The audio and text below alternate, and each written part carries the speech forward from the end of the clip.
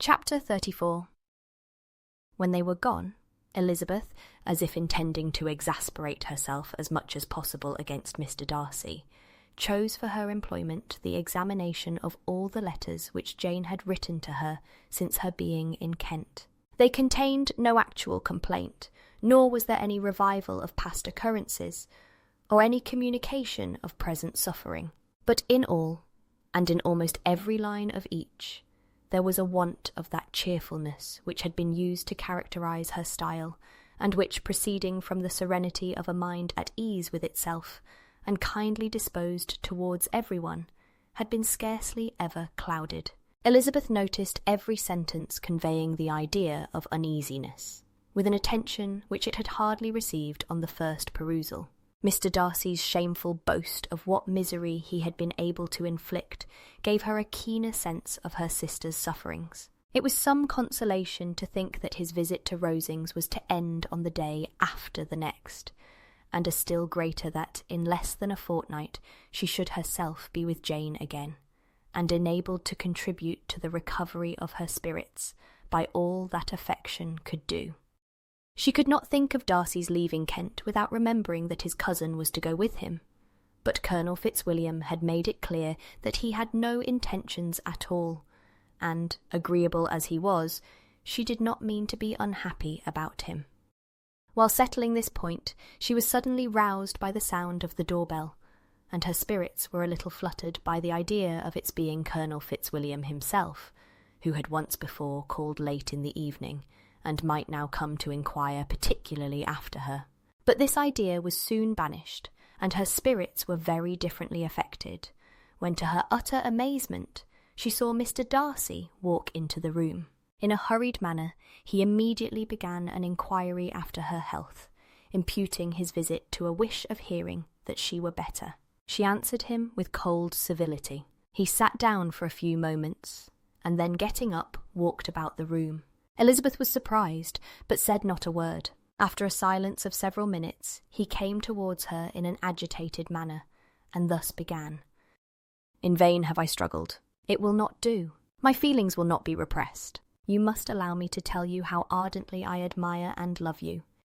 Elizabeth's astonishment was beyond expression. She stared, coloured, doubted, and was silent. This he considered sufficient encouragement, and the avowal of all that he felt and had long felt for her immediately followed. He spoke well, but there were feelings besides those of the heart to be detailed, and he was not more eloquent on the subject of tenderness than of pride. His sense of her inferiority, of its being a degradation, of the family obstacles which judgment had always opposed to inclination, were dwelt on with a warmth which seemed due to the consequence he was wounding, but was very unlikely to recommend his suit.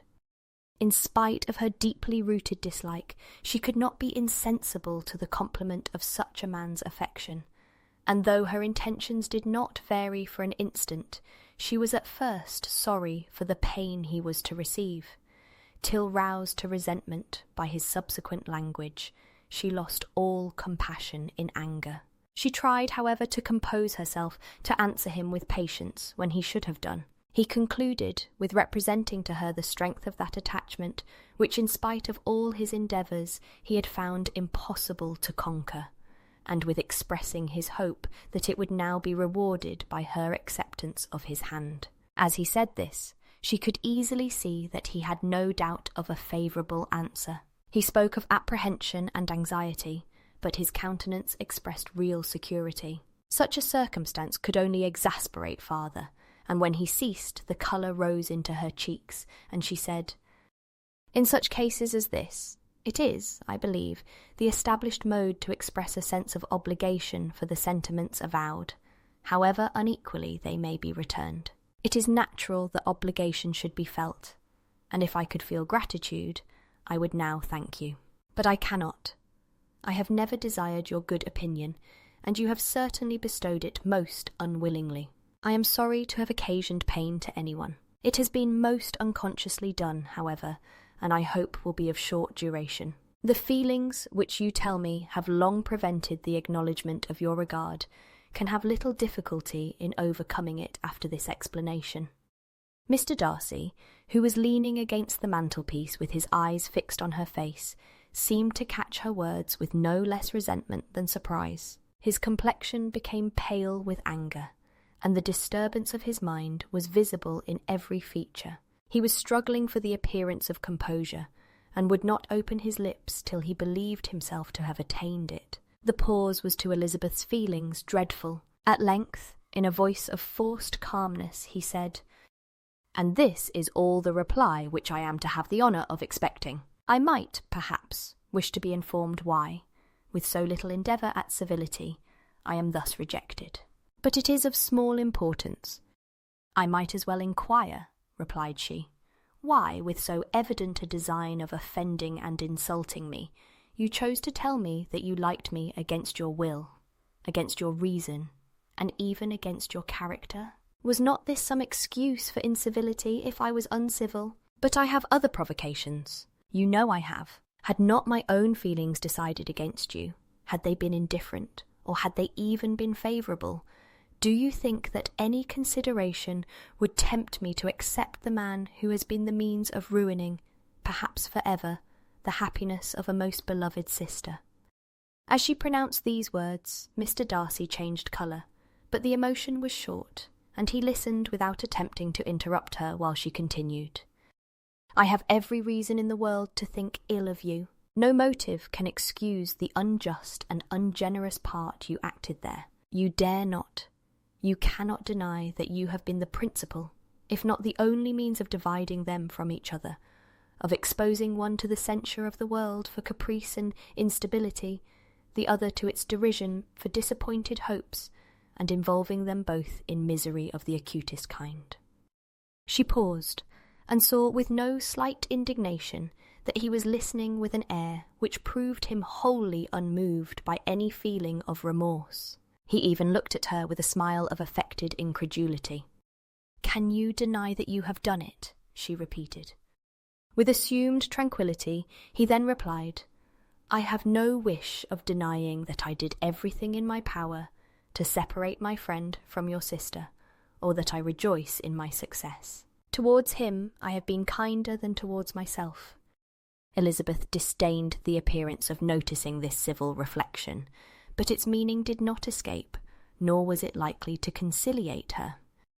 "But it is not merely this affair," she continued, "on which my dislike is founded. Long before it had taken place, my opinion of you was decided. Your character was unfolded in the recital which I received many months ago from Mr. Wickham. On this subject, what can you have to say? In what imaginary act of friendship can you here defend yourself? Or under what misrepresentation can you here impose upon others?"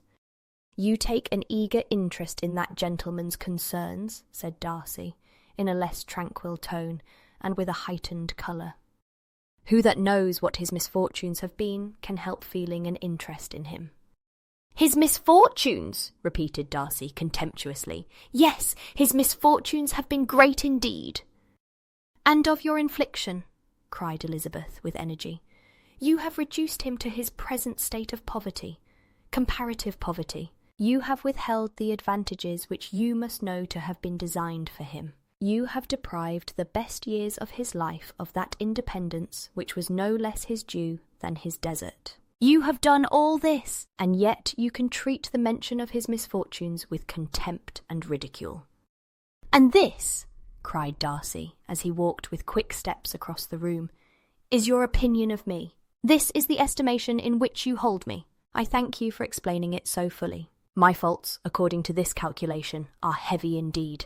But perhaps," added he, stopping in his walk, and turning towards her, "these offences might have been overlooked, had not your pride been hurt by my honest confession of the scruples that had long prevented my forming any serious design. These bitter accusations might have been suppressed, had I, with greater policy, concealed my struggles, and flattered you into the belief of my being impelled by unqualified, unalloyed inclination, by reason, by reflection, by everything. But disguise of every sort is my abhorrence, nor am I ashamed of the feelings I related. They were natural and just. Could you expect me to rejoice in the inferiority of your connections?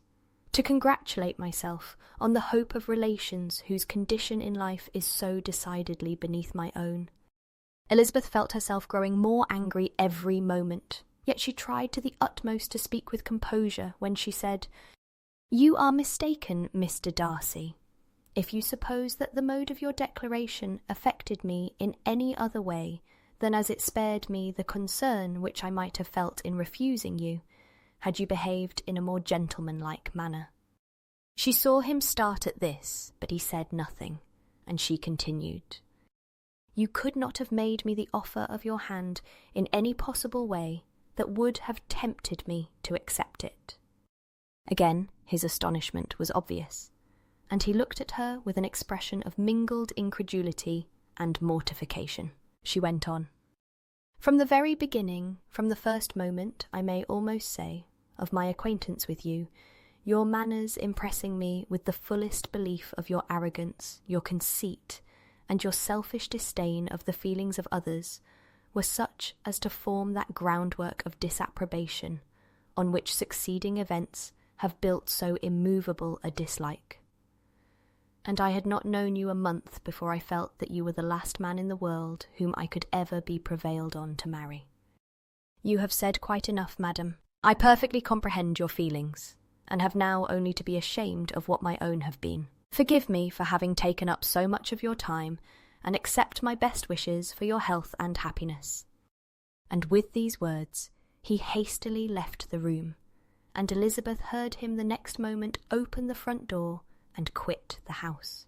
The tumult of her mind was now painfully great. She knew not how to support herself, and from actual weakness sat down and cried for half an hour. Her astonishment, as she reflected on what had passed, was increased by every review of it. That she should receive an offer of marriage from Mr. Darcy!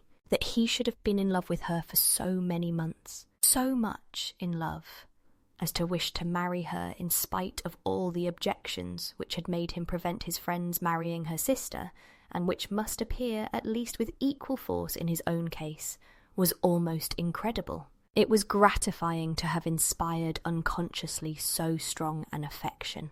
But his pride, his abominable pride, his shameless avowal of what he had done with respect to Jane, his unpardonable assurance in acknowledging, though he could not justify it, and the unfeeling manner which he had mentioned Mr. Wickham, his cruelty towards whom he had not attempted to deny, soon overcame the pity which the consideration of his attachment had for a moment excited. She continued in very agitating reflections, till the sound of Lady Catherine's carriage made her feel how unequal she was to encounter Charlotte's observation, and hurried her away to her room. Chapter 35. Elizabeth awoke the next morning to the same thoughts and meditations which had at length closed her eyes. She could not yet recover from the surprise of what had happened.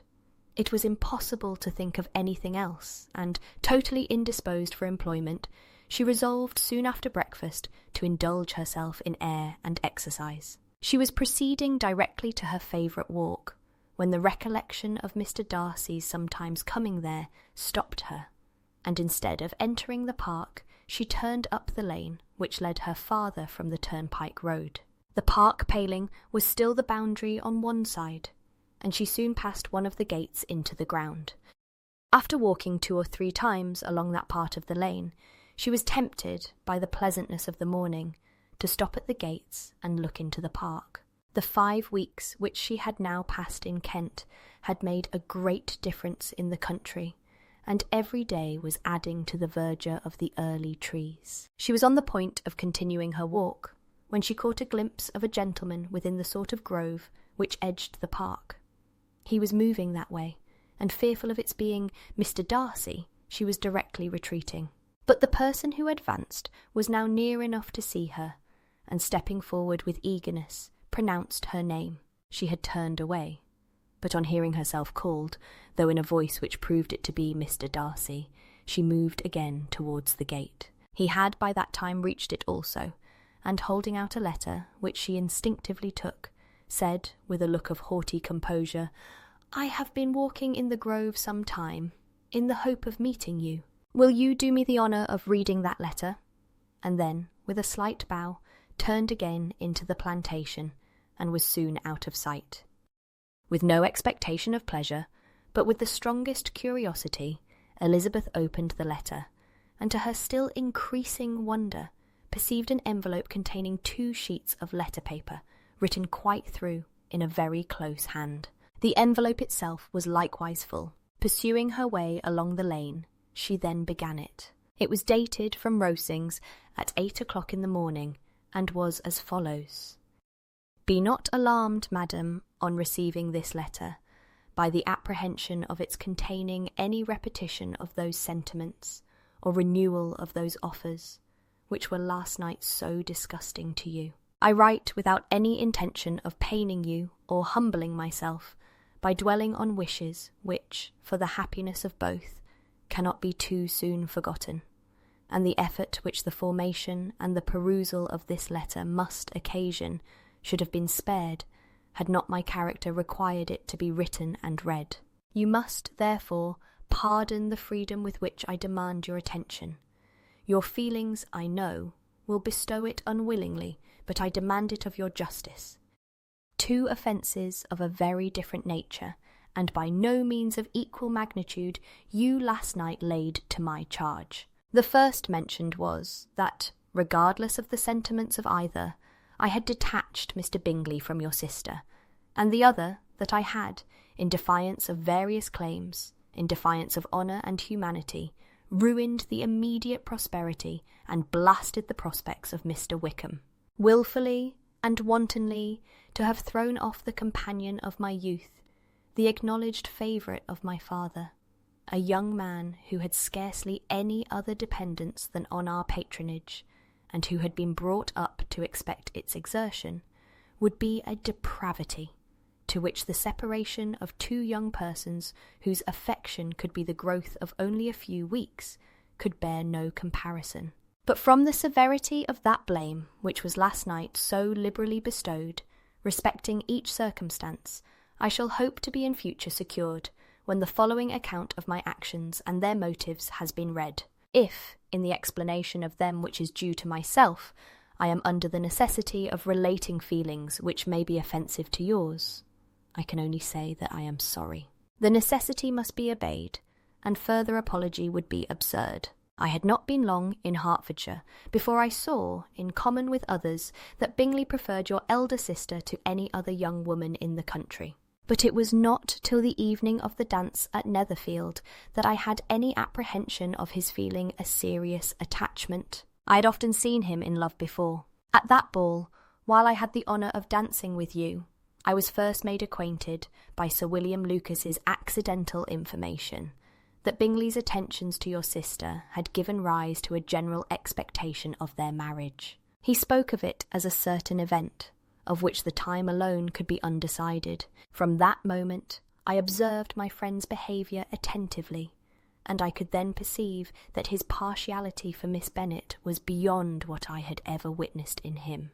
Your sister I also watched. Her look and manners were open, cheerful, and engaging as ever, but without any symptom of peculiar regard, and I remained convinced from the evening's scrutiny that though she received his attentions with pleasure, she did not invite them by any participation of sentiment. If you have not been mistaken here, I must have been in an error. Your superior knowledge of your sister must make the latter probable. If it be so, if I have been misled by such error to inflict pain on her, your resentment has not been unreasonable. But I shall not scruple to assert that the serenity of your sister's countenance and air was such as might have given the most acute observer a conviction that, however amiable her temper, her heart was not likely to be easily touched. That I was desirous of believing her indifferent is certain, but I will venture to say that my investigations and decisions are not usually influenced by my hopes or fears. I did not believe her to be indifferent because I wished it.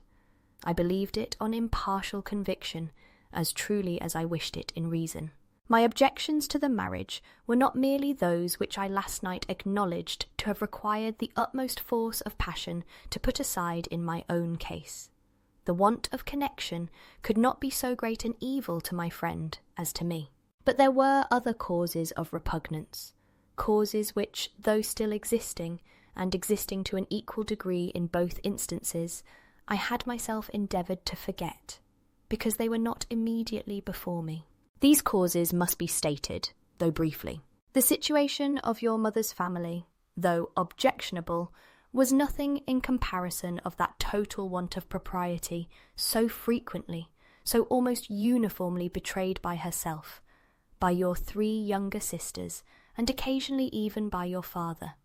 Pardon me, it pains me to offend you, but amidst your concern for the defects of your nearest relations, and your displeasure at this representation of them, let it give you consolation to consider that to have conducted yourselves so as to avoid any share of the like censure is praise no less generally bestowed on you and your eldest sister than it is honourable to the sense and disposition of both. I will only say, farther, that from what passed that evening my opinion of all parties was confirmed, and every inducement heightened, which could have led me before to preserve my friend from what I esteemed a most unhappy connection.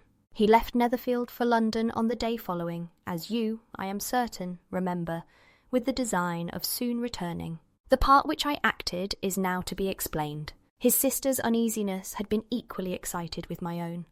Our coincidence of feeling was soon discovered, and, alike sensible that no time was to be lost in detaching their brother, we shortly resolved on joining him directly in London.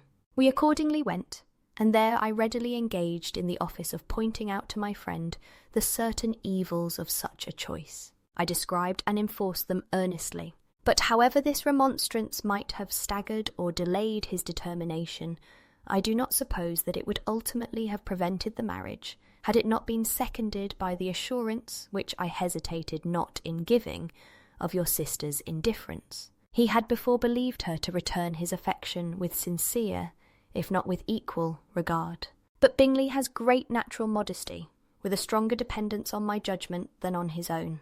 To convince him, therefore, that he had deceived himself was no very difficult point. To persuade him against returning into Hertfordshire, when that conviction had been given, was scarcely the work of a moment. I cannot blame myself for having done thus much. There is but one part of my conduct in the whole affair on which I do not reflect with satisfaction. It is that I condescended to adopt the measures of art so far as to conceal from him your sister's being in town. I knew it myself, as it was known to Miss Bingley, but her brother is even yet ignorant of it. That they might have met without ill consequence is, perhaps, probable, but his regard did not appear to me enough extinguished for him to see her without some danger. Perhaps this concealment, this disguise, was beneath me. It is done, however, and it was done for the best. On this subject I have nothing more to say, no other apology to offer. If I have wounded your sister's feelings, it was unknowingly done, and though the motives which governed me may to you very naturally appear insufficient, I have not yet learnt to condemn them. With respect to that other, more weighty accusation of having injured Mr. Wickham, I can only refute it by laying before you the whole of his connection with my family. Of what he has particularly accused me I am ignorant, but of the truth of what I shall relate I can summon more than one witness of undoubted veracity. Mr. Wickham is the son of a very respectable man, who had for many years the management of all the Pemberley estates, and whose good conduct in the discharge of his trust naturally inclined my father to be of service to him. And on George Wickham, who was his godson, his kindness was therefore liberally bestowed. My father supported him at school, and afterwards at Cambridge, most important assistance, as his own father, always poor from the extravagance of his wife, would have been unable to give him a gentleman's education. My father was not only fond of this young man's society, whose manners were always engaging, he had also the highest opinion of him, and hoping the church would be his profession, intended to provide for him in it. As for myself, it is many, many years since I first began to think of him in a very different manner.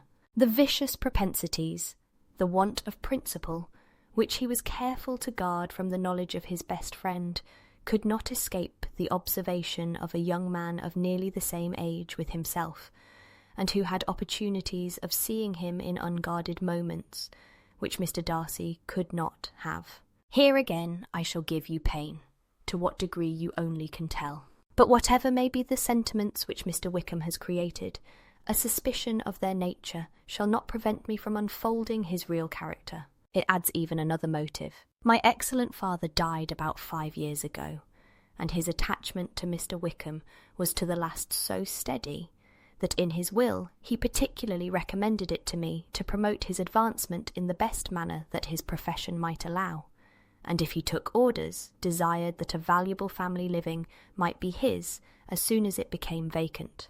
There was also a legacy of £1,000. His own father did not long survive mine, and within half a year from these events Mr. Wickham wrote to inform me that, having finally resolved against taking orders, he hoped I should not think it unreasonable for him to expect some more immediate pecuniary advantage in lieu of the preferment, by which he could not be benefited. He had some intention, he added, of studying the law, and I must be aware that the interest of £1,000 would be a very insufficient support therein. I rather wished than believed him to be sincere, but at any rate was perfectly ready to accede to his proposal. I knew that Mr. Wickham ought not to be a clergyman. The business was therefore soon settled. He resigned all claim to assistance in the church, were it possible that he could ever be in a situation to receive it, and accepted in return £3,000. All connection between us seemed now dissolved. I thought too ill of him to invite him to Pemberley, or admit his society in town. In town, I believe, he chiefly lived, but his studying the law was a mere pretence, and being now free from all restraint, his life was a life of idleness and dissipation. For about 3 years I heard little of him, but on the decease of the incumbent of the living which had been designed for him, he applied to me again by letter for the presentation. His circumstances, he assured me, and I had no difficulty in believing it, were exceedingly bad. He had found the law a most unprofitable study, and was now absolutely resolved on being ordained, if I would present him to the living in question, of which he trusted there could be little doubt, as he was well assured that I had no other person to provide for, and I could not have forgotten my revered father's intentions. You will hardly blame me for refusing to comply with this entreaty, or for resisting every repetition of it. His resentment was in proportion to the distress of his circumstances, and he was doubtless as violent in his abuse of me to others as in his reproaches to myself. After this period, every appearance of acquaintance was dropped. How he lived, I know not. But last summer he was again most painfully obtruded on my notice. I must now mention a circumstance which I would wish to forget myself, and which no obligation less than the present should induce me to unfold to any human being. Having said thus much, I feel no doubt of your secrecy. My sister, who is more than 10 years my junior, was left to the guardianship of my mother's nephew, Colonel Fitzwilliam, and myself. About a year ago, she was taken from school, and an establishment formed for her in London, and last summer she went with the lady who presided over it to Ramsgate, and thither also went Mr. Wickham, undoubtedly by design, for there proved to have been a prior acquaintance between him and Mrs. Young, in whose character we were most unhappily deceived, and by her connivance and aid he so far recommended himself to Georgiana, whose affectionate heart retained a strong impression of his kindness to her as a child, that she was persuaded to believe herself in love, and to consent to an elopement. She was then but 15, which must be her excuse, and after stating her imprudence, I am happy to add that I owed the knowledge of it to herself. I joined them unexpectedly a day or two before the intended elopement, and then Georgiana, unable to support the idea of grieving and offending a brother whom she almost looked up to as a father, acknowledged the whole to me. You may imagine what I felt, and how I acted. Regard for my sister's credit and feelings prevented any public exposure, but I wrote to Mr. Wickham, who left the place immediately, and Mrs. Young was of course removed from her charge. Mr. Wickham's chief object was unquestionably my sister's fortune, which is £30,000, but I cannot help supposing that the hope of revenging himself on me was a strong inducement. His revenge would have been complete indeed. This, madam, is a faithful narrative of every event in which we have been concerned together, and if you do not absolutely reject it as false, You will, I hope, acquit me henceforth of cruelty towards Mr. Wickham. I know not in what manner, under what form of falsehood, he has imposed on you, but his success is not perhaps to be wondered at, ignorant as you previously were of everything concerning either. Detection could not be in your power, and suspicion certainly not in your inclination. You may possibly wonder why all this was not told you last night. But I was not then master enough of myself to know what could or ought to be revealed. For the truth of everything here related, I can appeal more particularly to the testimony of Colonel Fitzwilliam, who, from our near relationship and constant intimacy, and still more as one of the executors of my father's will, has been unavoidably acquainted with every particular of these transactions. If your abhorrence of me should make my assertions valueless, you cannot be prevented by the same cause from confiding in my cousin, and that there may be the possibility of consulting him, I shall endeavour to find some opportunity of putting this letter in your hands in the course of the morning. I will only add, God bless you. Fitzwilliam Darcy. Chapter 36. Elizabeth, when Mr. Darcy gave her the letter, did not expect it to contain a renewal of his offers. She had formed no expectation at all of its contents, but such as they were, it may be well supposed how eagerly she went through them, and what a contrariety of emotion they excited. Her feelings as she read were scarcely to be defined. With amazement did she first understand that he believed any apology to be in his power, and steadfastly was she persuaded that he could have no explanation to give, which a just sense of shame would not conceal. With a strong prejudice against everything he might say, she began his account of what had happened at Netherfield. She read with an eagerness which hardly left her power of comprehension, and from impatience of knowing what the next sentence might bring, was incapable of attending to the sense of the one before her eyes. His belief of her sister's insensibility she instantly resolved to be false, and his account of the real, the worst objections to the match, made her too angry to have any wish of doing him justice. He expressed no regret for what he had done, which satisfied her. His style was not penitent, but haughty. It was all pride and insolence. But when this subject was succeeded by his account of Mr. Wickham, when she read, with somewhat clearer attention, a relation of events which, if true, must overthrow every cherished opinion of his worth, and which bore so alarming an affinity to his own history of himself, her feelings were yet more acutely painful and more difficult of definition. Astonishment, apprehension, and even horror oppressed her. She wished to discredit it entirely, repeatedly exclaiming, "This must be false! This cannot be! This must be the grossest falsehood!" And when she had gone through the whole letter, though scarcely knowing anything of the last page or two, put it hastily away, protesting that she would not regard it, that she would never look in it again. In this perturbed state of mind, with thoughts that could rest on nothing, she walked on. But it would not do. In half a minute the letter was unfolded again, and collecting herself as well as she could, she again began the mortifying perusal of all that related to Wickham, and commanded herself so far as to examine the meaning of every sentence. The account of his connection with the Pemberley family was exactly what he had related himself, and the kindness of the late Mr. Darcy, though she had not before known its extent, agreed equally well with his own words. So far each recital confirmed the other, but when she came to the will, the difference was great. What Wickham had said of the living was fresh in her memory, and as she recalled his very words, it was impossible not to feel that there was gross duplicity on one side or the other, and for a few moments she flattered herself that her wishes did not err.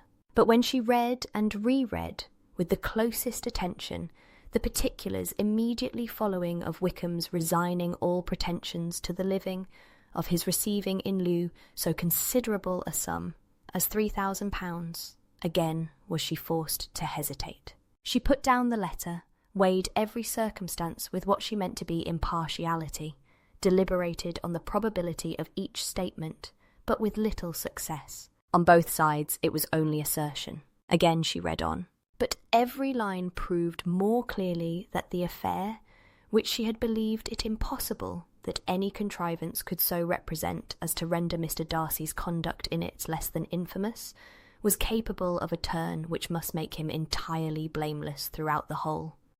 The extravagance and general profligacy which he scrupled not to lay to Mr. Wickham's charge exceedingly shocked her, the more so as she could bring no proof of its injustice. She had never heard of him before his entrance into the shire militia, in which he had engaged at the persuasion of the young man, who, on meeting him accidentally in town, had there renewed a slight acquaintance. Of his former way of life nothing had been known in Hertfordshire but what he told.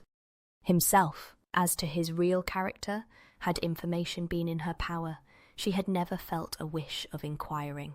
His countenance, voice, and manner had established him at once in the possession of every virtue. She tried to recollect some instance of goodness, some distinguished trait of integrity or benevolence that might rescue him from the attacks of Mr. Darcy, or at least, by the predominance of virtue, atone for those casual errors under which she would endeavour to class what Mr. Darcy had described as the idleness and vice of many years' continuance. But no such recollection befriended her. She could see him instantly before her, in every charm of air and address, but she could remember no more substantial good than the general approbation of the neighbourhood, and the regard which his social powers had gained him in the mess. After pausing on this point a considerable while, she once more continued to read.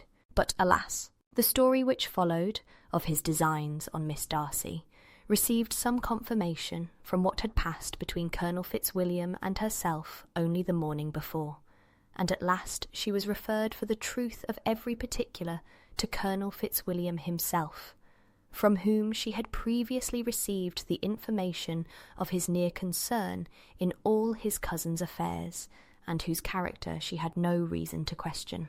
At one time she had almost resolved on applying to him, but the idea was checked by the awkwardness of the application, and at length wholly banished by the conviction that Mr. Darcy would never have hazarded such a proposal if he had not been well assured of his cousin's corroboration.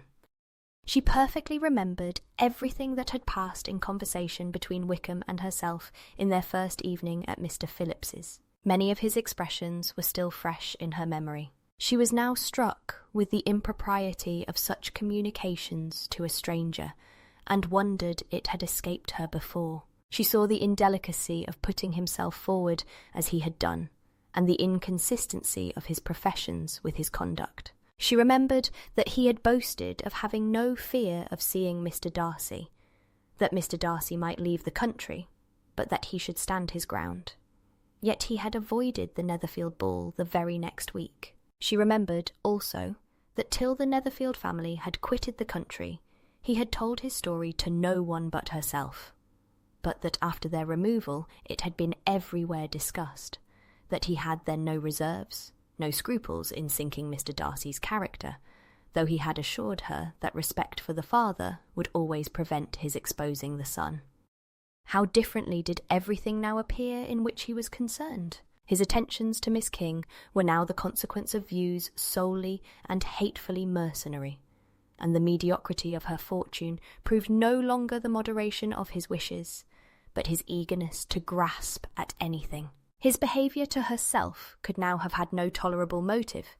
He had either been deceived with regard to her fortune, or had been gratifying his vanity by encouraging the preference which she believed she had most incautiously shown. Every lingering struggle in his favour grew fainter and fainter, and in further justification of Mr. Darcy, she could not but allow that Mr. Bingley, when questioned by Jane, had long ago asserted his blamelessness in the affair, that, proud and repulsive as were his manners, she had never, in the whole course of their acquaintance, an acquaintance which had latterly brought them much together, and given her a sort of intimacy with his ways, seen anything that betrayed him to be unprincipled or unjust, anything that spoke him of irreligious or immoral habits, that among his own connections he was esteemed and valued, that even Wickham had allowed him merit as a brother, and that she had often heard him speak so affectionately of his sister,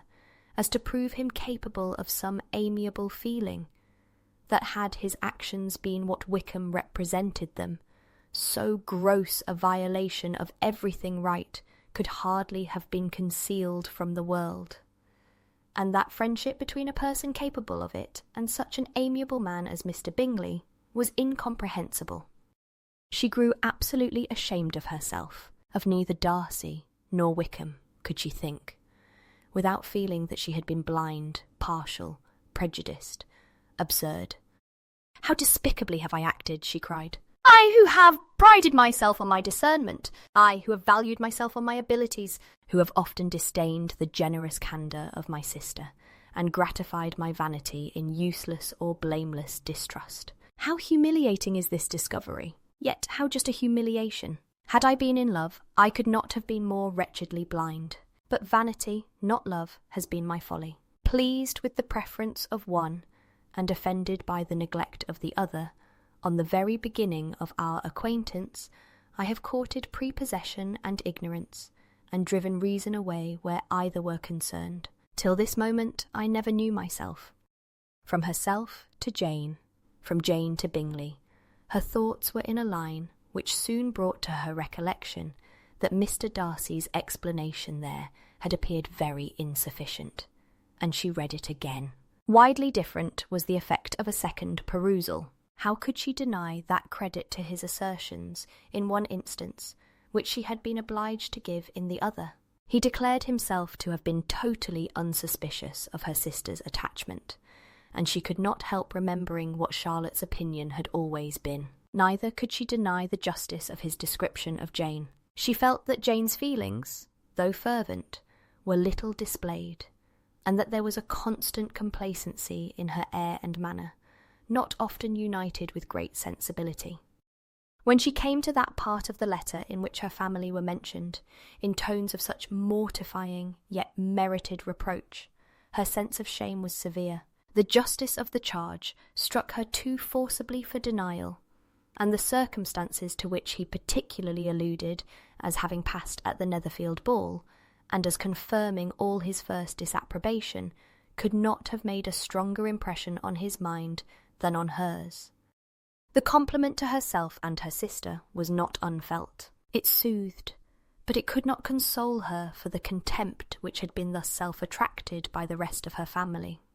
And as she considered that Jane's disappointment had, in fact, been the work of her nearest relations, and reflected how materially the credit of both must be hurt by such impropriety of conduct, she felt depressed beyond anything she had ever known before.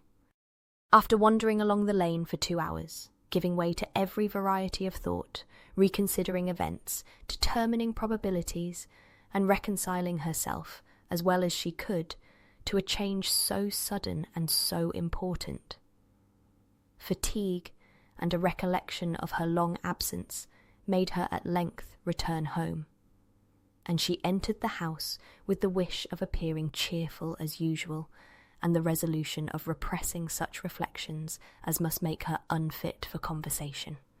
She was immediately told that the 2 gentlemen from Rosings had each called during her absence, Mr. Darcy only for a few minutes to take leave, but that Colonel Fitzwilliam had been sitting with them at least an hour, hoping for her return, and almost resolving to walk after her till she could be found.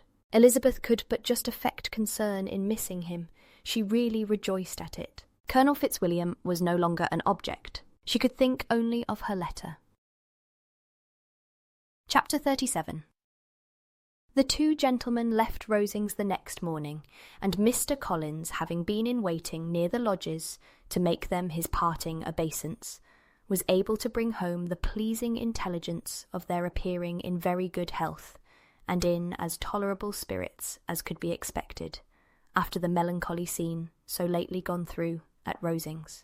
To Rosings he then hastened to console Lady Catherine and her daughter, and on his return brought back, with great satisfaction, a message from her ladyship, importing that she felt herself so dull as to make her very desirous of having them all to dine with her. Elizabeth could not see Lady Catherine without recollecting that, had she chosen it, She might by this time have been presented to her as her future niece. Nor could she think, without a smile, of what her ladyship's indignation would have been. What would she have said? How would she have behaved? Were the questions with which she amused herself. Their first subject was the diminution of the Rosings party. "I assure you I feel it exceedingly," said Lady Catherine.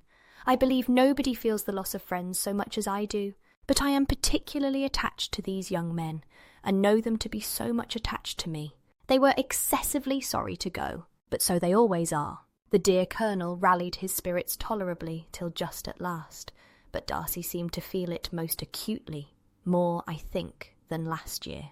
His attachment to Rosings certainly increases. Mr. Collins had a compliment and an allusion to throw in here, which were kindly smiled on by the mother and daughter. Lady Catherine observed after dinner that Miss Bennet seemed out of spirits, and immediately accounting for it herself by supposing that she did not like to go home again so soon, she added, "But if that is the case, you must write to your mother to beg that you may stay a little longer. Mrs. Collins will be very glad of your company, I am sure." "I am much obliged to your ladyship for your kind invitation," replied Elizabeth, "but it is not in my power to accept it. I must be in town next Saturday." "Why, at that rate, you will have been here only 6 weeks. I expected you to stay 2 months. I told Mrs. Collins so before you came. There can be no occasion for your going so soon. Mrs. Bennet could certainly spare you for another fortnight." "But my father cannot. He wrote last week to hurry my return." "Oh, your father, of course, may spare you, if your mother can. Daughters are never of so much consequence to a father, and if you will stay another month complete, it will be in my power to take one of you as far as London, for I am going there early in June, for a week. And as Dawson does not object to the barouche box, there will be very good room for one of you, and indeed, if the weather should happen to be cool, I should not object to taking you both, as you are neither of you large." "You are all kindness, madam, but I believe we must abide by our original plan." Lady Catherine seemed resigned. "Mrs. Collins, you must send a servant with them. You know I always speak my mind, and I cannot bear the idea of 2 young women travelling post by themselves.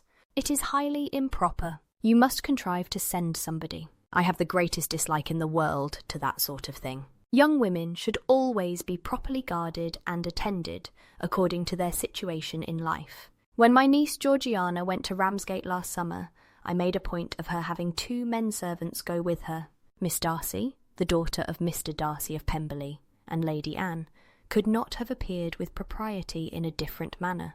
I am excessively attentive to all those things. You must send John with the young ladies, Mrs. Collins. I am glad it occurred to me to mention it, for it would really be discreditable to you to let them go alone. My uncle is to send a servant for us." "Oh, your uncle! He keeps a manservant, does he? I am very glad you have somebody who thinks of those things. Where shall you change horses?" "Oh, Bromley, of course. If you mention my name at the bell, you will be attended to." Lady Catherine had many other questions to ask respecting their journey, and as she did not answer them all herself, attention was necessary, which Elizabeth believed to be lucky for her, or, with a mind so occupied, she might have forgotten where she was. Reflection must be reserved for solitary hours. Whenever she was alone, she gave way to it as the greatest relief, and not a day went by without a solitary walk, in which she might indulge in all the delight of unpleasant recollections. Mr. Darcy's letter she was in a fair way of soon knowing by heart. She studied every sentence, and her feelings towards its writer were at times widely different. When she remembered the style of his address, she was still full of indignation, but when she considered how unjustly she had condemned and upbraided him, her anger was turned against herself, and his disappointed feelings became the object of compassion. His attachment excited gratitude, his general character respect, but she could not approve him, nor could she for a moment repent her refusal or feel the slightest inclination ever to see him again. In her own past behaviour there was a constant source of vexation and regret, and in the unhappy defects of her family a subject of yet heavier chagrin. They were hopeless of remedy. Her father, contented with laughing at them, would never exert himself to restrain the wild giddiness of his youngest daughters, and her mother, with manners so far from right herself, was entirely insensible of the evil. Elizabeth had frequently united with Jane in an endeavour to check the imprudence of Catherine and Lydia, but while they were supported by their mother's indulgence, what chance could there be of improvement? Catherine, weak-spirited, irritable, and completely under Lydia's guidance, had been always affronted by their advice, and Lydia, self-willed and careless, would scarcely give them a hearing. They were ignorant, idle, and vain. While there was an officer in Meryton, they would flirt with him, and while Meryton was within a walk of Longbourn, they would be going there for ever. Anxiety on Jane's behalf was another prevailing concern, and Mr. Darcy's explanation, by restoring Bingley to all her former good opinion, heightened the sense of what Jane had lost. His affection was proved to have been sincere, and his conduct cleared of all blame, unless any could attach to the implicitness of his confidence in his friend. How grievous then was the thought that, of a situation so desirable in every respect, so replete with advantage, so promising for happiness, Jane had been deprived by the folly and indecorum of her own family.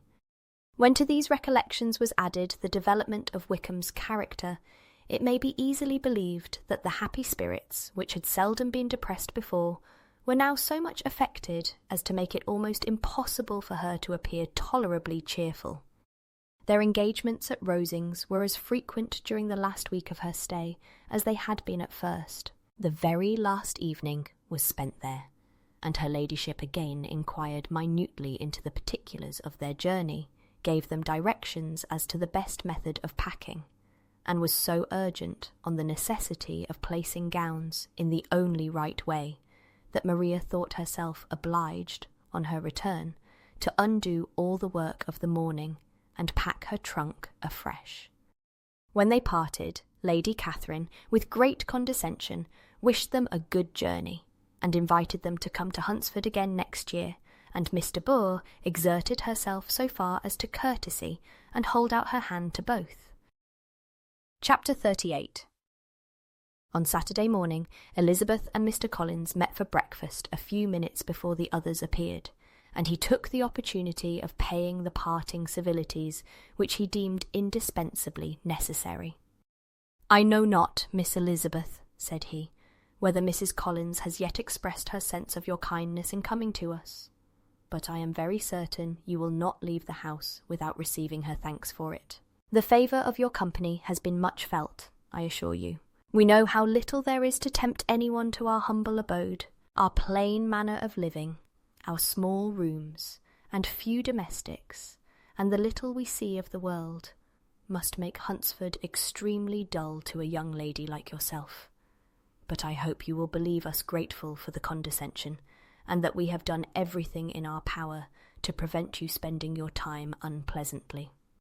Elizabeth was eager with her thanks and assurances of happiness. She had spent 6 weeks with great enjoyment, and the pleasure of being with Charlotte and the kind attention she had received must make her feel the obliged. Mr. Collins was gratified, and with a more smiling solemnity replied, "It gives me the greatest pleasure to hear that you have passed your time not disagreeably. We have certainly done our best, and most fortunately having it in our power to introduce you to very superior society, and from our connection with Rosings, the frequent means of varying the humble home scene, I think we may flatter ourselves that your Hunsford visit cannot have been entirely irksome. Our situation with regard to Lady Catherine's family is, indeed, the sort of extraordinary advantage and blessing which few can boast. You see on what a footing we are. You see how continually we are engaged there.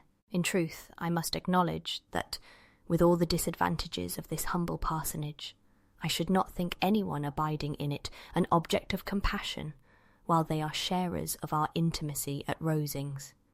Words were insufficient for the elevation of his feelings, and he was obliged to walk about the room, while Elizabeth tried to unite civility and truth in a few short sentences. "You may, in fact, carry a very favourable report of us into Hertfordshire, my dear cousin. I flatter myself, at least, that you will be able to do so. Lady Catherine's great attentions to Mrs. Collins you have been a daily witness of, and altogether I trust it does not appear that your friend has drawn an unfortunate, but on this point it will be as well to be silent. Only let me assure you, my dear Miss Elizabeth, that I can from my heart most cordially wish you equal felicity in marriage. My dear Charlotte and I have but one mind and one way of thinking. There is in everything a most remarkable resemblance of character and ideas between us. We seem to have been designed for each other. Elizabeth could safely say that it was a great happiness where that was the case, and with equal sincerity could add that she firmly believed and rejoiced in his domestic comforts. She was not sorry, however, to have the recital of them interrupted by the entrance of the lady from whom they sprang. Poor Charlotte! It was melancholy to leave her to such society, but she had chosen it with her eyes open, and though evidently regretting that her visitors were to go, she did not seem to ask for compassion. Her home and her housekeeping, her parish and her poultry, and all their dependent concerns had not yet lost their charms. At length the chaise arrived, the trunks were fastened on, the parcels placed within, and it was pronounced to be ready. After an affectionate parting between the friends, Elizabeth was attended to the carriage by Mr. Collins, and as they walked down the garden, he was commissioning her with his best respects to all her family, not forgetting his thanks for the kindness he had received at Longbourn in the winter, and his compliments to Mr. and Mrs. Gardiner, though unknown. He then handed her in. Maria followed, and the door was on the point of being closed, when he suddenly reminded them, with some consternation, that they had hitherto forgotten to leave any message for the ladies of Rosings. "But," he added, "you will of course wish to have your humble respects delivered to them, with your grateful thanks for their kindness to you while you have been here." Elizabeth made no objection. The door was then allowed to be shut, and the carriage drove off. "Good gracious!" cried Maria, after a few minutes' silence. "It seems but a day or two since we first came, and yet how many things have happened!" "A great many indeed," said her companion with a sigh. "We have dined 9 times at Rosings, besides drinking tea there twice. How much I shall have to tell," Elizabeth privately added, "and how much I shall have to conceal." Their journey was performed without much conversation or any alarm, and within 4 hours of their leaving Hunsford they reached Mr. Gardiner's house, where they were to remain a few days.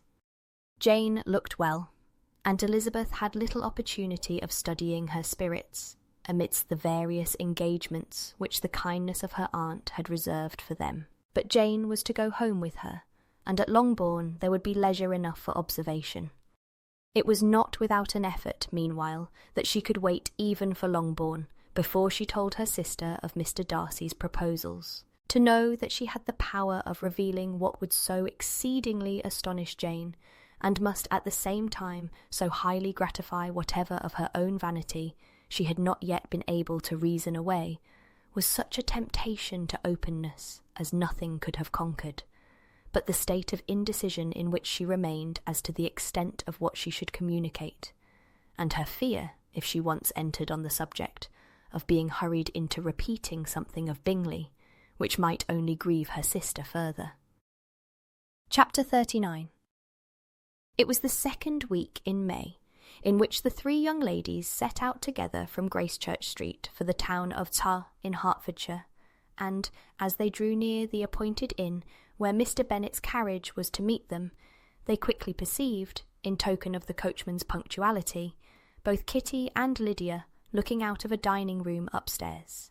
These 2 girls had been above an hour in the place, happily employed in visiting an opposite milliner, watching the sentinel on guard, and dressing a salad and cucumber. After welcoming their sisters, they triumphantly displayed a table set out with such cold meat as an inn larder usually affords, exclaiming, "Is not this nice? Is not this an agreeable surprise?" "And we mean to treat you all," added Lydia, "but you must lend us the money, for we have just spent ours at the shop out there." Then showing her purchases, "Look here, I have bought this bonnet. I do not think it is very pretty, but I thought I might as well buy it as not. I shall pull it to pieces as soon as I get home, and see if I can make it up any better." And when her sisters abused it as ugly, she added, with perfect unconcern, "Oh, but there were 2 or 3 much uglier in the shop, and when I have bought some prettier coloured satin to trim it with fresh, I think it will be very tolerable.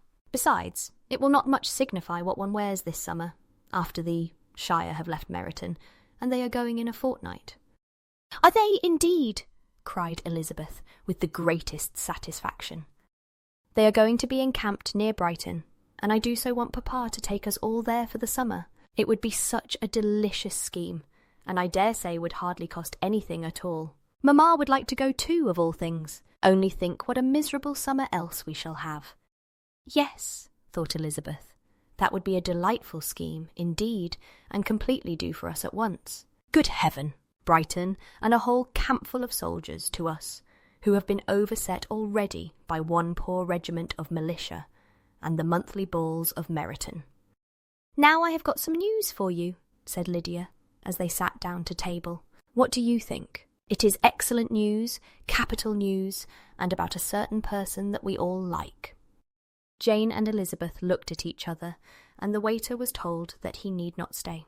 Lydia laughed and said, "Aye, that is just like your formality and discretion. You thought the waiter must not hear, as if he cared. I dare say he often hears worse things said than I am going to say.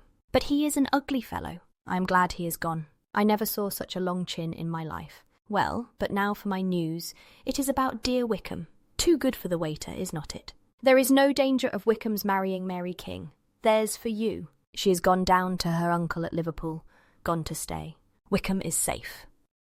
"And Mary King is safe," added Elizabeth, "safe from a connection imprudent as to fortune. She is a great fool for going away, if she liked him." "But I hope there is no strong attachment on either side," said Jane.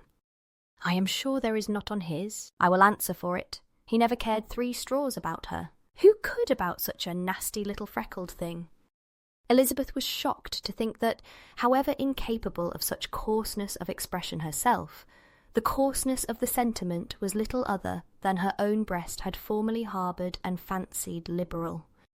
As soon as all had ate, and the elder ones paid, the carriage was ordered, and, after some contrivance, the whole party, with all their boxes, work-bags and parcels, and the unwelcome addition of Kitty's and Lydia's purchases, were seated in it. "How nicely we are crammed in," cried Lydia. "I am glad I brought my bonnet, if it is only for the fun of having another bandbox. Well, now let us be quite comfortable and snug, and talk and laugh all the way home. And in the first place, let us hear what has happened to you all since you went away. Have you seen any pleasant men? Have you had any flirting? I was in great hopes that one of you would have got a husband before you came back. Jane will be quite an old maid soon, I declare. She's almost 23. Lord! How ashamed I should be of not being married before 23. My Aunt Phillips wants you so to get husbands you can't think. She says Lizzie had better have taken Mr. Collins, but I do not think there would have been any fun in it. Lord! How I should like to be married before any of you. And then I would chaperone you about to all the balls. Dear me! We had such a good piece of fun the other day at Colonel Forster's. Kitty and me were to spend the day there, and Mrs. Forster promised to have a little dance in the evening. By the by, Mrs. Forster and me are such friends. And so she asked the 2 Harringtons to come, but Harriet was ill, and so Pen was forced to come by herself. And then, what do you think we did? We dressed up Chamberlain in woman's clothes on purpose to pass for a lady. Only think what fun. Not a soul knew of it, but Colonel and Mrs. Forster, and Kitty and me, and except my aunt, for we were forced to borrow one of her gowns. And you cannot imagine how well he looked. When Denny and Wickham and Pratt and 2 or 3 more of the men came in, they did not know him in the least. Lord, how I laughed! And so did Mrs. Forster. I thought I should have died. And that made the men suspect something, and then they soon found out what was the matter. With such kind of histories of their parties and good jokes did Lydia, assisted by Kitty's hints and additions, endeavour to amuse her companions all the way to Longbourn. Elizabeth listened as little as she could, but there was no escaping the frequent mention of Wickham's name. Their reception at home was most kind, Mrs. Bennet rejoiced to see Jane in undiminished beauty, and more than once during dinner did Mr. Bennet say voluntarily to Elizabeth, "I am glad you are come back, Lizzie." Their party in the dining-room was large, for almost all the Lucases came to meet Maria and hear the news, and various were the subjects which occupied them. Lady Lucas was inquiring of Maria, across the table, after the welfare and poultry of her eldest daughter. Mrs. Bennet was doubly engaged, on one hand collecting an account of the present fashions from Jane, who sat some way below her, and on the other retailing them all to the younger Miss Lucases. And Lydia, in a voice rather louder than any other person's, was enumerating the various pleasures of the morning to anybody who would hear her. "Oh, Mary," said she, "I wish you had gone with us, for we had such fun." As we went along, Kitty and me drew up all the blinds, and pretended there was nobody in the coach, and I should have gone so all the way, if Kitty had not been sick. And when we got to the George, I do think we behaved very handsomely, for we treated the other three with the nicest cold luncheon in the world, and if you would have gone, we would have treated you too. And then when we came away, it was such fun. I thought we never should have got into the coach. I was ready to die of laughter. And then we were so merry all the way home. We talked and laughed so loud that anybody might have heard us 10 miles off. To this, Mary very gravely replied, "Far be it from me, my dear sister, to depreciate such pleasures. They would doubtless be congenial with the generality of female minds, but I confess they would have no charms for me. I should infinitely prefer a book." But of this answer Lydia heard not a word. She seldom listened to anybody for more than half a minute, and never attended to Mary at all.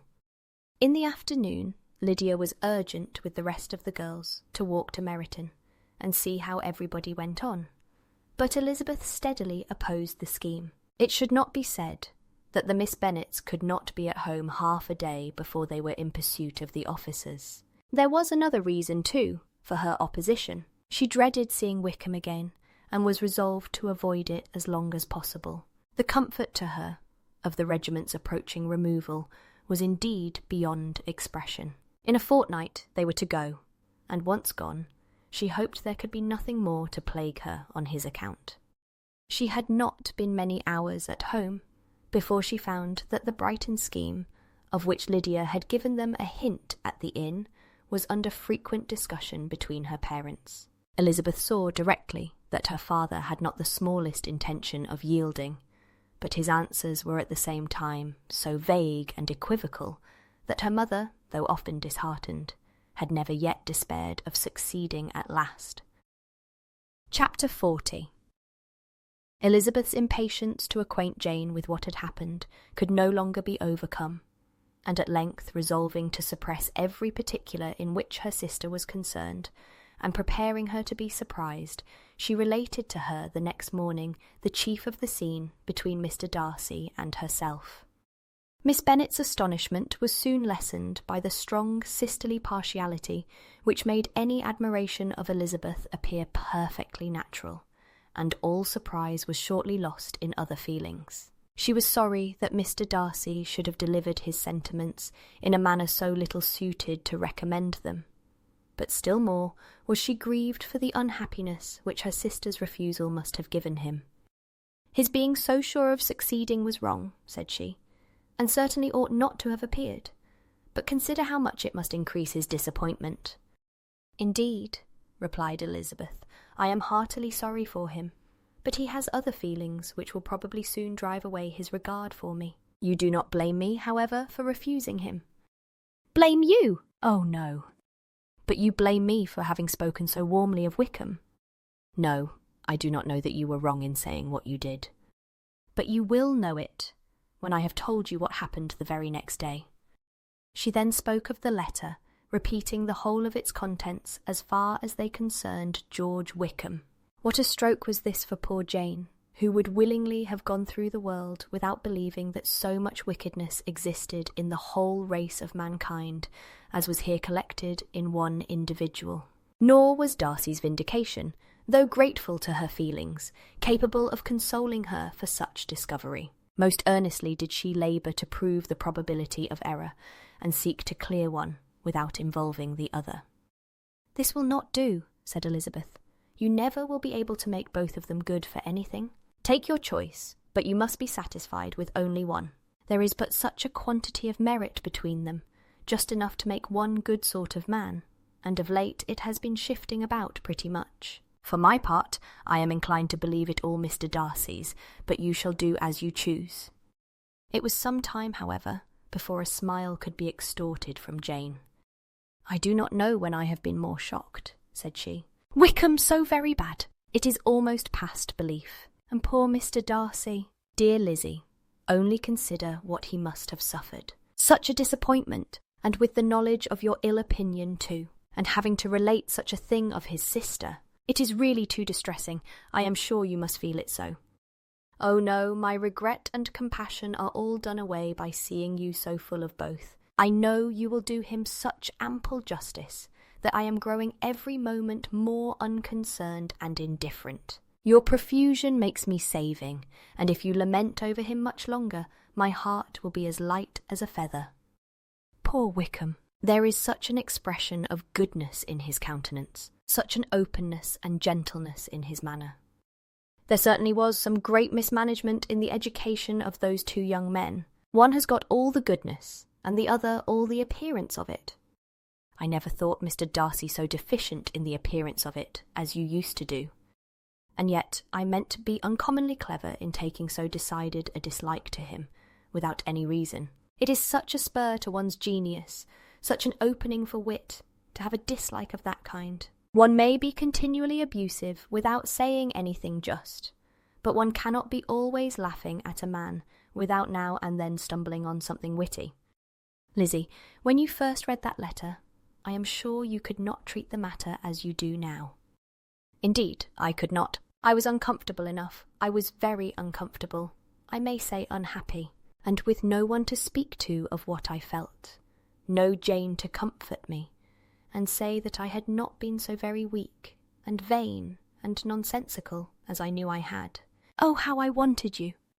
How unfortunate that you should have used such very strong expressions in speaking of Wickham to Mr. Darcy, for now they do appear wholly undeserved. Certainly, but the misfortune of speaking with bitterness is a most natural consequence of the prejudices I had been encouraging.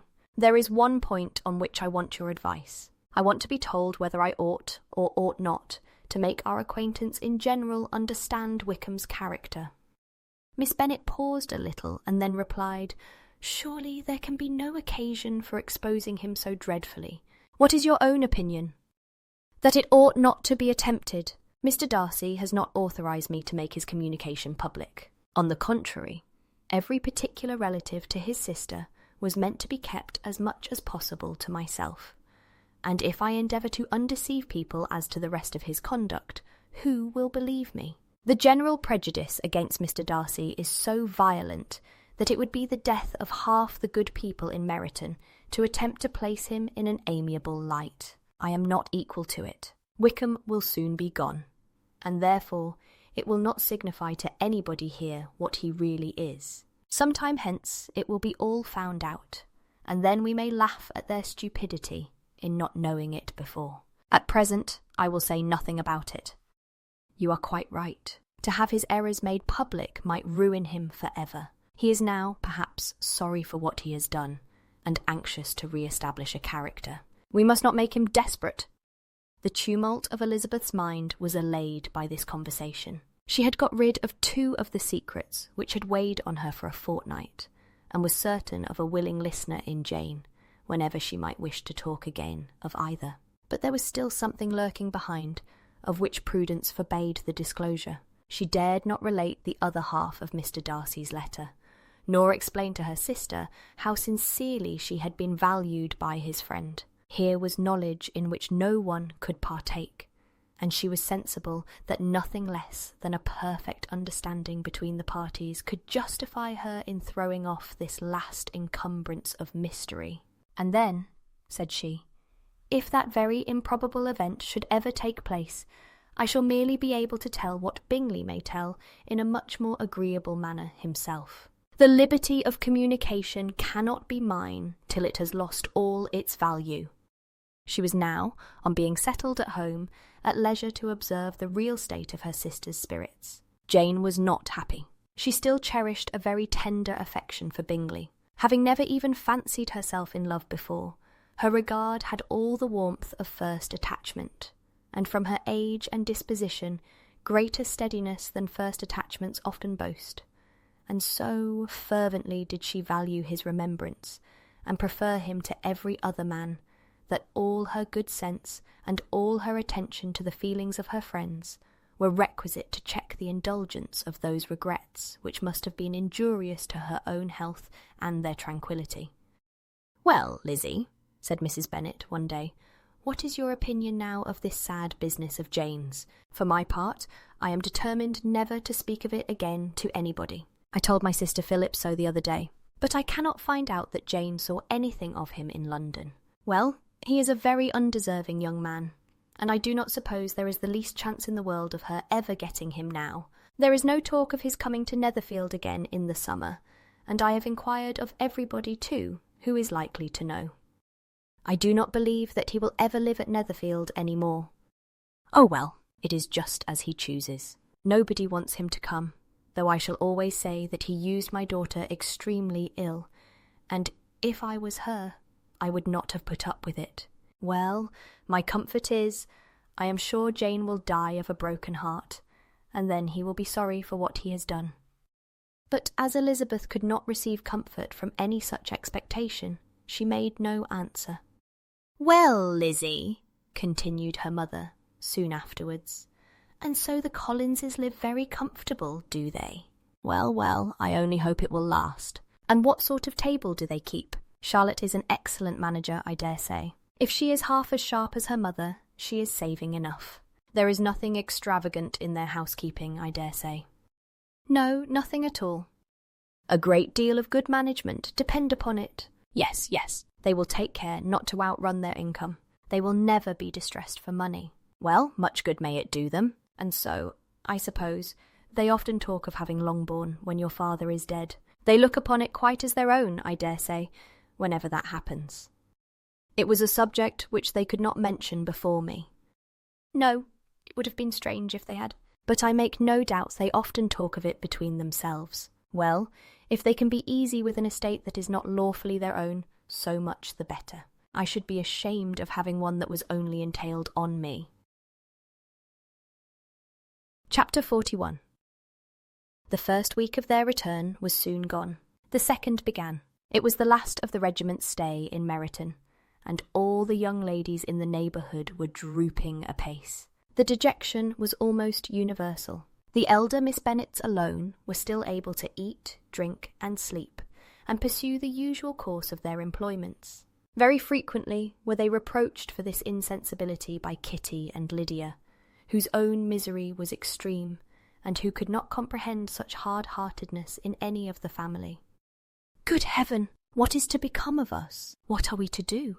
would they often exclaim in the bitterness of woe. "How can you be smiling so, Lizzie?" Their affectionate mother shared all their grief. She remembered what she had herself endured on a similar occasion 25 years ago. "I am sure," said she, "I cried for 2 days together when Colonel Miller's regiment went away. I thought I should have broke my heart." "I am sure I shall break mine," said Lydia. "If one could but go to Brighton," observed Mrs. Bennet. "Oh yes, if one could but go to Brighton, but papa is so disagreeable. A little sea-bathing would set me up forever." "And my Aunt Phillips is sure it would do me a great deal of good," added Kitty. Such were the kind of lamentations resounding perpetually through Longbourn House. Elizabeth tried to be diverted by them, but all sense of pleasure was lost in shame. She felt anew the justice of Mr. Darcy's objections, and never had she before been so much disposed to pardon his interference in the views of his friend. But the gloom of Lydia's prospect was shortly cleared away, for she received an invitation from Mrs. Forster, the wife of the colonel of the regiment, to accompany her to Brighton. This invaluable friend was a very young woman, and very lately married. A resemblance in good humour and good spirits had recommended her and Lydia to each other, and out of their 3 months' acquaintance they had been intimate too. The rapture of Lydia on this occasion, her adoration of Mrs. Forster, the delight of Mrs. Bennet, and the mortification of Kitty are scarcely to be described. Wholly inattentive to her sister's feelings, Lydia flew about the house in restless ecstasy, calling for everyone's congratulations and laughing and talking with more violence than ever, whilst the luckless Kitty continued in the parlour repining at her fate in terms as unreasonable as her accent was peevish. "I cannot see why Mrs. Forster should not ask me as well as Lydia," said she, "though I am not her particular friend. I have just as much right to be asked as she has, and more too, for I am 2 years older." In vain did Elizabeth attempt to make her reasonable, and Jane to make her resigned. As for Elizabeth herself, this invitation was so far from exciting in her the same feelings as in her mother and Lydia, that she considered it as the death warrant of all possibility of common sense for the latter, and detestable as such a step must make her, were it known, she could not help secretly advising her father not to let her go. She represented to him all the improprieties of Lydia's general behaviour, the little advantage she could derive from the friendship of such a woman as Mrs. Forster, and the probability of her being yet more imprudent with such a companion at Brighton, where the temptations must be greater than at home. He heard her attentively, and then said, "Lydia will never be easy till she has exposed herself in some public place or other, and we can never expect her to do it with so little expense or inconvenience to her family as under the present circumstances." "If you were aware," said Elizabeth, "of the very great disadvantage to us all, which must arise from the public notice of Lydia's unguarded and imprudent manner, nay, which has already arisen from it, I am sure you would judge differently in the affair." "Already arisen," repeated Mr. Bennet. "What? Has she frightened away some of your lovers? Poor little Lizzie! But do not be cast down. Such squeamish youths as cannot bear to be connected with a little absurdity are not worth a regret. Come, let me see the list of the pitiful fellows who have been kept aloof by Lydia's folly."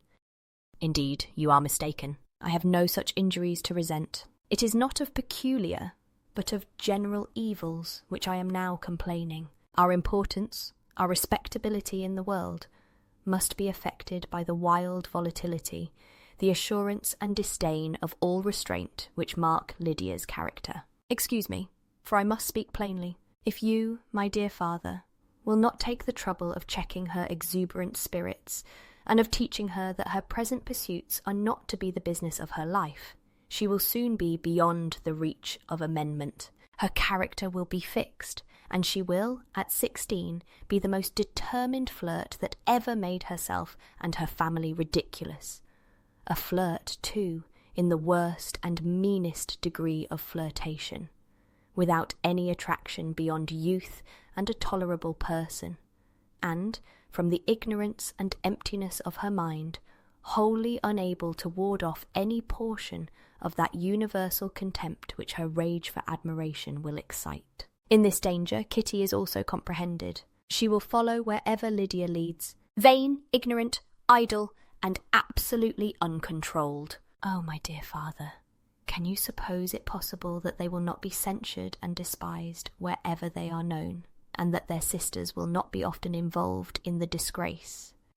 Mr. Bennet saw that her whole heart was in the subject, and affectionately taking her hand, said in reply, "Do not make yourself uneasy, my love. Wherever you and Jane are known, you must be respected and valued, and you will not appear to less advantage for having a couple of, or I may say 3 very silly sisters. We shall have no peace at Longbourn if Lydia does not go to Brighton." "Let her go, then. Colonel Forster is a sensible man, and will keep her out of any real mischief, and she is luckily too poor to be an object of prey to anybody. At Brighton she will be of less importance, even as a common flirt, than she has been here. The officers will find women better worth their notice. Let us hope, therefore, that her being there may teach her her own insignificance. At any rate, she cannot grow many degrees worse, without authorizing us to lock her up for the rest of her life." With this answer, Elizabeth was forced to be content, but her own opinion continued the same, and she left him disappointed and sorry. It was not in her nature, however, to increase her vexations by dwelling on them. She was confident of having performed her duty, and to fret over unavoidable evils or augment them by anxiety was no part of her disposition.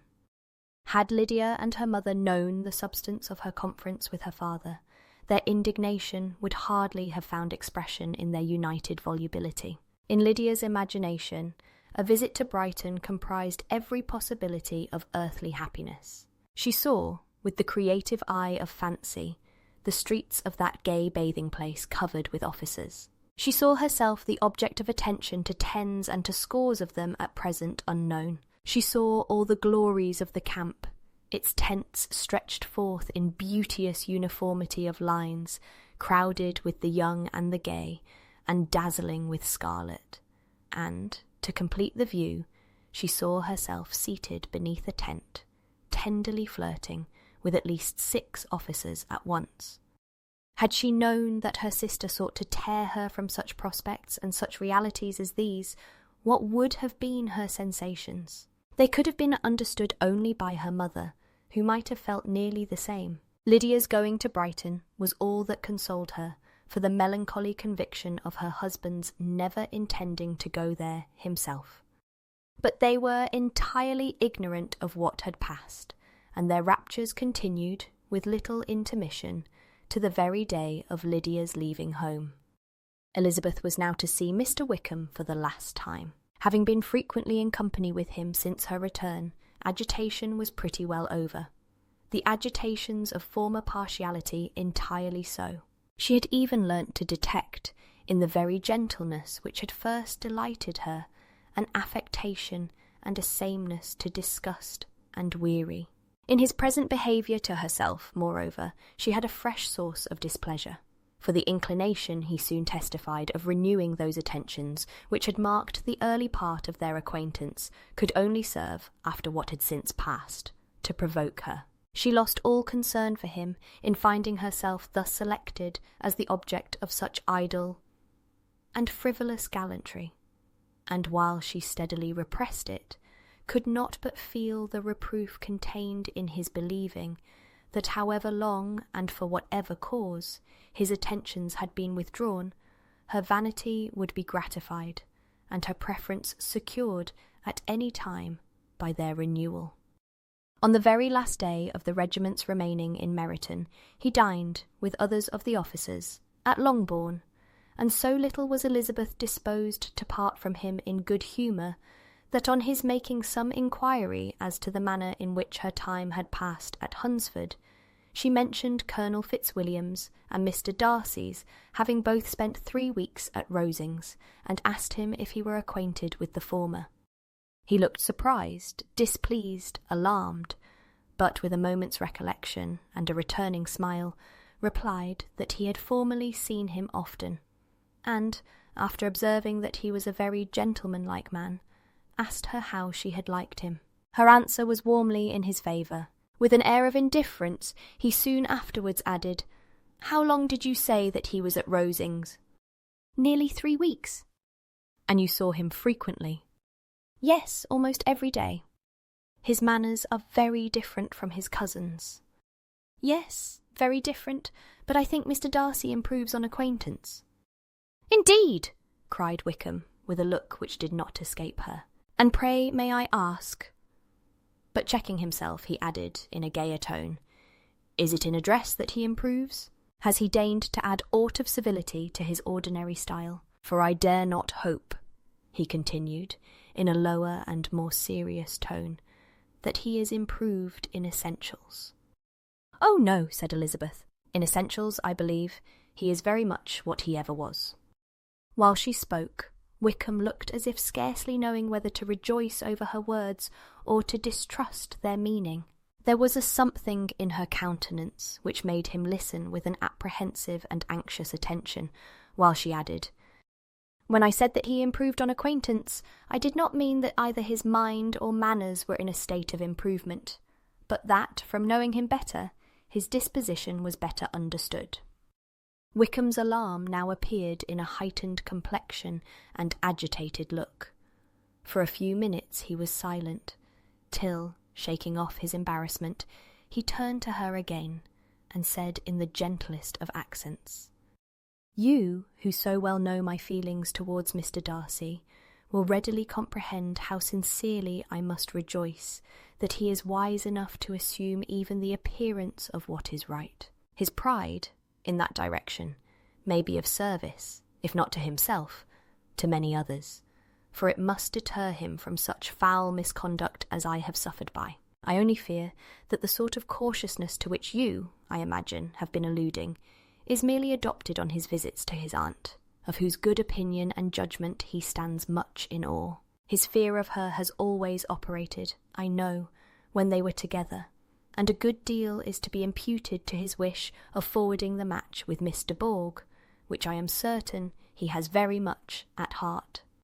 Elizabeth could not repress a smile at this, but she answered only by a slight inclination of the head. She saw that he wanted to engage her on the old subject of his grievances, and she was in no humour to indulge him.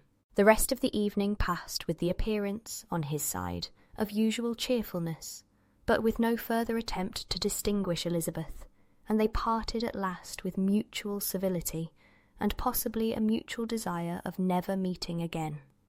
When the party broke up, Lydia returned with Mrs. Forster to Meryton, from whence they were to set out early the next morning.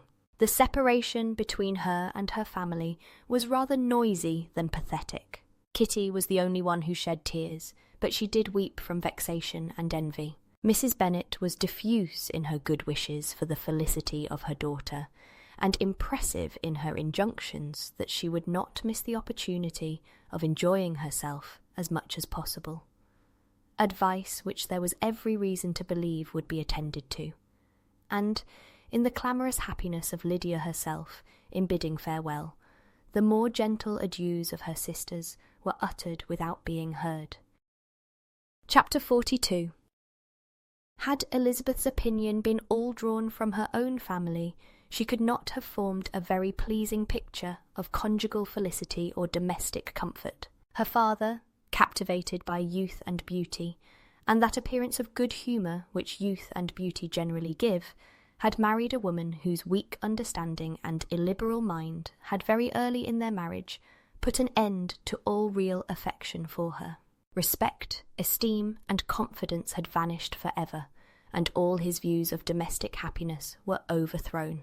But Mr. Bennet was not of a disposition to seek comfort for the disappointment which his own imprudence had brought on in any of those pleasures which too often console the unfortunate for their folly or their vice. He was fond of the country and of books, and from these tastes had arisen his principal enjoyments. To his wife he was very little otherwise indebted than as her ignorance and folly had contributed to his amusement. This is not the sort of happiness which a man would in general wish to owe to his wife, but where other powers of entertainment are wanting, the true philosopher will derive benefit from such as are given. Elizabeth, however, had never been blind to the impropriety of her father's behaviour as a husband. She had always seen it with pain, but respecting his abilities and grateful for his affectionate treatment of herself, she endeavoured to forget what she could not overlook, and to banish from her thoughts that continual breach of conjugal obligation and decorum which, in exposing his wife to the contempt of her own children, was so highly reprehensible. But she had never felt so strongly as now the disadvantages which must attend the children of so unsuitable a marriage, nor ever been so fully aware of the evils arising from so ill-judged a direction of talents which, rightly used, might at least have preserved the respectability of his daughters, even if incapable of enlarging the mind of his wife. When Elizabeth had rejoiced over Wickham's departure, she found little other cause for satisfaction in the loss of the regiment. Their parties abroad were less varied than before, and at home she had a mother and sister, whose constant repinings at the dullness of everything around them threw a real gloom over their domestic circle. And, though Kitty might in time regain her natural degree of sense, since the disturbers of her brain were removed, Her other sister, from whose disposition greater evil might be apprehended, was likely to be hardened in all her folly and assurance by a situation of such double danger as a watering place and a camp. Upon the whole, therefore, she found, what has been sometimes found before, that an event to which she had looked forward with impatient desire did not, in taking place, bring all the satisfaction she had promised herself. It was consequently necessary to name some other period for the commencement of actual felicity, to have some other point on which her wishes and hopes might be fixed, and by again enjoying the pleasure of anticipation, console herself for the present, and prepare for another disappointment. Her tour to the lakes was now the object of her happiest thoughts. It was her best consolation for all the uncomfortable hours which the discontentedness of her mother and Kitty made inevitable, and could she have included Jane in the scheme, every part of it would have been perfect. But it is fortunate, thought she, that I have something to wish for. Were the whole arrangement complete, my disappointment would be certain.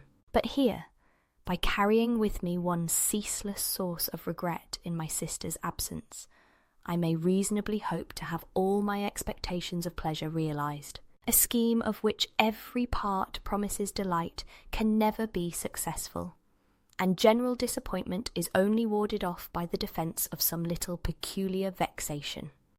When Lydia went away, she promised to write very often and very minutely to her mother and Kitty, but her letters were always long expected, and always very short.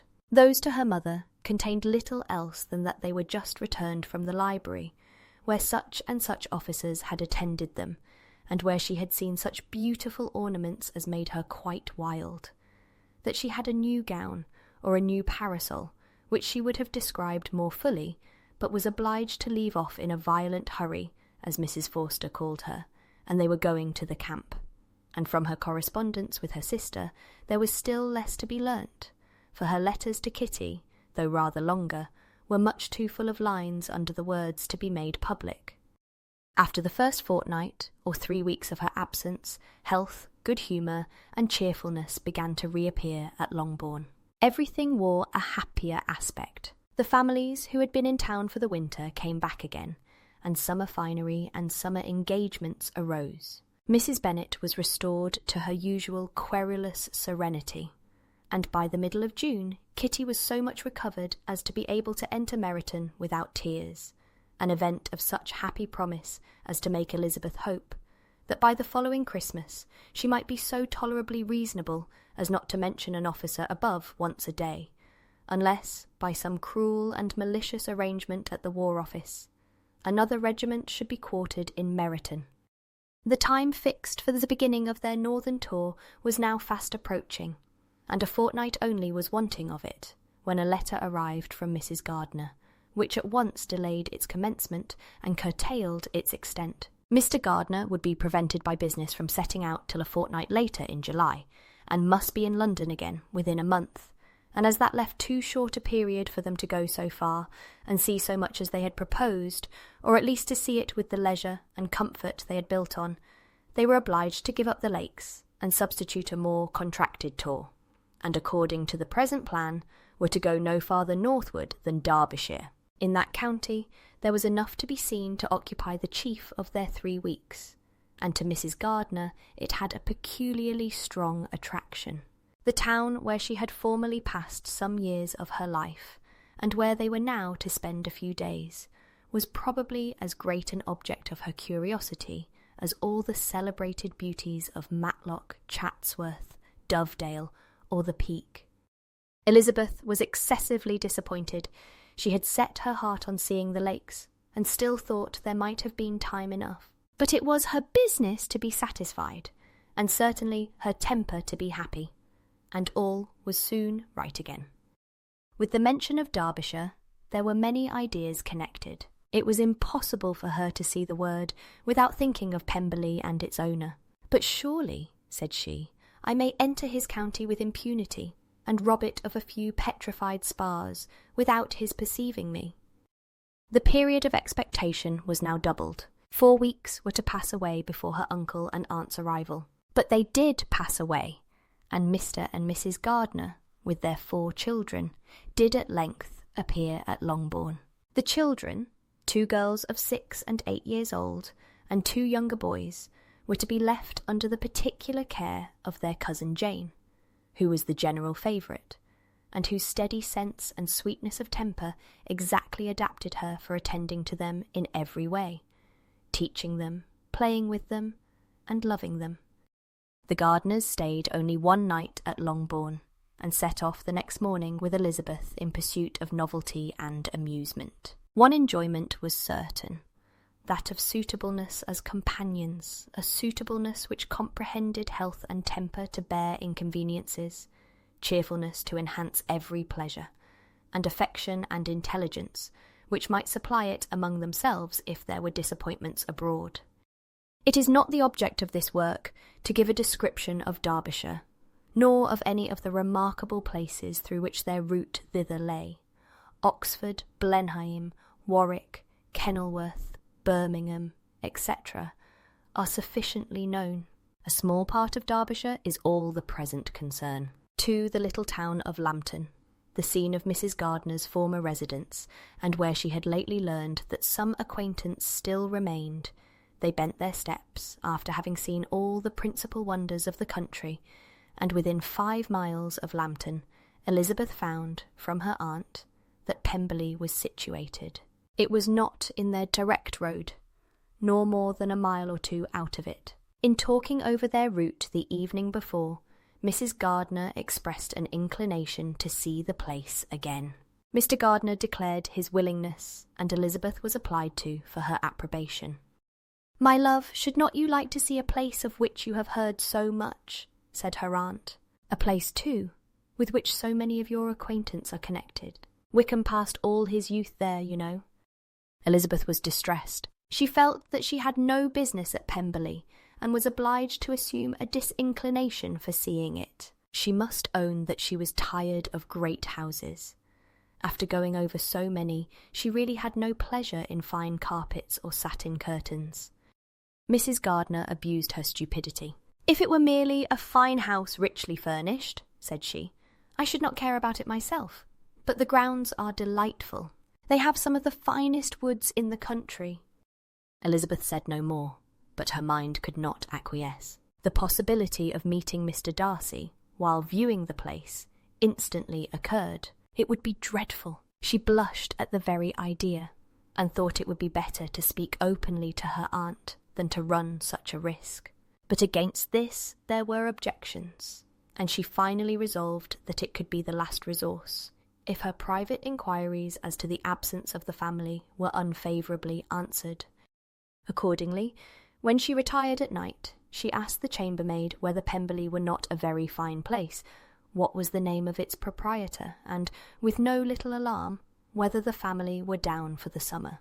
A most welcome negative followed the last question, and her alarms being now removed, she was at leisure to feel a great deal of curiosity to see the house herself. And when the subject was revived the next morning, and she was again applied to, could readily answer, and with a proper air of indifference, that she had not really any dislike to the scheme. To Pemberley, therefore, they were to go. Chapter 43. Elizabeth, as they drove along, watched for the first appearance of Pemberley Woods with some perturbation, and when at length they turned in at the lodge, her spirits were in a high flutter. The park was very large, and contained great variety of ground. They entered it in one of its lowest points, and drove for some time through a beautiful wood stretching over a wide extent. Elizabeth's mind was too full for conversation, but she saw and admired every remarkable spot and point of view.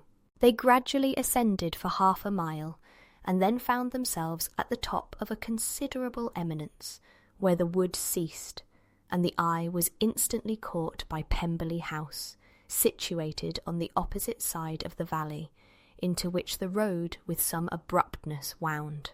It was a large, handsome stone building, standing well on rising ground, and backed by a ridge of high woody hills. And in front a stream of some natural importance was swelled into greater, but without any artificial appearance. Its banks were neither formal nor falsely adorned. Elizabeth was delighted. She had never seen a place for which nature had done more, or where natural beauty had been so little counteracted by an awkward taste. They were all of them warm in their admiration, and at that moment she felt that to be mistress of Pemberley might be something. They descended the hill, crossed the bridge and drove to the door, and while examining the nearer aspect of the house, all her apprehension of meeting its owner returned. She dreaded lest the chambermaid had been mistaken. On applying to see the place, they were admitted into the hall, and Elizabeth, as they waited for the housekeeper, had leisure to wonder at her being where she was. The housekeeper came, a respectable-looking elderly woman, much less fine, and more civil than she had any notion of finding her. They followed her into the dining parlour. It was a large, well-proportioned room, handsomely fitted up. Elizabeth, after slightly surveying it, went to a window to enjoy its prospect. The hill, crowned with wood, from which they had descended, receiving increased abruptness from the distance, was a beautiful object. Every disposition of the ground was good, and she looked on the whole scene, the river, the trees scattered on its banks, and the winding of the valley, as far as she could trace it, with delight. As they passed into other rooms, these objects were taking different positions, but from every window there were beauties to be seen. The rooms were lofty and handsome, and their furniture suitable to the fortune of their proprietor. But Elizabeth saw, with admiration of his taste, that it was neither gaudy nor uselessly fine, with less of splendour and more real elegance than the furniture of Rosings. And of this place, thought she, I might have been mistress. With these rooms I might have now been familiarly acquainted. Instead of viewing them as a stranger, I might have rejoiced in them as my own, and welcomed to them as visitors my uncle and aunt. But no, recollecting herself, that could never be. My uncle and aunt would have been lost to me. I should not have been allowed to invite them. This was a lucky recollection. It saved her from something like regret. She longed to inquire of the housekeeper whether her master were really absent, but had not courage for it. At length, however, the question was asked by her uncle, and she turned away with alarm, while Mrs. Reynolds replied that he was, adding, "But we expect him tomorrow, with a large party of friends." How rejoiced was Elizabeth that their own journey had not by any circumstance been delayed a day. Her aunt now called her to look at a picture. She approached, and saw the likeness of Mr. Wickham, suspended, amongst several other miniatures, over the mantelpiece. Her aunt asked her, smilingly, how she liked it. The housekeeper came forward, and told them it was the picture of a young gentleman, the son of her late master's steward, who had been brought up by him at his own expense. "He is now gone into the army," she added, "but I am afraid he has turned out very wild." Mrs. Gardiner looked at her niece with a smile, but Elizabeth could not return it. "And that," said Mrs. Reynolds, pointing to another of the miniatures, "is my master, and very like him. It was drawn at the same time as the other, about 8 years ago." "I have heard much of your master's fine person," said Mrs. Gardiner, looking at the picture. "It is a handsome face. But, Lizzie, you can tell us whether it is like or not." Mrs. Reynolds's respect for Elizabeth seemed to increase on this intimation of her knowing her master. "Does that young lady know Mr. Darcy?" Elizabeth coloured and said, "A little." "And do not you think him a very handsome gentleman, ma'am?" "Yes, very handsome." "I am sure I know none so handsome, but in the gallery upstairs you will see a finer, larger picture of him than this. This room was my late master's favourite room, and these miniatures are just as they used to be then. He was very fond of them." This accounted to Elizabeth for Mr. Wickham's being among them. Mrs. Reynolds then directed their attention to one of Miss Darcy, drawn when she was only 8 years old. "And is Miss Darcy as handsome as her brother?" said Mr. Gardiner. "Oh, yes, the handsomest young lady that ever was seen, and so accomplished. She plays and sings all day long. In the next room is a new instrument just come down for her, a present from my master. She comes here tomorrow with him." Mr. Gardiner, whose manners were easy and pleasant, encouraged her communicativeness by his questions and remarks. Mrs. Reynolds, either from pride or attachment, had evidently great pleasure in talking of her master and his sister. "Is your master much at Pemberley in the course of the year?" "Not so much as I could wish, sir, but I dare say he may spend half his time here, and Miss Darcy is always down for the summer months." "Except," thought Elizabeth, "when she goes to Ramsgate." "If your master would marry, you might see more of him." "Yes, sir, but I do not know when that will be. I do not know who is good enough for him." Mr. and Mrs. Gardiner smiled. Elizabeth could not help saying, "It is very much to his credit, I am sure, that you should think so." "I say no more than the truth, and what everybody will say that knows him," replied the other. Elizabeth thought this was going pretty far, and she listened with increasing astonishment as the housekeeper added, "I have never had a cross word from him in my life, and I have known him ever since he was 4 years old." This was praise of all others most extraordinary, most opposite to her ideas. That he was not a good-tempered man had been her firmest opinion. Her keenest attention was awakened. She longed to hear more, and was grateful to her uncle for saying, "There are very few people of whom so much can be said. You are lucky in having such a master." "Yes, sir, I know I am. If I were to go through the world, I could not meet with a better. But I have always observed that they who are good-natured when children are good-natured when they grow up. And he was always the sweetest-tempered, most generous-hearted boy in the world." Elizabeth almost stared at her. "Can this be Mr. Darcy?" thought she.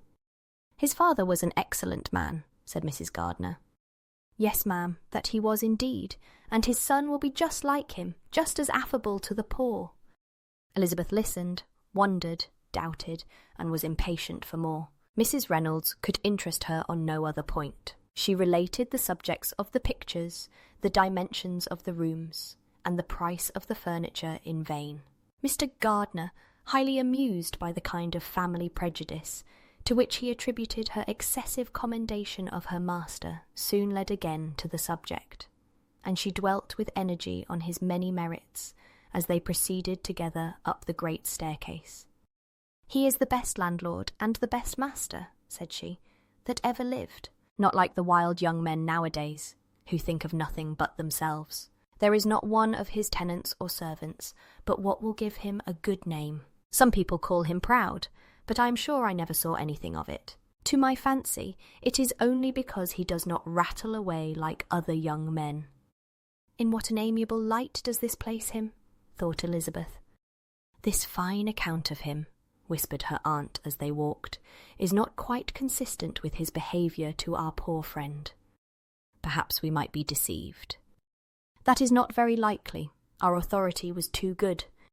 On reaching the spacious lobby above, they were shown into a very pretty sitting-room, lately fitted up with greater elegance and lightness than the apartments below, and were informed that it was but just done to give pleasure to Miss Darcy, who had taken a liking to the room when last at Pemberley.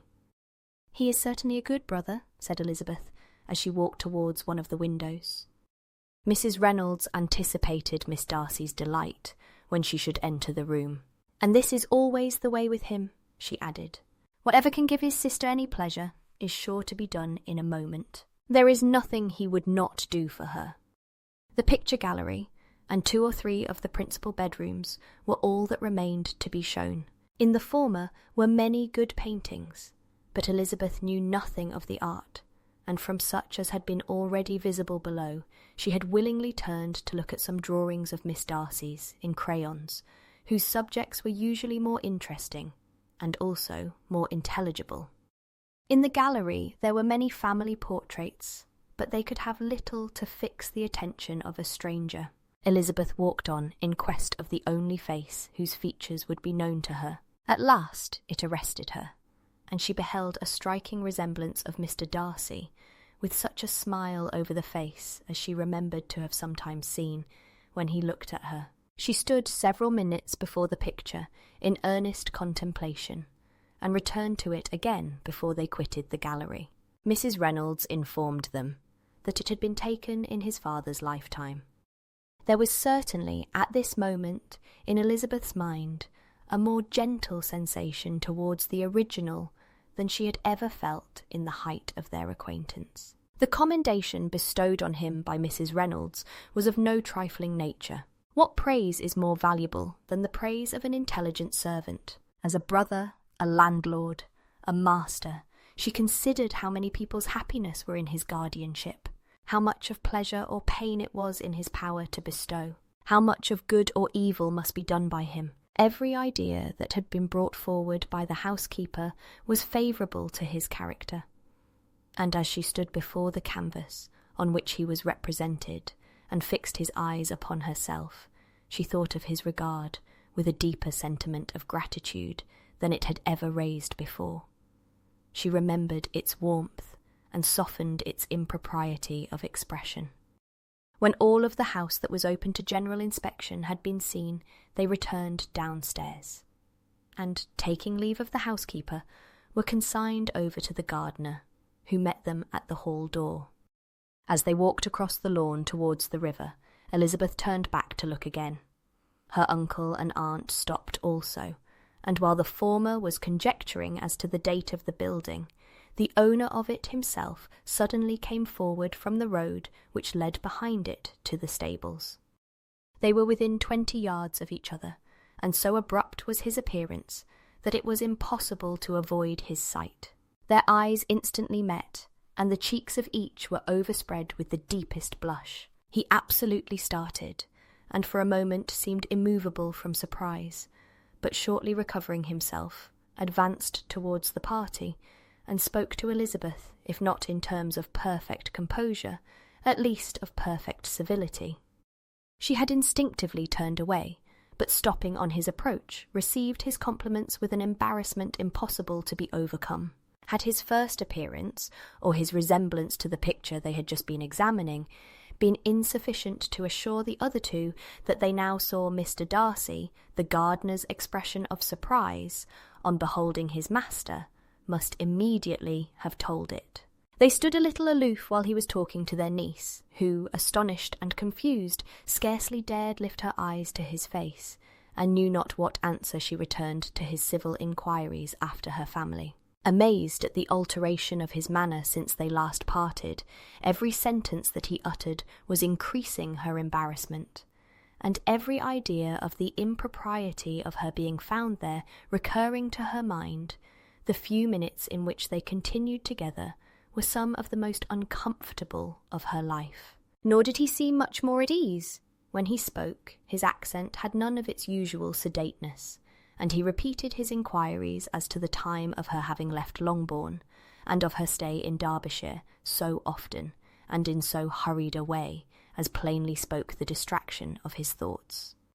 At length, every idea seemed to fail him, and after standing a few moments without saying a word, he suddenly recollected himself and took leave.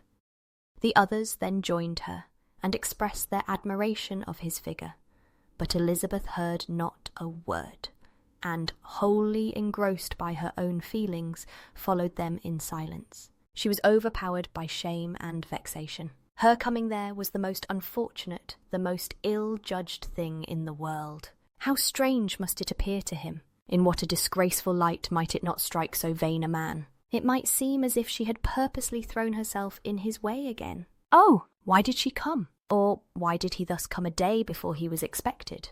Had they been only 10 minutes sooner, they should have been beyond the reach of his discrimination, for it was plain that he was that moment arrived, that moment alighted from his horse or his carriage. She blushed again and again over the perverseness of the meeting, and his behaviour, so strikingly altered, what could it mean? That he should even speak to her was amazing, but to speak with such civility, to inquire after her family. Never in her life had she seen his manners so little dignified.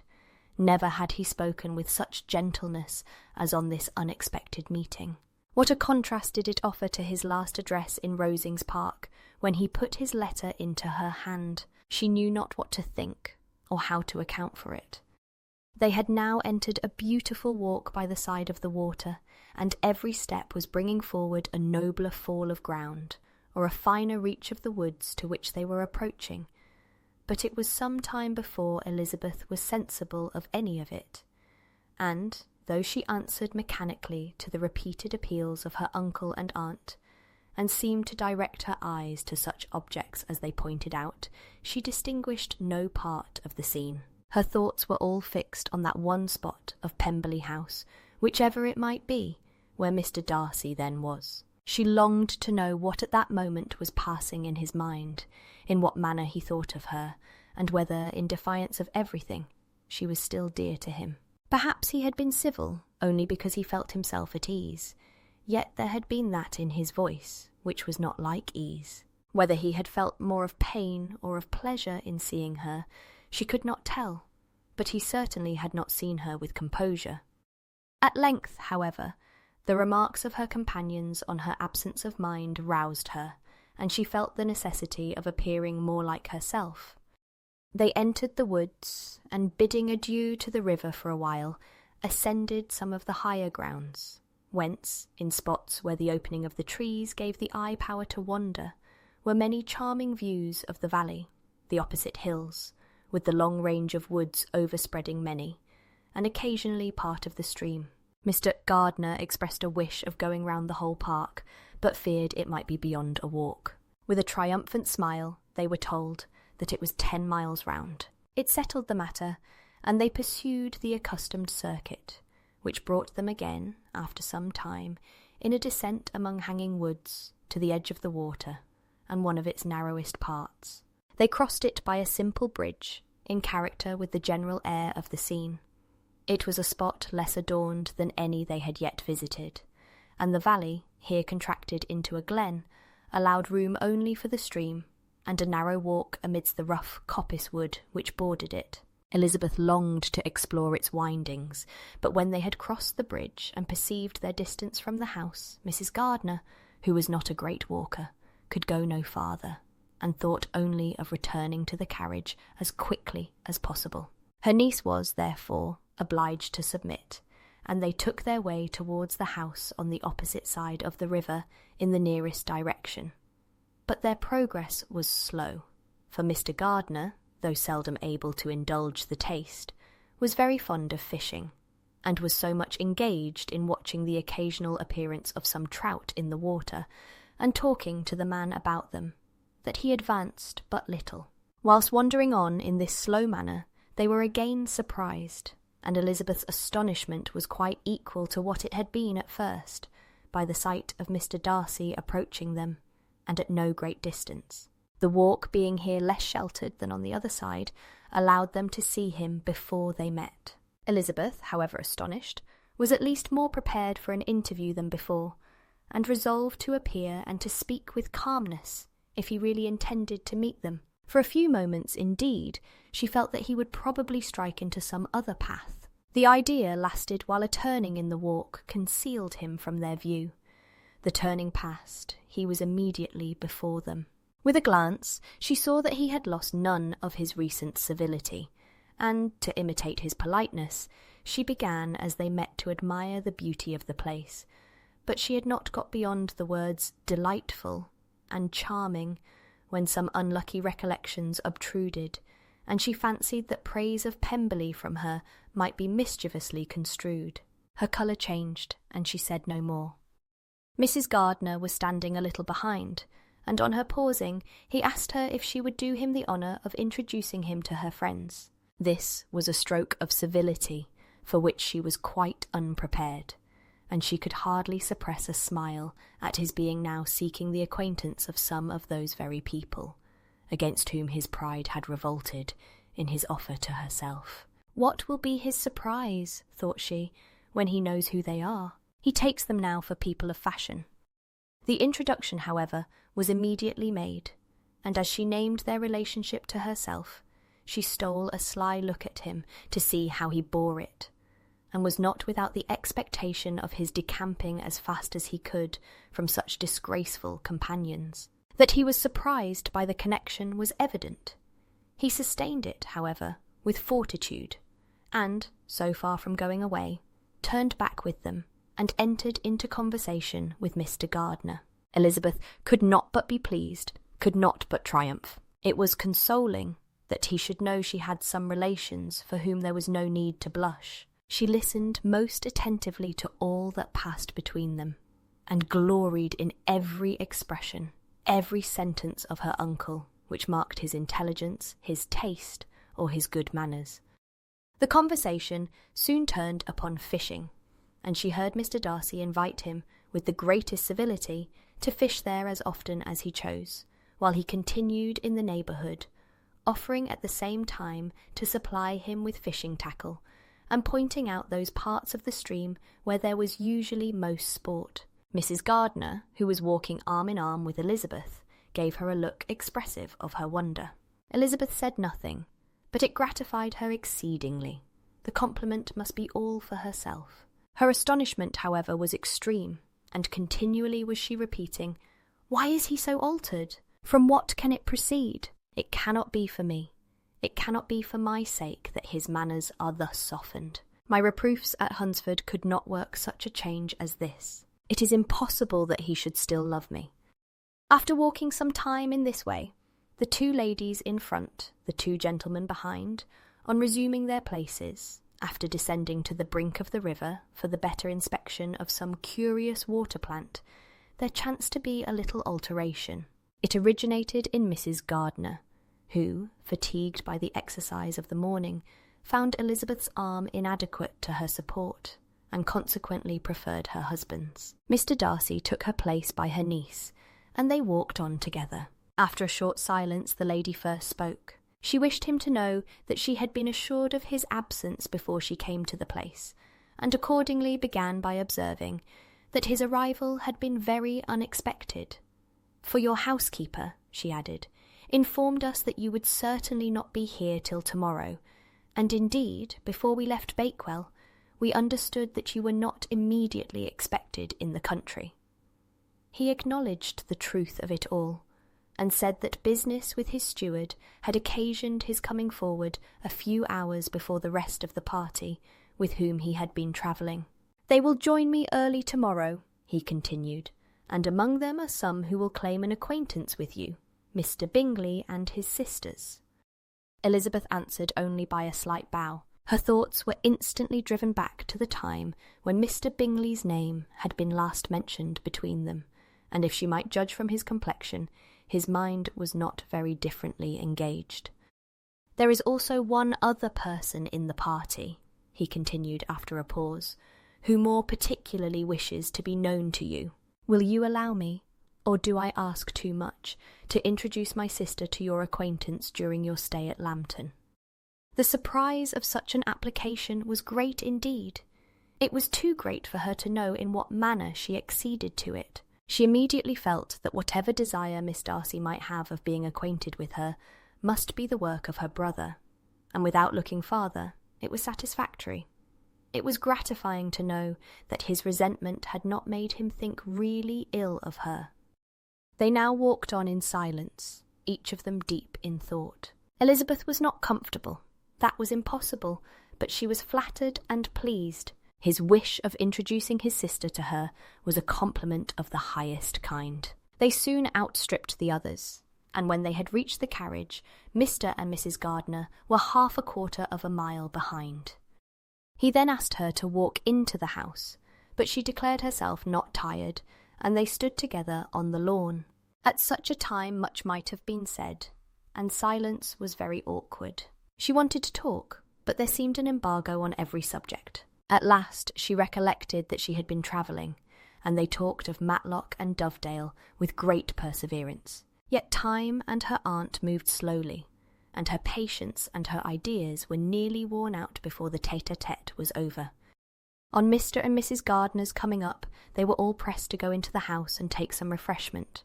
But this was declined, and they parted on each side with the utmost politeness. Mr. Darcy handed the ladies into the carriage, and when it drove off, Elizabeth saw him walking slowly towards the house.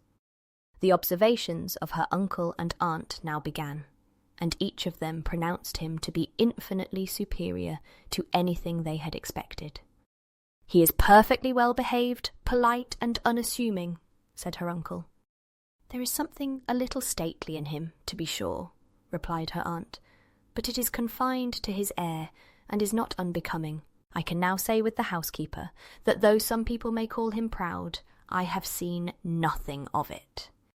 I was never more surprised than by his behaviour to us. It was more than civil, it was really attentive, and there was no necessity for such attention. His acquaintance with Elizabeth was very trifling.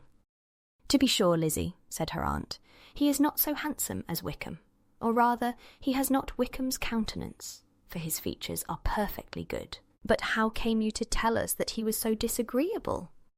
Elizabeth excused herself as well as she could, said that she had liked him better when they met in Kent than before, and that she had never seen him so pleasant as this morning. But perhaps he may be a little whimsical in his civilities, replied her uncle. Your great men often are, and therefore I shall not take him at his word about fishing, as he might change his mind another day, and warn me off his grounds. Elizabeth felt that they had entirely mistaken his character, but said nothing. From what we have seen of him, continued Mrs. Gardiner, I really should not have thought that he could have behaved in so cruel a way by anybody as he has done by poor Wickham. He has not an ill-natured look. On the contrary, there is something pleasing about his mouth when he speaks, and there is something of dignity in his countenance that would not give one an unfavourable idea of his heart. But, to be sure, the good lady who showed us the house did give him a most flaming character. I could hardly help laughing aloud sometimes. But he is a liberal master, I suppose, and that in the eye of a servant comprehends every virtue.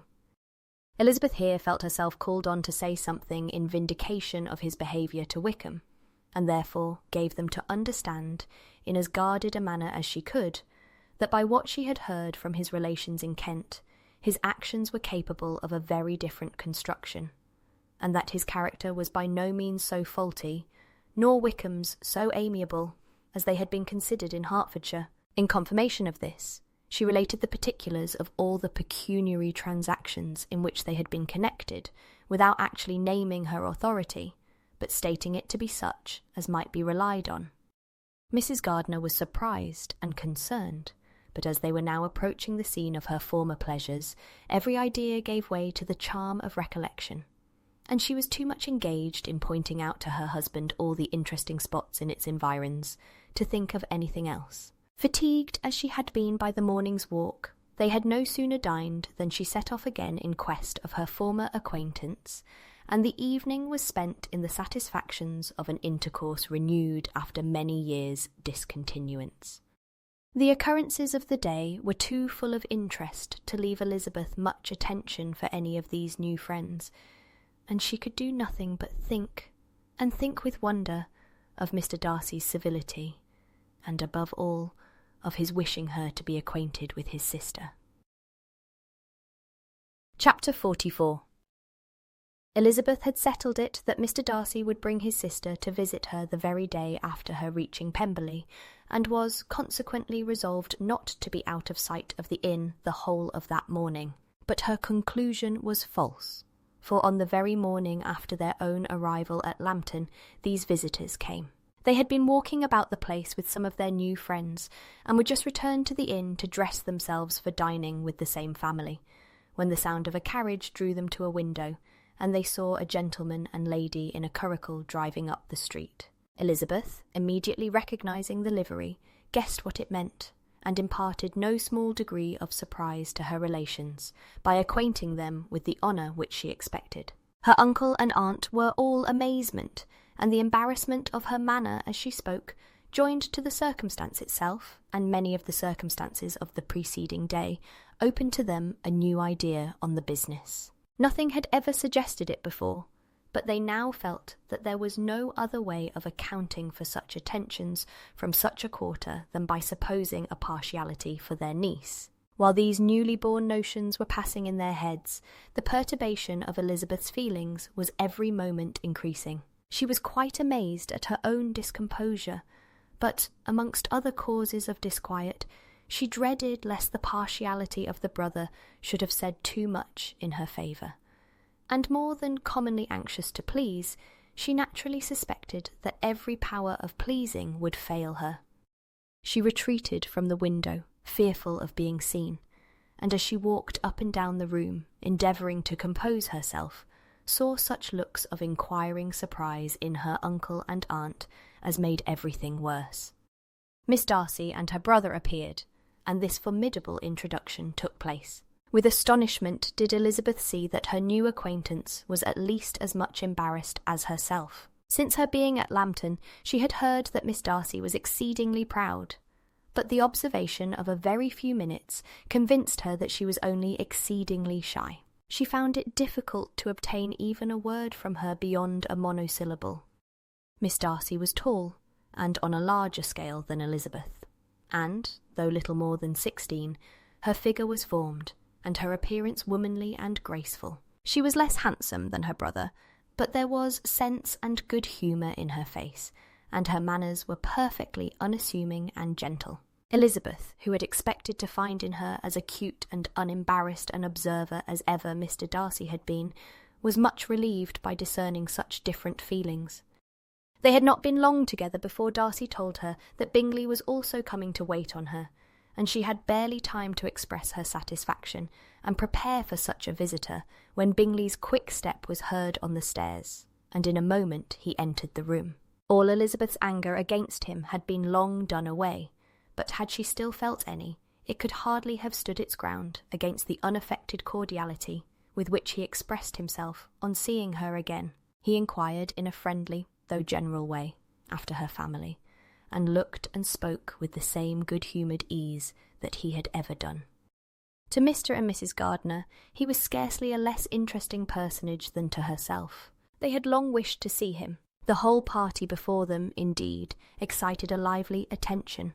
The suspicions which had just arisen of Mr. Darcy and their niece directed their observation towards each with an earnest, though guarded, inquiry, and they soon drew from those inquiries the full conviction that one of them at least knew what it was to love. Of the lady's sensations they remained a little in doubt, but that the gentleman was overflowing with admiration was evident enough. Elizabeth, on her side, had much to do. She wanted to ascertain the feelings of each of her visitors, she wanted to compose her own, and to make herself agreeable to all, and in the latter object, where she feared most to fail, she was most sure of success. For those to whom she endeavoured to give pleasure were prepossessed in her favour. Bingley was ready, Georgiana was eager, and Darcy determined to be pleased. In seeing Bingley, her thoughts naturally flew to her sister, and oh, how ardently did she long to know whether any of his were directed in a like manner. Sometimes she could fancy that he talked less than on former occasions, and once or twice pleased herself with the notion that, as he looked at her, he was trying to trace a resemblance. But, though this might be imaginary, she could not be deceived as to his behaviour to Miss Darcy, who had been set up as a rival to Jane. No look appeared on either side that spoke particular regard. Nothing occurred between them that could justify the hopes of his sister. On this point she was soon satisfied, and 2 or 3 little circumstances occurred ere they parted, which, in her anxious interpretation, denoted a recollection of Jane, not untinctured by tenderness, and a wish of saying more that might lead to the mention of her, had he dared. He observed to her, at a moment when the others were talking together, and in a tone which had something of real regret, that it was a very long time since he had had the pleasure of seeing her, and before she could reply, he added, "It is above 8 months. We have not met since the 26th of November, when we were all dancing together at Netherfield." Elizabeth was pleased to find his memory so exact, and he afterwards took occasion to ask her, when unattended to by any of the rest, whether all her sisters were at Longbourn. There was not much in the question, nor in the preceding remark, but there was a look and a manner which gave them meaning.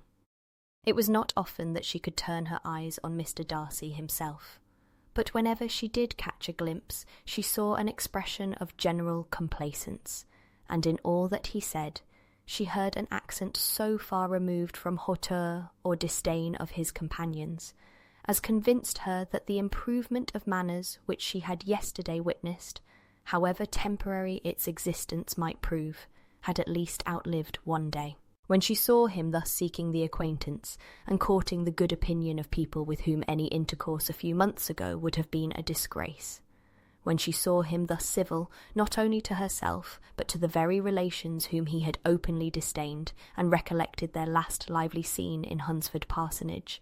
The difference, the change was so great, and struck so forcibly on her mind, that she could hardly restrain her astonishment from being visible. Never, even in the company of his dear friends at Netherfield, or his dignified relations at Rosings, had she seen him so desirous to please, so free from self-consequence or unbending reserve, as now, when no importance could result from the success of his endeavours, and when even the acquaintance of those to whom his attentions were addressed would draw down the ridicule and censure of the ladies both of Netherfield and Rosings.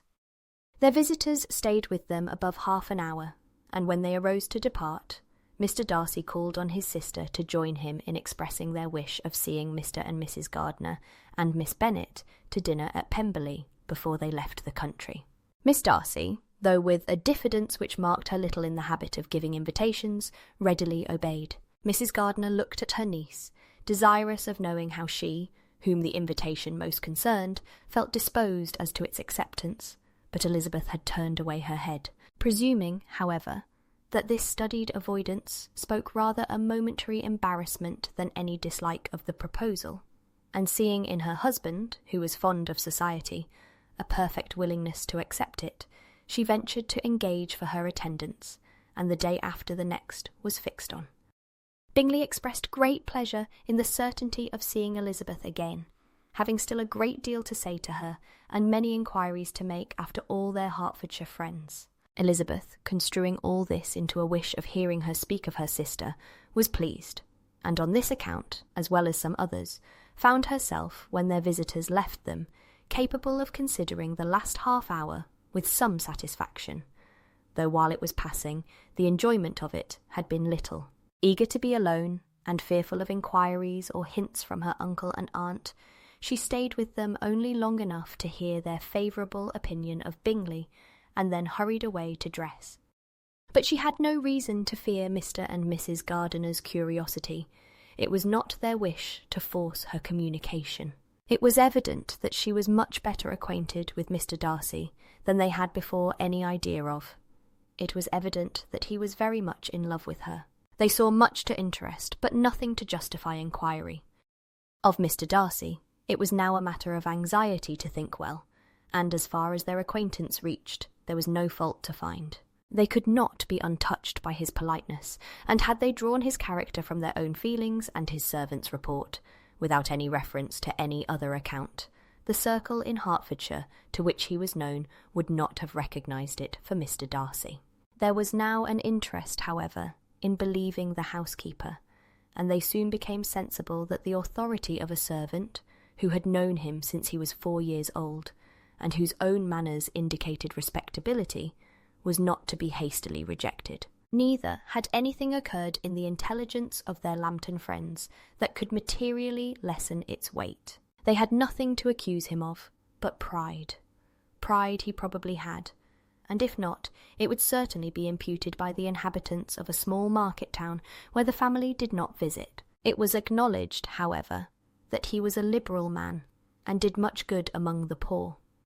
With respect to Wickham, the travellers soon found that he was not held there in much estimation, for though the chief of his concerns with the son of his patron were imperfectly understood, it was yet a well-known fact that on his quitting Derbyshire he had left many debts behind him, which Mr. Darcy afterwards discharged. As for Elizabeth, her thoughts were at Pemberley this evening more than the last, and the evening, though as it passed it seemed long, was not long enough to determine her feelings towards one in that mansion, and she lay awake 2 whole hours, endeavouring to make them out. She certainly did not hate him. No, hatred had vanished long ago, and she had almost as long been ashamed of ever feeling a dislike against him that could be so called. The respect created by the conviction of his valuable qualities, though at first unwillingly admitted, had for some time ceased to be repugnant to her feelings, and it was now heightened into somewhat of a friendlier nature by the testimony so highly in his favour, and bringing forward his disposition in so amiable a light which yesterday had produced. But above all, above respect and esteem, there was a motive within her of goodwill which could not be overlooked. It was gratitude. Gratitude, not merely for having once loved her, but for loving her still well enough to forgive all the petulance and acrimony of her manner in rejecting him, and all the unjust accusations accompanying her rejection. He who, she had been persuaded, would avoid her as his greatest enemy, seemed, on this accidental meeting, most eager to preserve the acquaintance, and without any indelicate display of regard, or any peculiarity of manner where their two selves only were concerned, was soliciting the good opinion of her friends, and bent on making her known to his sister. Such a change in a man of so much pride excited not only astonishment but gratitude, for to love, ardent love, it must be attributed, and as such, its impression on her was of a sort to be encouraged, as by no means unpleasing, though it could not be exactly defined. She respected, she esteemed, she was grateful to him, she felt a real interest in his welfare, and she only wanted to know how far she wished that welfare to depend upon herself, and how far it would be for the happiness of both that she should employ the power, which her fancy told her she still possessed, of bringing on the renewal of his addresses. It had been settled in the evening, between the aunt and niece, that such a striking civility as Miss Darcy's, in coming to them on the very day of her arrival at Pemberley, for she had reached it only to a late breakfast, ought to be imitated, though it could not be equalled, by some exertion of politeness on their side, and, consequently, that it would be highly expedient to wait on her at Pemberley the following morning. They were, therefore, to go. Elizabeth was pleased, though when she asked herself the reason, she had very little to say in reply. Mr. Gardiner left them soon after breakfast. The fishing scheme had been renewed the day before, and a positive engagement made of his meeting some of the gentlemen at Pemberley by noon. Chapter 45. Convinced as Elizabeth now was that Miss Bingley's dislike of her had originated in jealousy, she could not help feeling how very unwelcome her appearance at Pemberley must be to her, and was curious to know with how much civility on that lady's side the acquaintance would now be renewed. On reaching the house, they were shown through the hall into the saloon, whose northern aspect rendered it delightful for summer. Its windows, opening to the ground, admitted a most refreshing view of the high woody hills behind the house, and of the beautiful oaks and Spanish chestnuts which were scattered over the intermediate lawn. In this room they were received by Miss Darcy, who was sitting there with Mrs. Hurst and Miss Bingley, and the lady with whom she lived in London. Georgiana's reception of them was very civil, but attended with all that embarrassment which, though proceeding from shyness and the fear of doing wrong, would easily give to those who felt themselves inferior the belief of her being proud and reserved. Mrs. Gardiner and her niece, however, did her justice, and pitied her. By Mrs. Hurst and Miss Bingley they were noticed only by a courtesy, and on their being seated, a pause, awkward as such pauses must always be, succeeded for a few moments. It was first broken by Mrs. Annesley, a genteel, agreeable-looking woman, whose endeavour to introduce some kind of discourse proved her to be more truly well-bred than either of the others. And between her and Mrs. Gardiner, with occasional help from Elizabeth, the conversation was carried on. Miss Darcy looked as if she wished for courage enough to join in it, and sometimes did venture a short sentence, when there was least danger of its being heard. Elizabeth soon saw that she was herself closely watched by Miss Bingley, and that she could not speak a word, especially to Miss Darcy, without calling her attention. This observation would not have prevented her from trying to talk to the latter, had they not been seated at an inconvenient distance, but she was not sorry to be spared the necessity of saying much. Her own thoughts were employing her. She expected every moment that some of the gentlemen would enter the room. She wished, she feared, that the master of the house might be amongst them, and whether she wished or feared it most, she could scarcely determine. After sitting in this manner a quarter of an hour, without hearing Miss Bingley's voice, Elizabeth was roused by receiving from her a cold inquiry after the health of her family. She answered with equal indifference and brevity, and the other said no more. The next variation which their visit afforded was produced by the entrance of servants with cold meat, cake, and a variety of all the finest fruits in season. But this did not take place till after many a significant look and smile from Mrs. Annesley to Miss Darcy had been given, to remind her of her post. There was now employment for the whole party, for though they could not all talk, they could all eat, and the beautiful pyramids of grapes, nectarines, and peaches soon collected them round the table.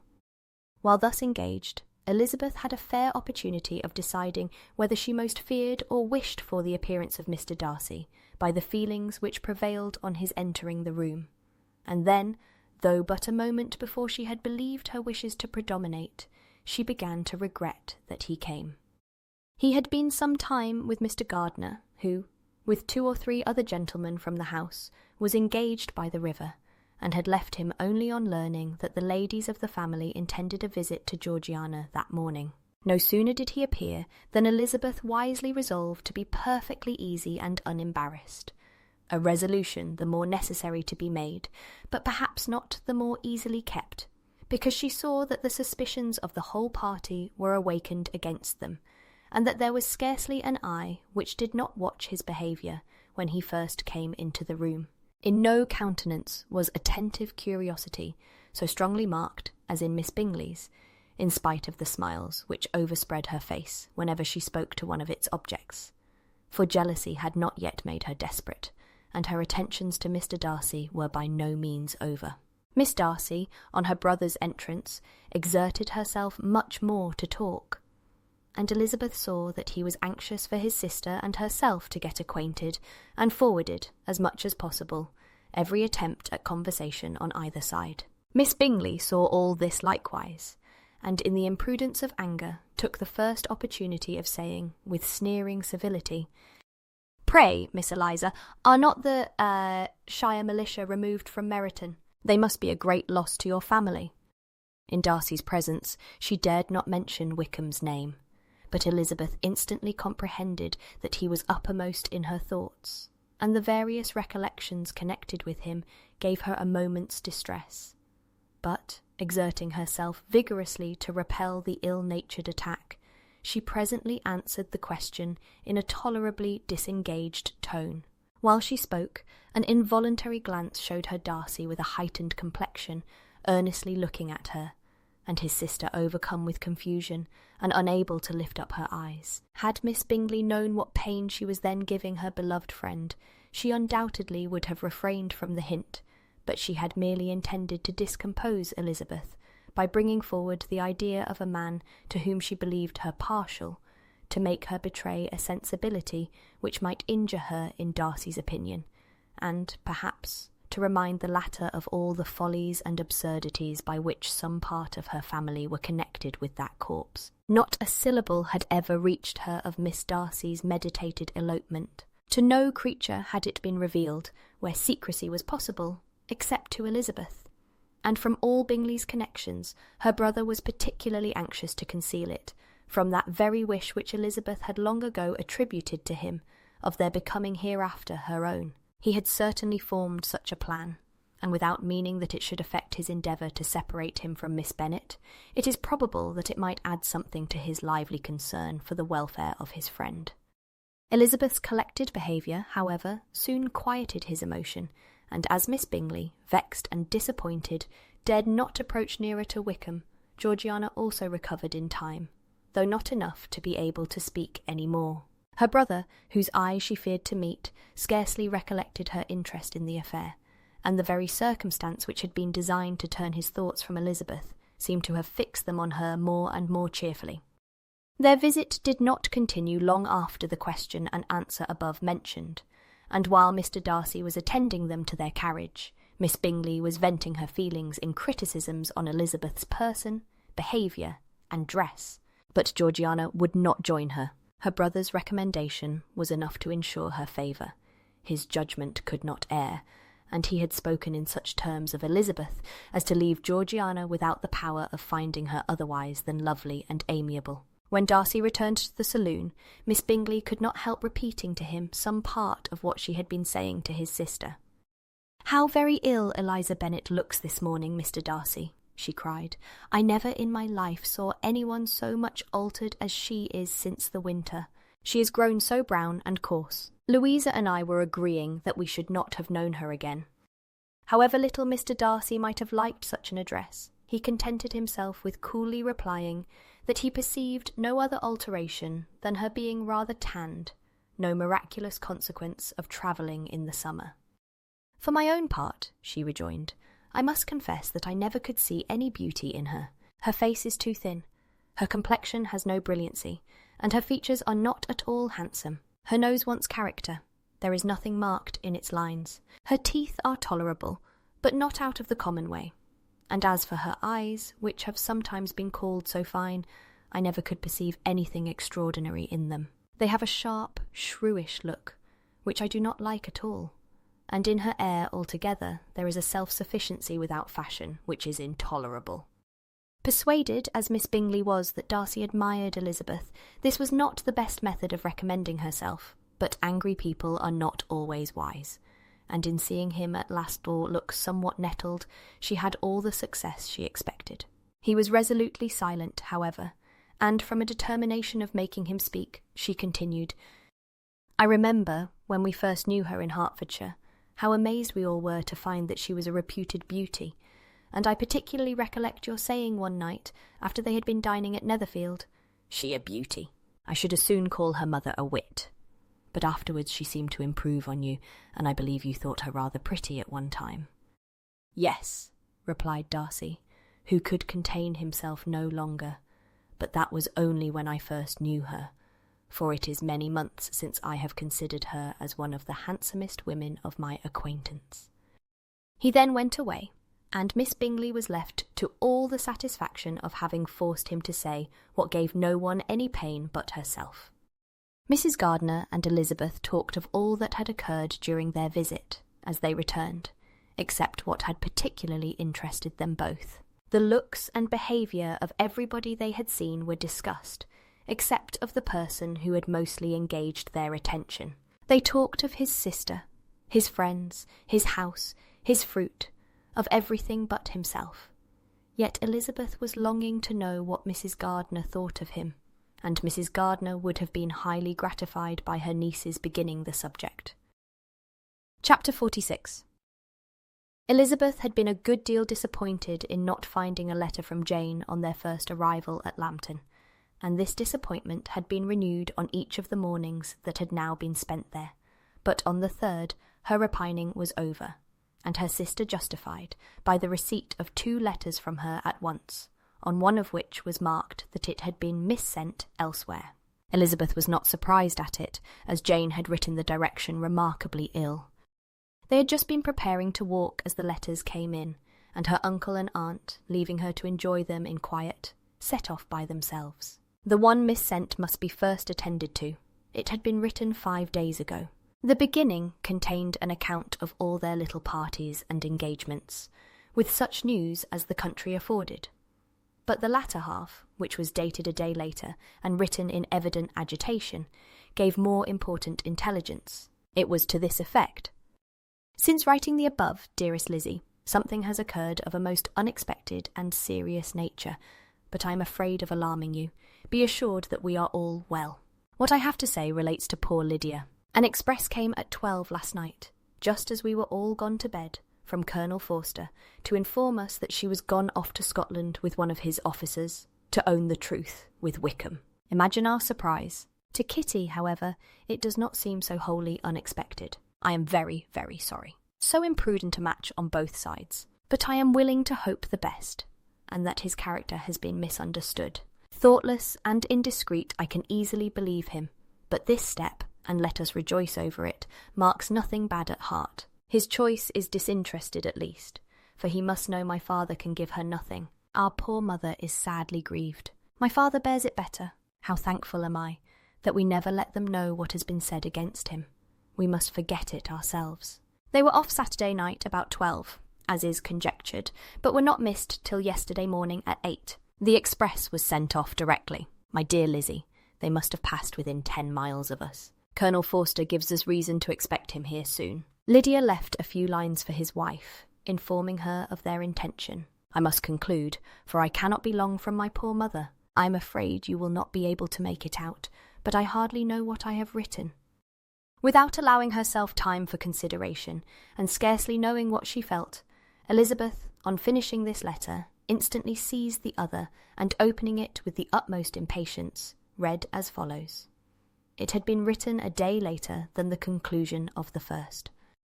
By this time, my dearest sister, you have received my hurried letter. I wish this may be more intelligible, but though not confined for time, my head is so bewildered that I cannot answer for being coherent. Dearest Lizzie, I hardly know what I would write, but I have bad news for you, and it cannot be delayed. Imprudent as a marriage between Mr. Wickham and our poor Lydia would be, we are now anxious to be assured it has taken place, for there is but too much reason to fear they are not gone to Scotland. Colonel Forster came yesterday, having left Brighton the day before, not many hours after the express. Though Lydia's short letter to Mrs. F. gave them to understand that they were going to Gretna Green, something was dropped by Denny expressing his belief that W. never intended to go there, or to marry Lydia at all, which was repeated to Colonel F., who, instantly taking the alarm, set off from B., intending to trace their route. He did trace them easily to Clapham, but no farther, for on entering that place they removed into a hackney coach and dismissed the chaise that brought them from Epsom. All that is known after this is that they were seen to continue the London road. I know not what to think. After making every possible inquiry on that side of London, Colonel F. came on into Hertfordshire, anxiously renewing them at all the turnpikes and at the inns in Barnet and Hatfield, but without any success. No such people had been seen to pass through. With the kindest concern he came on to Longbourn, and broke his apprehensions to us in a manner most creditable to his heart. I am sincerely grieved for him and Mrs. F., but no one can throw any blame on them. Our distress, my dear Lizzie, is very great. My father and mother believe the worst, but I cannot think so ill of him. Many circumstances might make it more eligible for them to be married privately in town than to pursue their first plan. And even if he could form such a design against a young woman of Lydia's connections, which is not likely, can I suppose her so lost to everything? Impossible. I grieve to find, however, that Colonel F. is not disposed to depend upon their marriage. He shook his head when I expressed my hopes, and said he feared W. was not a man to be trusted. My poor mother is really ill, and keeps her room. Could she exert herself? It would be better, but this is not to be expected. And as to my father, I never in my life saw him so affected. Poor Kitty has anger for having concealed their attachment, but as it was a matter of confidence, one cannot wonder.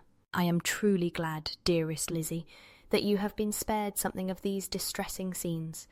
But now, as the first shock is over, shall I own that I long for your return? I am not so selfish, however, as to press for it, if inconvenient. Adieu! I take up my pen again to do what I have just told you I would not.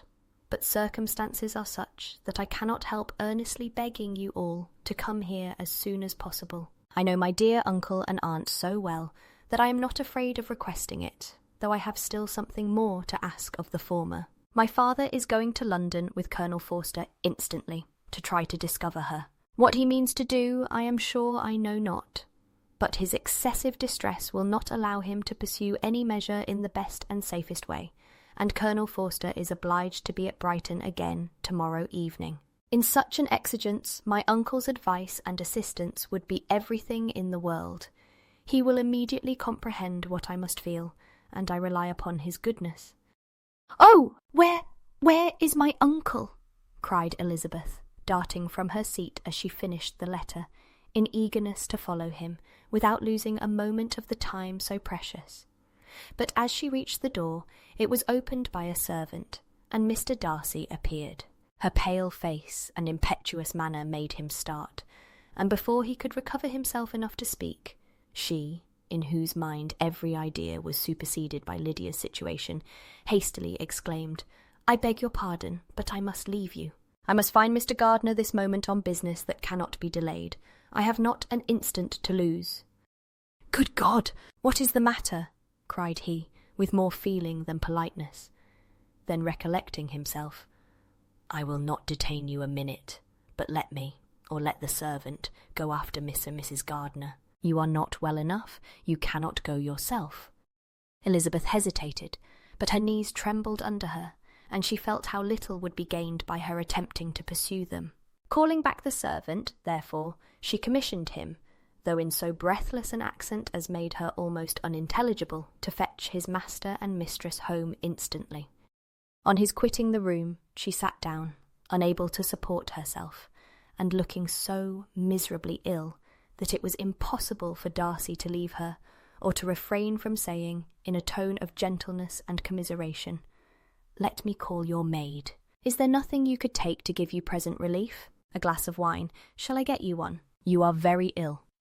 "No, I thank you," she replied, endeavouring to recover herself. "There is nothing the matter with me. I am quite well. I am only distressed by some dreadful news which I have just received from Longbourn." She burst into tears as she alluded to it, and for a few minutes could not speak another word. Darcy, in wretched suspense, could only say something indistinctly of his concern, and observe her in compassionate silence. At length she spoke again. "I have just had a letter from Jane with such dreadful news. It cannot be concealed from anyone. My younger sister has left all her friends, has eloped, has thrown herself into the power of Mr. Wickham. They are gone off together from Brighton. You know him too well to doubt the rest. She has no money, no connections, nothing that can tempt him to... She is lost forever." Darcy was fixed in astonishment.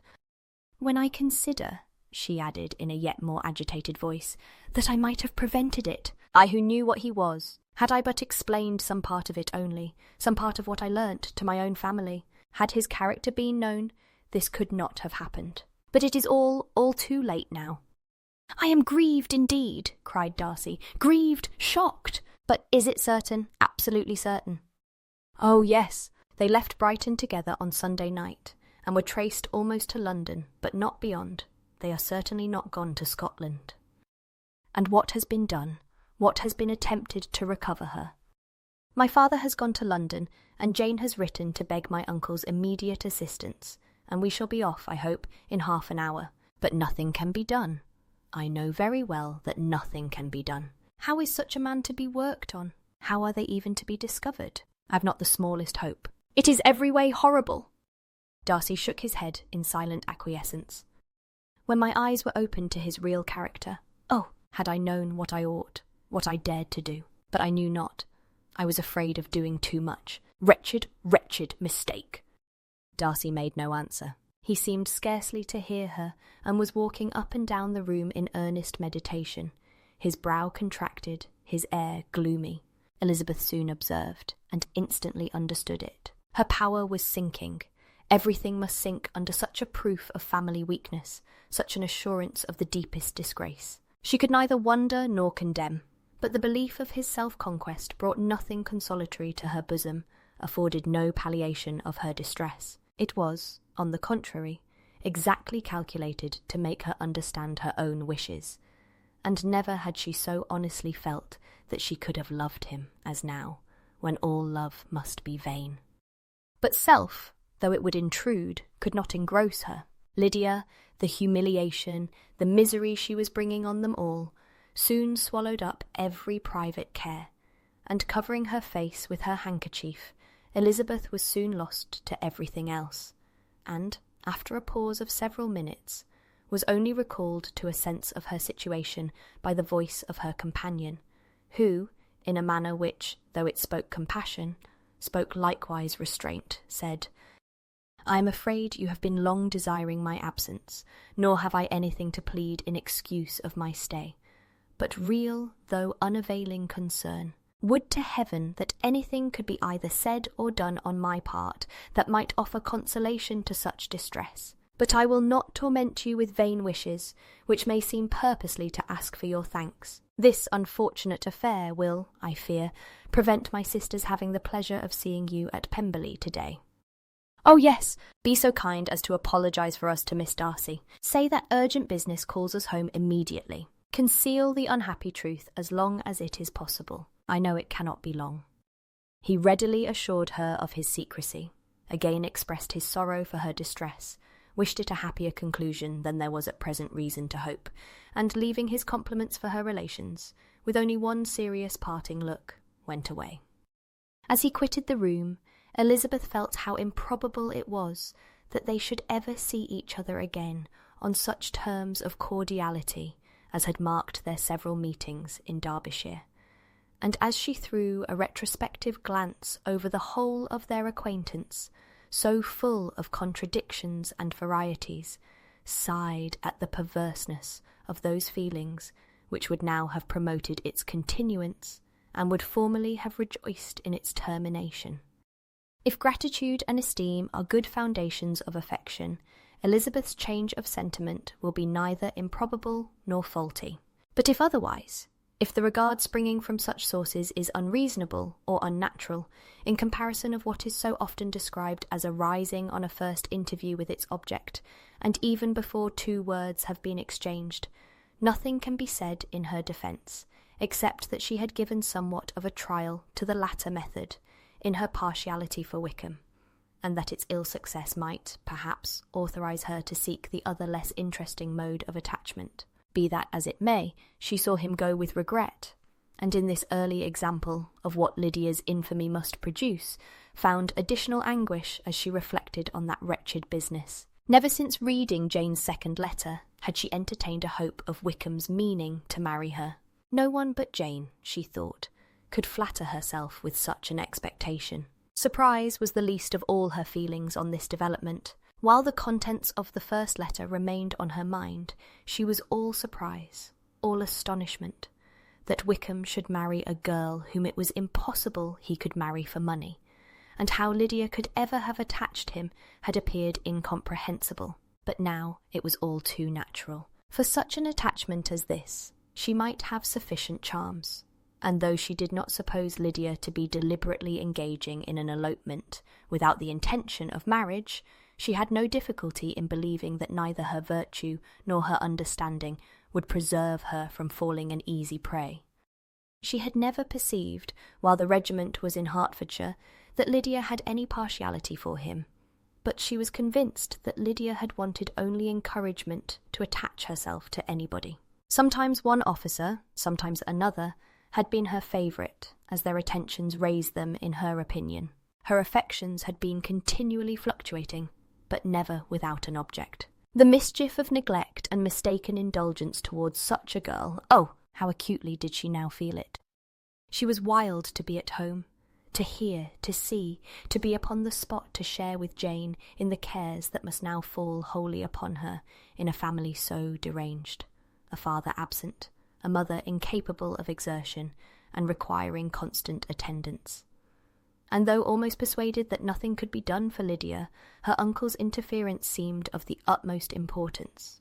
Until he entered the room, the misery of her impatience was severe. Mr. and Mrs. Gardiner had hurried back in alarm, supposing, by the servant's account, that their niece was taken suddenly ill. But satisfying them instantly on that head, she eagerly communicated the cause of their summons, reading the 2 letters aloud, and dwelling on the postscript of the last with trembling energy. Though Lydia had never been a favourite with them, Mr. and Mrs. Gardiner could not but be deeply affected. Not Lydia only, but all were concerned in it, and after the first exclamations of surprise and horror, Mr. Gardiner readily promised every assistance in his power.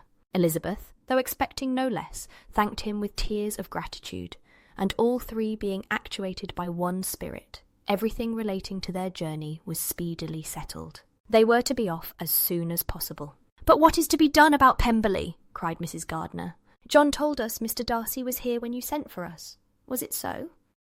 "Yes, and I told him we should not be able to keep our engagement. That is all settled." "What is all settled?" repeated the other, as she ran into her room to prepare. "And are they upon such terms as for her to disclose the real truth? Oh, that I knew how it was!" But wishes were vain, or at best could serve only to amuse her in the hurry and confusion of the following hour. Had Elizabeth been at leisure to be idle, she would have remained certain that all employment was impossible to one so wretched as herself. But she had her share of business as well as her aunt, and amongst the rest there were notes to be written to all their friends at Lambton, with false excuses for their sudden departure. An hour, however, saw the whole completed, and Mr. Gardiner, meanwhile, having settled his account at the inn, nothing remained to be done but to go. And Elizabeth, after all the misery of the morning, found herself, in a shorter space of time than she could have supposed, seated in the carriage and on the road to Longbourn. Chapter 47. "I have been thinking it over again, Elizabeth," said her uncle, as they drove from the town, "and really, upon serious consideration, I am much more inclined than I was to judge as your eldest sister does of the matter. It appears to me so very unlikely that any young man should form such a design against a girl who is by no means unprotected or friendless, and who is actually staying in his colonel's family, that I am strongly inclined to hope the best. Could he expect that her friends would not step forward? Could he expect to be noticed again by the regiment after such an affront to Colonel Forster? His temptation is not adequate to the risk." "Do you really think so?" cried Elizabeth, brightening up for a moment. "Upon my word," said Mrs. Gardiner, "I begin to be of your uncle's opinion. It is really too great a violation of decency, honour, and interest for him to be guilty of it. I cannot think so very ill of Wickham. Can you, yourself, Lizzie, so wholly give him up as to believe him capable of it? Not perhaps of neglecting his own interest, but of every other neglect I can believe him capable, if indeed it should be so. But I dare not hope it. Why should they not go on to Scotland if that had been the case?" "In the first place," replied Mr. Gardiner, "there is no absolute proof that they are not gone to Scotland." "Oh, but their removing from the chaise into a hackney coach is such a presumption, and, besides, no traces of them were to be found on the Barnet road." "Well then, supposing them to be in London, they may be there, though for the purpose of concealment, for no more exceptionable purpose. It is not likely that money should be very abundant on either side, and it might strike them that they could be more economically, though less expeditiously, married in London than in Scotland. But why all this secrecy? Why any fear of detection? Why must their marriage be private? Oh, no, this is not likely. His most particular friend, you see by Jane's account, was persuaded of his never intending to marry her. Wickham will never marry a woman without some money. He cannot afford it. And what claims has Lydia? What attractions has she beyond youth, health, and good humour that could make him for her sake forego every chance of benefiting himself by marrying well? As to what restraint the apprehensions of disgrace in the corps might throw on a dishonourable elopement with her, I am not able to judge, for I know nothing of the effects that such a step might produce. But as to your other objection, I am afraid it will hardly hold good. Lydia has no brothers to step forward, and he might imagine from my father's behaviour, from his indolence and the little attention he has ever seemed to give to what was going forward in his family, that he would do as little and think as little about it as any father could do in such a matter. But can you think that Lydia is so lost to everything but love of him as to consent to live with him on any other terms than marriage?" "It does seem, and it is most shocking indeed," replied Elizabeth, with tears in her eyes, "that a sister's sense of decency and virtue in such a point should admit of doubt. But really I know not what to say. Perhaps I am not doing her justice. But she is very young. She has never been taught to think on serious subjects. And for the last half-year, nay, for a 12-month, she has been given up to nothing but amusement and vanity. She has been allowed to dispose of her time in the most idle and frivolous manner, and to adopt any opinions that came in her way. Since the Shire were first quartered in Meryton, nothing but love, flirtation, and officers have been in her head. She has been doing everything in her power, by thinking and talking on the subject, to give greater, what shall I call it, susceptibility to her feelings, which are naturally lively enough, and we all know that Wickham has every charm of person and address that can captivate a woman." "But you see that Jane," said her aunt, "does not think so ill of Wickham as to believe him capable of the attempt." "Of whom does Jane ever think ill? And who is there, whatever might be their former conduct, that she would believe capable of such an attempt till it were proved against them? But Jane knows, as well as I do, what Wickham really is. We both know that he has been profligate in every sense of the word, that he has neither integrity nor honour, that he is as false and deceitful as he is insinuating." "And do you really know all this?" cried Mrs. Gardiner, whose curiosity as to the mode of her intelligence was all alive. "I do indeed," replied Elizabeth, colouring. "I told you the other day of his infamous behaviour to Mr. Darcy, and you yourself, when last at Longbourn, heard in what manner he spoke of the man who had behaved with such forbearance and liberality towards him. And there are other circumstances which I am not at liberty, which it is not worth while to relate, but his lies about the whole Pemberley family are endless. From what he said of Miss Darcy, I was thoroughly prepared to see a proud, reserved, disagreeable girl. Yet he knew to the contrary himself. He must know that she was as amiable and unpretending as we have found her. But does Lydia know nothing of this? Can she be ignorant of what you and Jane seem so well to understand?"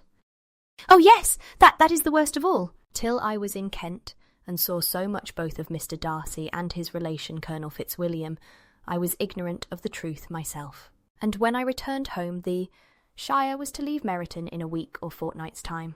As that was the case, neither Jane, to whom I related the whole, nor I, thought it necessary to make our knowledge public. For of what use could it apparently be to anyone that the good opinion which all the neighbourhood had of him should then be overthrown? And even when it was settled that Lydia should go with Mrs. Forster, the necessity of opening her eyes to his character never occurred to me. That she could be in any danger from the deception never entered my head.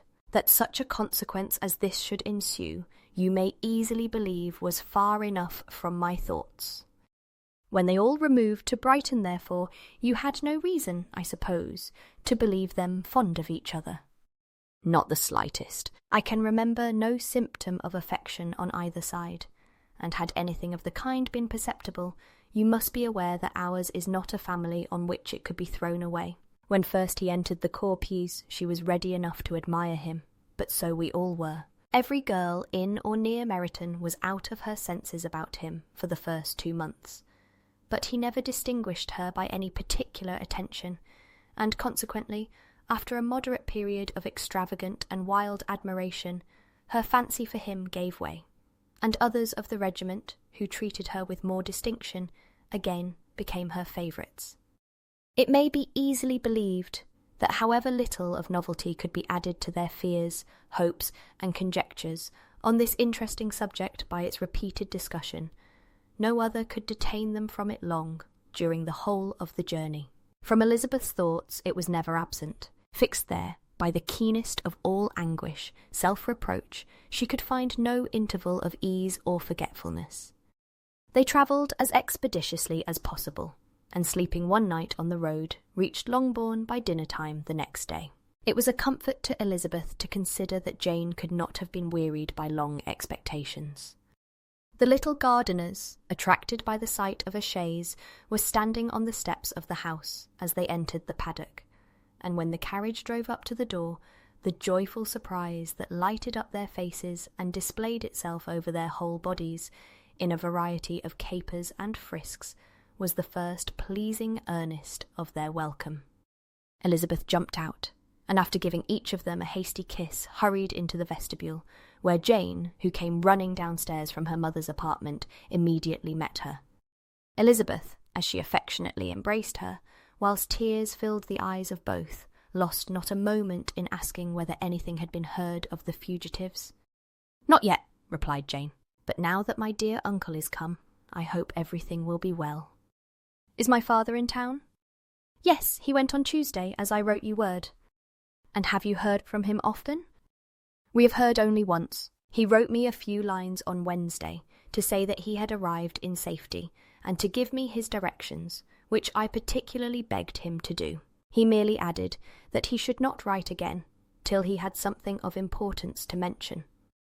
"And my mother, how is she? How are you all?"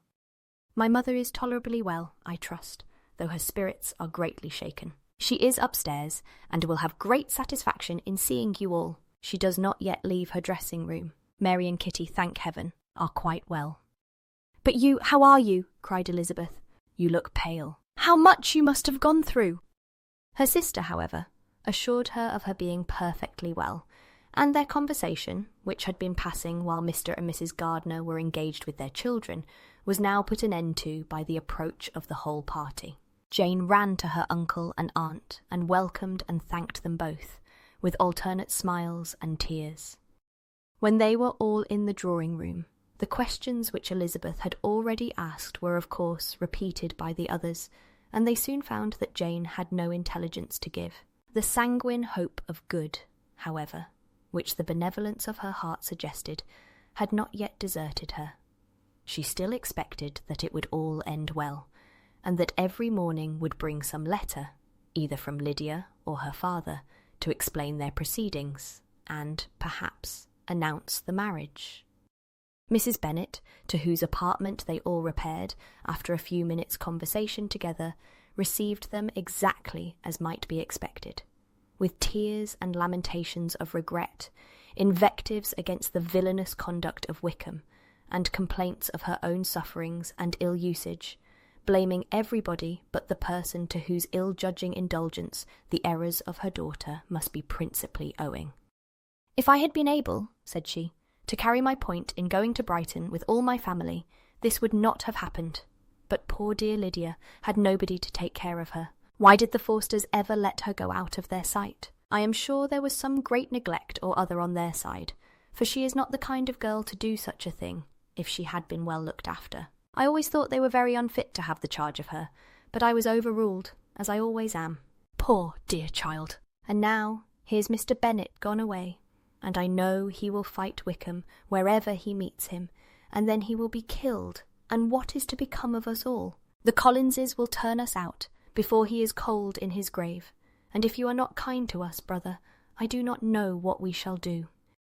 They all exclaimed against such terrific ideas, and Mr. Gardiner, after general assurances of his affection for her and all her family, told her that he meant to be in London the very next day, and would assist Mr. Bennet in every endeavour for recovering Lydia. "Do not give way to useless alarm," added he. "Though it is right to be prepared for the worst, there is no occasion to look on it as certain. It is not quite a week since they left Brighton. In a few days more, we may gain some news of them. Until we know that they are not married and have no design of marrying, do not let us give the matter over as lost. As soon as I get to town, I shall go to my brother and make him come home with me to Gracechurch Street, and then we may consult together as to what is to be done."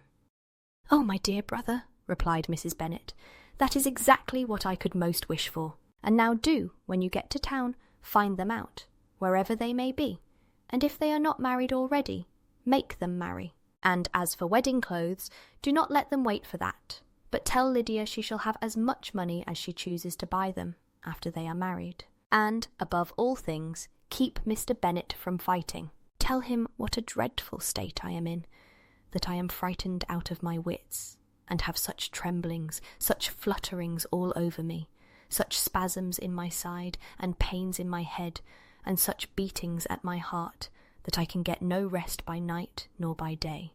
And tell my dear Lydia not to give any directions about her clothes till she has seen me, for she does not know which are the best warehouses. Oh, brother, how kind you are! I know you will contrive it all." But Mr. Gardiner, though he assured her again of his earnest endeavours in the cause, could not avoid recommending moderation to her, as well in her hopes as her fears.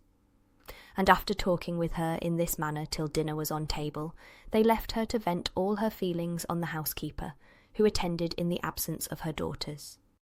Though her brother and sister were persuaded that there was no real occasion for such a seclusion from the family, they did not attempt to oppose it, for they knew that she had not prudence enough to hold her tongue before the servants, while they waited at table, and judged it better that one only of the household, and the one whom they could most trust, should comprehend all her fears and solicitude on the subject.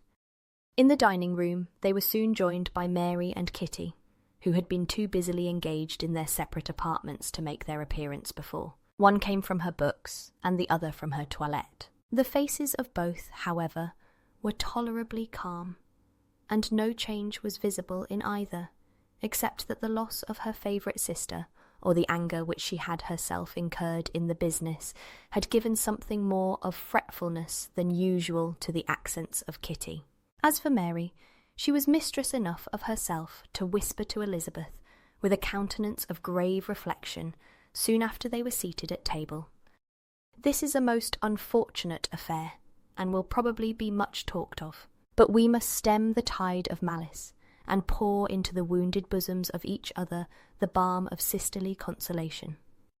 Then, perceiving in Elizabeth no inclination of replying, she added, "Unhappy as the event must be for Lydia, we may draw from it this useful lesson, that loss of virtue in a female is irretrievable, that one false step involves her in endless ruin, that her reputation is no less brittle than it is beautiful, and that she cannot be too much guarded in her behaviour towards the undeserving of the other sex." Elizabeth lifted up her eyes in amazement, but was too much oppressed to make any reply. Mary, however, continued to console herself with such kind of moral extractions from the evil before them.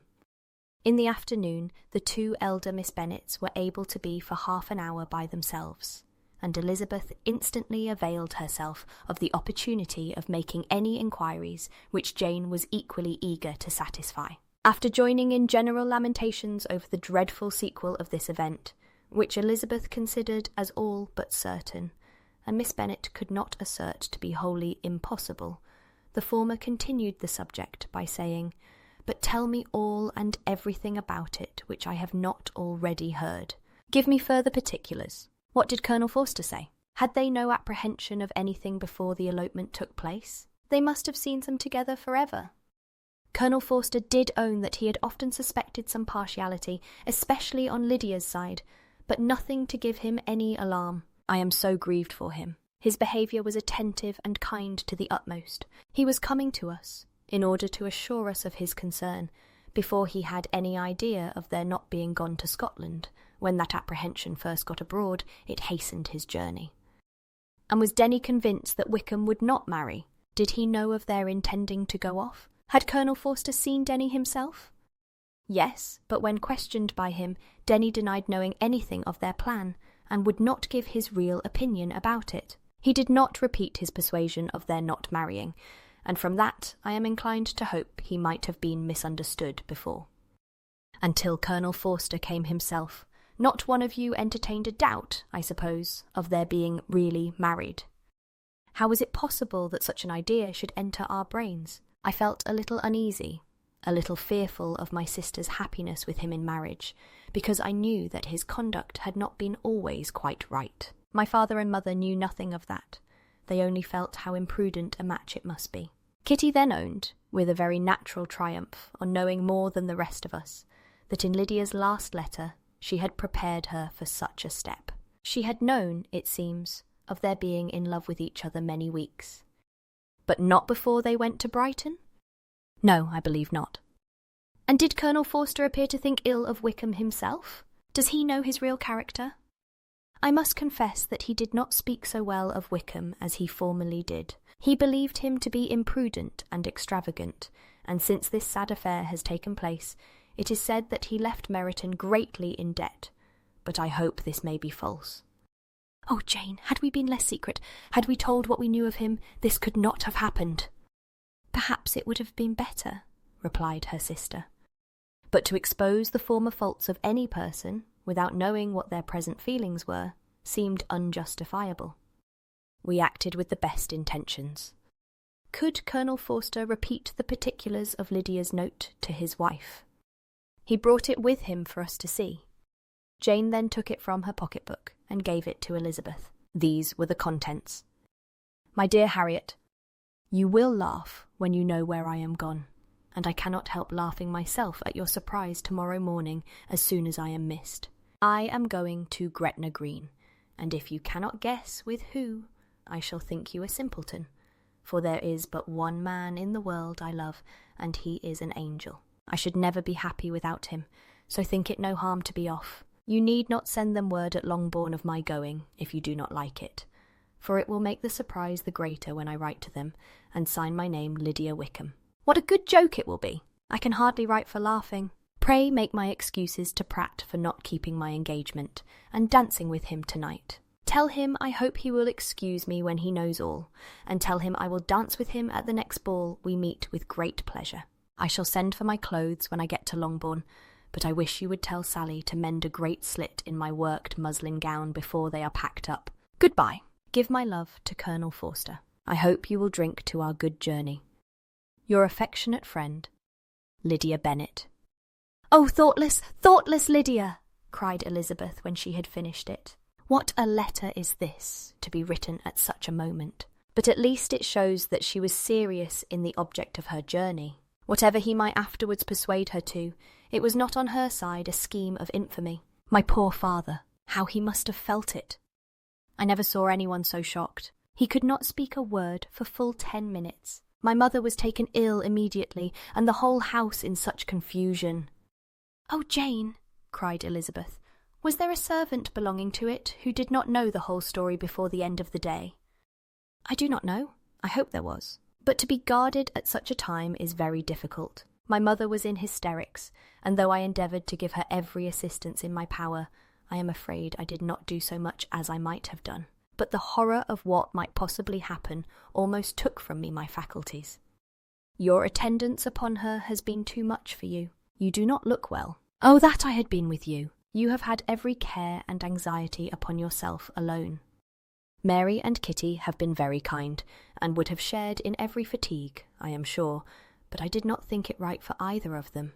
Kitty is slight and delicate, and Mary studies so much that her hours of repose should not be broken in on. My Aunt Phillips came to Longbourn on Tuesday, after my father went away, and was so good as to stay till Thursday with me. She was of great use and comfort to us all, and Lady Lucas has been very kind. She walked here on Wednesday morning to condole with us, and offered her services, or any of her daughters, if they could be of use to us. "She had better have stayed at home," cried Elizabeth. "Perhaps she meant well, but under such a misfortune as this, one cannot see too little of one's neighbours. Assistance is impossible, condolence insufferable. Let them triumph over us at a distance, and be satisfied." She then proceeded to inquire into the measures which her father had intended to pursue, while in town, for the recovery of his daughter. "He meant, I believe," replied Jane, "to go to Epsom, the place where they last changed horses, see the postilions, and try if anything could be made out from them. His principal object must be to discover the number of the hackney coach which took them from Clapham. It had come with a fare from London, and as he thought the circumstance of a gentleman and ladies removing from one carriage into another might be remarked, he meant to make inquiries at Clapham. If he could anyhow discover at what house the coachman had before set down his fare, he determined to make inquiries there, and hoped it might not be impossible to find out the stand and number of the coach. I do not know of any other designs that he had formed, but he was in such a hurry to be gone, and his spirits so greatly discomposed, that I had difficulty in finding out even so much as this. Chapter 48. The whole party were in hopes of a letter from Mr. Bennet the next morning, but the post came in without bringing a single line from him. His family knew him to be, on all common occasions, a most negligent and dilatory correspondent, but at such a time they had hoped for exertion. They were forced to conclude that he had no pleasing intelligence to send, but even of that they would have been glad to be certain. Mr. Gardiner had waited only for the letters before he set off. When he was gone, they were certain at least of receiving constant information of what was going on, and their uncle promised, at parting, to prevail on Mr. Bennet to return to Longbourn as soon as he could, to the great consolation of his sister, who considered it as the only security for her husband's not being killed in a duel. Mrs. Gardiner and the children were to remain in Hertfordshire a few days longer, as the former thought her presence might be serviceable to her nieces. She shared in their attendance on Mrs. Bennet, and was a great comfort to them in their hours of freedom. Their other aunt also visited them frequently, and always, as she said, with the design of cheering and heartening them up, though as she never came without reporting some fresh instance of Wickham's extravagance or irregularity, she seldom went away without leaving them more dispirited than she found them. All Meryton seemed striving to blacken the man who, but 3 months before, had been almost an angel of light. He was declared to be in debt to every tradesman in the place, and his intrigues, all honoured with the title of seduction, had been extended into every tradesman's family. Everybody declared that he was the wickedest young man in the world, and everybody began to find out that they had always distrusted the appearance of his goodness. Elizabeth, though she did not credit above half of what was said, believed enough to make her former assurance of her sister's ruin still more certain, and even Jane, who believed still less of it, became almost hopeless, more especially as the time was now come, when, if they had gone to Scotland, which she had never before entirely despaired of, they must in all probability have gained some news of them.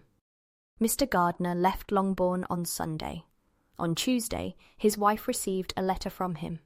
It told them that on his arrival he had immediately found out his brother, and persuaded him to come to Gracechurch Street, that Mr. Bennet had been to Epsom and Clapham before his arrival, but without gaining any satisfactory information, and that he was now determined to inquire at all the principal hotels in town, as Mr. Bennet thought it possible they might have gone to one of them on their first coming to London before they procured lodgings. Mr. Gardiner himself did not expect any success from this measure, but as his brother was eager in it, he meant to assist him in pursuing it. He added that Mr. Bennet seemed wholly disinclined at present to leave London, and promised to write again very soon. There was also a postscript to this effect. I have written to Colonel Forster to desire him to find out, if possible, from some of the young man's intimates in the regiment, whether Wickham has any relations or connections who would be likely to know in what part of the town he has now concealed himself. If there were anyone that one could apply to, with a probability of gaining such a clue as that, it might be of essential consequence. At present we have nothing to guide us. Colonel Forster will, I dare say, do everything in his power to satisfy us on this head. But, on second thoughts, perhaps Lizzie could tell us what relations he has now, living better than any other person. Elizabeth was at no loss to understand from whence this deference for her authority proceeded, but it was not in her power to give any information of so satisfactory a nature as the compliment deserved. She had never heard of his having had any relations, except a father and mother, both of whom had been dead many years. It was possible, however, that some of his companions in the shire might be able to give more information, and though she was not very sanguine in expecting it, the application was a something to look forward to. Every day at Longbourn was now a day of anxiety, but the most anxious part of each was when the post was expected. The arrival of letters was the first grand object of every morning's impatience. Through letters, whatever of good or bad was to be told would be communicated, and every succeeding day was expected to bring some news of importance. But before they heard again from Mr. Gardiner, a letter arrived for their father, from a different quarter, from Mr. Collins, which, as Jane had received directions to open all that came for him in his absence, she accordingly read, and Elizabeth, who knew what curiosities his letters always were, looked over her and read it likewise. It was as follows. My dear sir, I feel myself called upon by our relationship and my situation in life to condole with you on the grievous affliction you are now suffering under, of which we were yesterday informed by a letter from Hertfordshire. Be assured, my dear sir, that Mrs. Collins and myself sincerely sympathise with you and all your respectable family in your present distress, which must be of the bitterest kind, because proceeding from a cause which no time can remove. No arguments shall be wanting on my part that can alleviate so severe a misfortune, or that may comfort you under a circumstance that must be, of all others, most afflicting to a parent's mind. The death of your daughter would have been a blessing in comparison of this, and it's the more to be lamented, because there is reason to suppose, as my dear Charlotte informs me, that this licentiousness of behaviour in your daughter has proceeded from a faulty degree of indulgence, though, at the same time, for the consolation of yourself and Mrs. Bennet, I am inclined to think that her own disposition must be naturally bad, or she could not be guilty of such an enormity at so early an age. Howsoever that may be, you are grievously to be pitied, in which opinion I am not only joined by Mrs. Collins, but likewise by Lady Catherine and her daughter, to whom I have related the affair. They agree with me in apprehending that this false step in one daughter will be injurious to the fortunes of all the others. For who, as Lady Catherine herself condescendingly says, will connect themselves with such a family? And this consideration leads me, moreover, to reflect with augmented satisfaction on a certain event of last November. For had it been otherwise, I must have been involved in all your sorrow and disgrace. Let me advise you then, my dear sir, to console yourself as much as possible, to throw off your unworthy child from your affection for ever, and leave her to reap the fruits of her own heinous offence.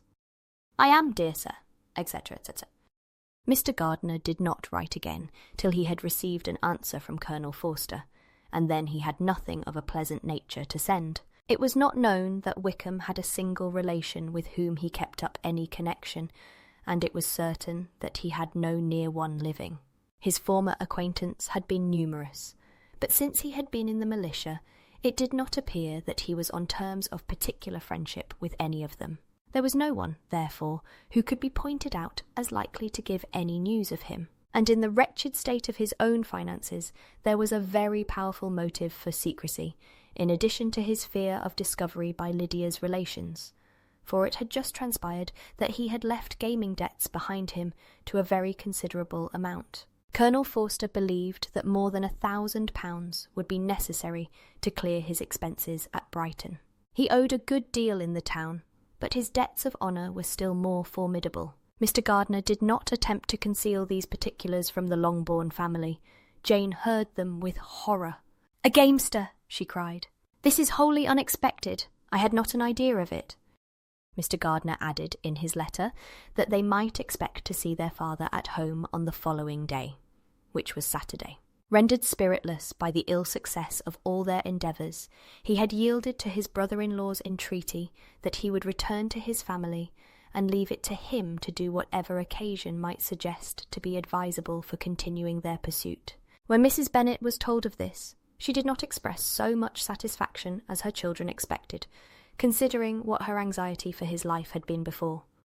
"What! Is he coming home, and without poor Lydia?" she cried. "Sure he will not leave London before he has found them. Who is to fight Wickham, and make him marry her, if he comes away?"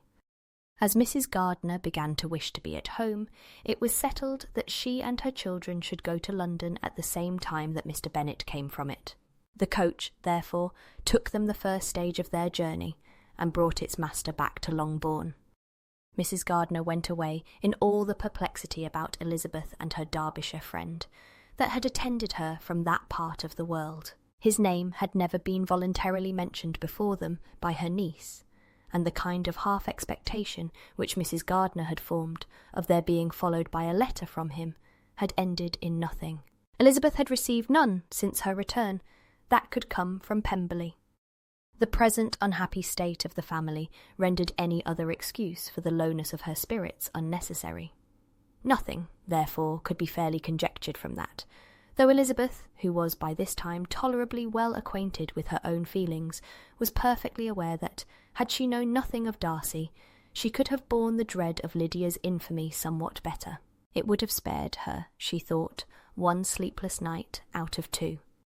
When Mr. Bennet arrived, he had all the appearance of his usual philosophic composure. He said as little as he had ever been in the habit of saying, made no mention of the business that had taken him away, and it was some time before his daughters had courage to speak of it. It was not till the afternoon, when he joined them at tea, that Elizabeth ventured to introduce the subject, and then, on her briefly expressing her sorrow for what he must have endured, he replied, "Say nothing of that. Who should bear it but myself? It has been my own doing, and I ought to feel it." "You must not be too severe upon yourself," replied Elizabeth. "You may well warn me against such an evil. Human nature is so prone to fall into it. No, Lizzie, let me once in my life feel how much I have been to blame. I am not afraid of being overpowered by the impression. It will pass away soon enough." "Do you suppose them to be in London?" "Yes, where else can they be so well concealed?" "And Lydia used to want to go to London," added Kitty. "She is happy then," said her father dryly, "and her residence there will probably be of some duration." Then, after a short silence, he continued, Lizzie, I bear you no ill will for being justified in your advice to me last May, which, considering the event, shows some greatness of mind. They were interrupted by Miss Bennet, who came to fetch her mother's tea. "This is a parade," cried he, "which does one good. It gives such an elegance to misfortune. Another day I will do the same. I will sit in my library, in my nightcap and powdering gown, and give as much trouble as I can. Or perhaps I may defer it till Kitty runs away." "I am not going to run away, Papa," said Kitty fretfully. "If I should ever go to Brighton, I would behave better than Lydia." "You go to Brighton! I would not trust you so near it as Eastbourne, for £50. No, Kitty, I have at least learnt to be cautious, and you will feel the effects of it. No officer is ever to enter my house again, nor even to pass through the village. Balls will be absolutely prohibited, unless you stand up with one of your sisters. And you are never to stir out of doors till you can prove that you have spent 10 minutes of every day in a rational manner." Kitty, who took all these threats in a serious light, began to cry. "Well, well," said he, "do not make yourself unhappy. If you are a good girl for the next 10 years, I will take you to a review at the end of them." Chapter 49. 2 days after Mr. Bennet's return, as Jane and Elizabeth were walking together in the shrubbery behind the house, they saw the housekeeper coming towards them, and concluding that she came to call them to their mother, went forward to meet her. But instead of the expected summons, when they approached her, she said to Miss Bennet, "I beg your pardon, madam, for interrupting you, but I was in hopes you might have got some good news from town, so I took the liberty of coming to ask." "What do you mean, Hill? We have heard nothing from town." "Dear madam," cried Mrs. Hill, in great astonishment, "don't you know there is an express come for master from Mr. Gardiner? He has been here this half-hour, and master has had a letter." Away ran the girls, too eager to get in to have time for speech. They ran through the vestibule into the breakfast-room, from thence to the library. Their father was in neither, and they were on the point of seeking him upstairs with their mother, when they were met by the butler, who said, "If you are looking for my master, ma'am, he is walking towards the little copse." Upon this information, they instantly passed through the hall once more, and ran across the lawn after their father, who was deliberately pursuing his way towards a small wood on one side of the paddock. Jane, who was not so light, nor so much in the habit of running as Elizabeth, soon lagged behind, while her sister, panting for breath, came up with him and eagerly cried out, "Oh, Papa, what news? What news? Have you heard from my uncle?" "Yes, I have had a letter from him by express." "Well, and what news does it bring, good or bad?" "What is there of good to be expected?" said he, taking the letter from his pocket. "But perhaps you would like to read it." Elizabeth impatiently caught it from his hand. Jane now came up. "Read it aloud," said their father, "for I hardly know myself what it is about." "Right. Gracechurch Street, Monday, August 2nd. My dear brother, at last I am able to send you some tidings of my niece, and such as, upon the whole, I hope will give you satisfaction. Soon after you left me on Saturday, I was fortunate enough to find out in what part of London they were. The particulars I reserve till we meet. It is enough to know they are discovered. I have seen them both." "Then it is as I always hoped," cried Jane. "They are married." Elizabeth read on. "I have seen them both. They are not married, nor can I find there was any intention of being so. But if you are willing to perform the engagements which I have ventured to make on your side, I hope it will not be long before they are. All that is required of you is to assure to your daughter, by settlement, her equal share of the £5,000, secured among your children after the decease of yourself and my sister, and, moreover, to enter into an engagement of allowing her, during your life, £100 per annum. These are conditions which, considering everything, I had no hesitation in complying with, as far as I thought myself privileged for you. I shall send this by express, that no time may be lost in bringing me your answer. You will easily comprehend from these particulars that Mr. Wickham's circumstances are not so hopeless as they are generally believed to be. The world has been deceived in that respect, and I am happy to say there will be some little money, even when all his debts are discharged, to settle on my niece, in addition to her own fortune. If, as I conclude will be the case. You send me full powers to act in your name throughout the whole of this business. I will immediately give directions to Haggerston for preparing a proper settlement. There will not be the smallest occasion for your coming to town again. Therefore, stay quietly at Longbourn and depend on my diligence and care. Send back your answer as soon as you can, and be careful to write explicitly. We have judged it best that my niece should be married from this house, of which I hope you will approve. She comes to us today. I shall write again as soon as anything more is determined on. Yours, etc. E. Dull, Gardener. Is it possible? Cried Elizabeth when she had finished. Can it be possible that he will marry her? Wickham is not so undeserving, then, as we have thought him, said her sister. My dear father, I congratulate you. And have you answered the letter? Said Elizabeth. No, but it must be done soon. Most earnestly did she then entreat him to lose no more time before he wrote. Oh, my dear father, she cried, come back and write immediately. Consider how important every moment is in such a case.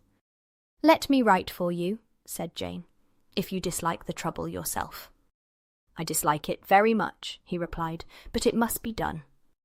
And so saying, he turned back with them and walked towards the house. And may I ask, said Elizabeth, but the terms, I suppose, must be complied with. Complied with? I am only ashamed of his asking so little. And they must marry, yet he is such a man. Yes, they must marry. There is nothing else to be done. But there are two things that I want very much to know. One is, how much money your uncle has laid down to bring it about, and the other, how I am ever to pay him. Money? My uncle? Cried Jane. What do you mean, sir? I mean that no man in his proper senses would marry Lydia on so slight a temptation as 100 a year during my life and 50 after I am gone. That is very true, said Elizabeth, though it had not occurred to me before. His debts to be discharged, and something still to remain. Oh, it must be my uncle's doings. Generous, good man. I am afraid he has distressed himself. A small sum could not do all this. No, said her father. Wickham's a fool if he takes her with a farthing less than £10,000. I should be sorry to think so ill of him in the very beginning of our relationship. £10,000! Heaven forbid! How is half such a sum to be repaid? Mr. Bennet made no answer, and each of them, deep in thought, continued silent till they reached the house. Their father then went to the library to write, and the girls walked into the breakfast-room. And they are really to be married? Cried Elizabeth, as soon as they were by themselves. How strange this is, and for this we are to be thankful. That they should marry, small as is their chance of happiness, and wretched as is his character, we are forced to rejoice. Oh, Lydia! I comfort myself with thinking, replied Jane, that he certainly would not marry Lydia if he had not a real regard for her. Though our kind uncle has done something towards clearing him, I cannot believe that £10,000, or anything like it, has been advanced. He has children of his own, and may have more. How could he spare half £10,000? If we are ever able to learn what Wickham's debts have been, said Elizabeth, and how much is settled on his side on our sister, we shall exactly know what Mr. Gardiner has done for them, because Wickham has not sixpence of his own. The kindness of my uncle and aunt can never be requited. Their taking her home, and affording her their personal protection and countenance, is such a sacrifice to her advantage as years of gratitude cannot enough acknowledge. By this time she is actually with them. If such goodness does not make her miserable now, she will never deserve to be happy. What a meeting for her, when she first sees my aunt. We must endeavour to forget all that has passed on either side, said Jane. I hope and trust they will yet be happy. His consenting to marry her is a proof, I will believe, that he is come to a right way of thinking. Their mutual affection will steady them, and I flatter myself they will settle so quietly, and live in so rational a manner, as may in time make their past imprudence forgotten. Their conduct has been such, replied Elizabeth, as neither you, nor I, nor anybody can ever forget. It is useless to talk of it. It now occurred to the girls that their mother was in all likelihood perfectly ignorant of what had happened. They went to the library, therefore, and asked their father whether he would not wish them to make it known to her. He was writing, and without raising his head, coolly replied, just as you please. May we take my uncle's letter to read to her? Take whatever you like and get away." Elizabeth took the letter from his writing table, and they went upstairs together. Mary and Kitty were both with Mrs. Bennet. One communication would, therefore, do for all. After a slight preparation for good news, the letter was read aloud. Mrs. Bennet could hardly contain herself. As soon as Jane had read Mr. Gardiner's hope of Lydia's being soon married, her joy burst forth, and every following sentence added to its exuberance. She was now in an irritation as violent from delight as she had ever been fidgety from alarm and vexation.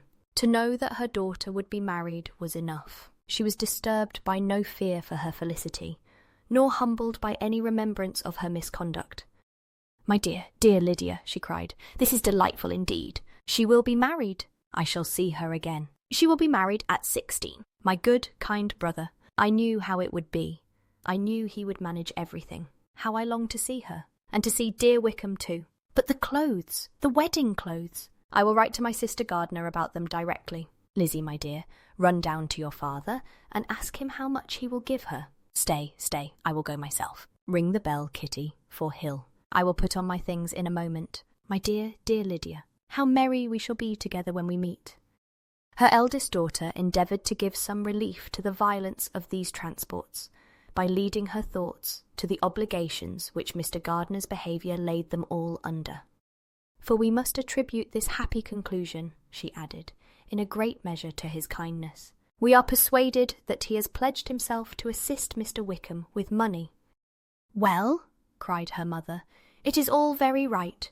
Who should do it but her own uncle? If he had not had a family of his own, I and my children must have had all his money, you know, and it is the first time we have ever had anything from him except a few presents. Well, I am so happy. In a short time I shall have a daughter married. Mrs. Wickham! How well it sounds! And she was only 16 last June. My dear Jane, I am in such a flutter that I am sure I can't write, so I will dictate, and you write for me. We will settle with your father about the money afterwards, but the things should be ordered immediately." She was then proceeding to all the particulars of calico, muslin, and cambric, and would shortly have dictated some very plentiful orders, had not Jane, though with some difficulty, persuaded her to wait till her father was at leisure to be consulted. One day's delay, she observed, would be of small importance, and her mother was too happy to be quite so obstinate as usual. Other schemes, too, came into her head. "I will go to Meryton," said she, "as soon as I am dressed, and tell the good news to my sister Phillips. And as I come back, I can call on Lady Lucas and Mrs. Long. Kitty, run down and order the carriage. An airing would do me a great deal of good, I am sure. Girls, can I do anything for you in Meryton? Oh, here comes Hill. My dear Hill, have you heard the good news? Miss Lydia is going to be married, and you shall all have a bowl of punch to make merry at her wedding." Mrs. Hill began instantly to express her joy. Elizabeth received her congratulations amongst the rest, and then, sick of this folly, took refuge in her own room, that she might think with freedom. Poor Lydia's situation must at best be bad enough, but that it was no worse. She had need to be thankful. She felt it so, and though, in looking forward, neither rational happiness nor worldly prosperity could be justly expected for her sister, in looking back to what they had feared, only 2 hours ago she felt all the advantages of what they had gained. Chapter 50. Mr. Bennet had very often wished, before this period of his life, that instead of spending his whole income, he had laid by an annual sum for the better provision of his children and of his wife, if she survived him. He now wished it more than ever. Had he done his duty in that respect, Lydia need not have been indebted to her uncle for whatever of honour or credit could now be purchased for her. The satisfaction of prevailing on one of the most worthless young men in Great Britain to be her husband might then have rested in its proper place. He was seriously concerned that a cause of so little advantage to anyone should be forwarded at the sole expense of his brother-in-law, and he was determined, if possible, to find out the extent of his assistance, and to discharge the obligation as soon as he could. When first Mr. Bennet had married, economy was held to be perfectly useless, for, of course, they were to have a son. This son, was to join in cutting off the entail as soon as he should be of age, and the widow and younger children would by that means be provided for. 5 daughters successively entered the world, but yet the son was to come, and Mrs. Bennet, for many years after Lydia's birth, had been certain that he would. This event had at last been despaired of, but it was then too late to be saving. Mrs. Bennet had no turn for economy, and her husband's love of independence had alone prevented their exceeding their income. £5,000 was settled by marriage articles on Mrs. Bennet and the children, but in what proportions it should be divided amongst the latter depended on the will of the parents. This was one point, with regard to Lydia at least, which was now to be settled, and Mr. Bennet could have no hesitation in acceding to the proposal before him. In terms of grateful acknowledgment for the kindness of his brother, though expressed most concisely, he then delivered on paper his perfect approbation of all that was done, and his willingness to fulfil the engagements that had been made for him. He had never before supposed that, could Wickham be prevailed on to marry his daughter, it would be done with so little inconvenience to himself as by the present arrangement. He would scarcely be £10 a year the loser, by the 100 that was to be paid them. For, what with her board and pocket allowance, and the continual presents in money which passed to her through her mother's hands, Lydia's expenses had been very little within that sum. That it would be done with such trifling exertion on his side too was another very welcome surprise, for his chief wish at present was to have as little trouble in the business as possible. When the first transports of rage which had produced his activity in seeking her were over, he naturally returned to all his former indolence. His letter was soon dispatched, for though dilatory in undertaking business, he was quick in its execution. He begged to know further particulars of what he was indebted to his brother, but was too angry with Lydia to send any message to her. The good news quickly spread through the house, and with proportionate speed through the neighbourhood. It was borne in the latter with decent philosophy. To be sure, it would have been more for the advantage of conversation, had Miss Lydia Bennet come upon the town, or, as the happiest alternative, been secluded from the world in some distant farmhouse. But there was much to be talked of in marrying her, and the good-natured wishes for her well-doing, which had proceeded before from all the spiteful old ladies in Meryton, lost but little of their spirit in this change of circumstances, because with such a husband her misery was considered certain. It was a fortnight since Mrs. Bennet had been downstairs, but on this happy day she again took her seat at the head of her table, and in spirits oppressively high. No sentiment of shame gave a damp to her triumph. The marriage of a daughter, which had been the first object of her wishes since Jane was 16, was now on the point of accomplishment, and her thoughts and her words ran wholly on those attendants of elegant nuptials, fine muslins, new carriages, and servants. She was busily searching through the neighbourhood for a proper situation for her daughter, and without knowing or considering what their income might be, rejected many as deficient in size and importance. Hay Park might do, said she, if the Gouldings would quit it, or the great house at Stoke, if the drawing-room were larger, but Ashworth is too far off. I could not bear to have her 10 miles from me, and as for Purvis Lodge, the attics are dreadful. Her husband allowed her to talk on without interruption while the servants remained, but when they had withdrawn, he said to her, "Mrs. Bennet, before you take any, or all of these houses, for your son and daughter, let us come to a right understanding. Into one house in this neighbourhood they shall never have admittance. I will not encourage the imprudence of either by receiving them at Longbourn." A long dispute followed this declaration, but Mr. Bennet was firm. It soon led to another, and Mrs. Bennet found, with amazement and horror, that her husband would not advance a guinea to buy clothes for his daughter. He protested that she should receive from him no mark of affection whatever on the occasion. Mrs. Bennet could hardly comprehend it. That his anger could be carried to such a point of inconceivable resentment as to refuse his daughter a privilege, without which her marriage would scarcely seem valid, exceeded all that she could believe possible. She was more alive to the disgrace, which her want of new clothes must reflect on her daughter's nuptials, than to any sense of shame at her eloping and living with Wickham a fortnight before they took place.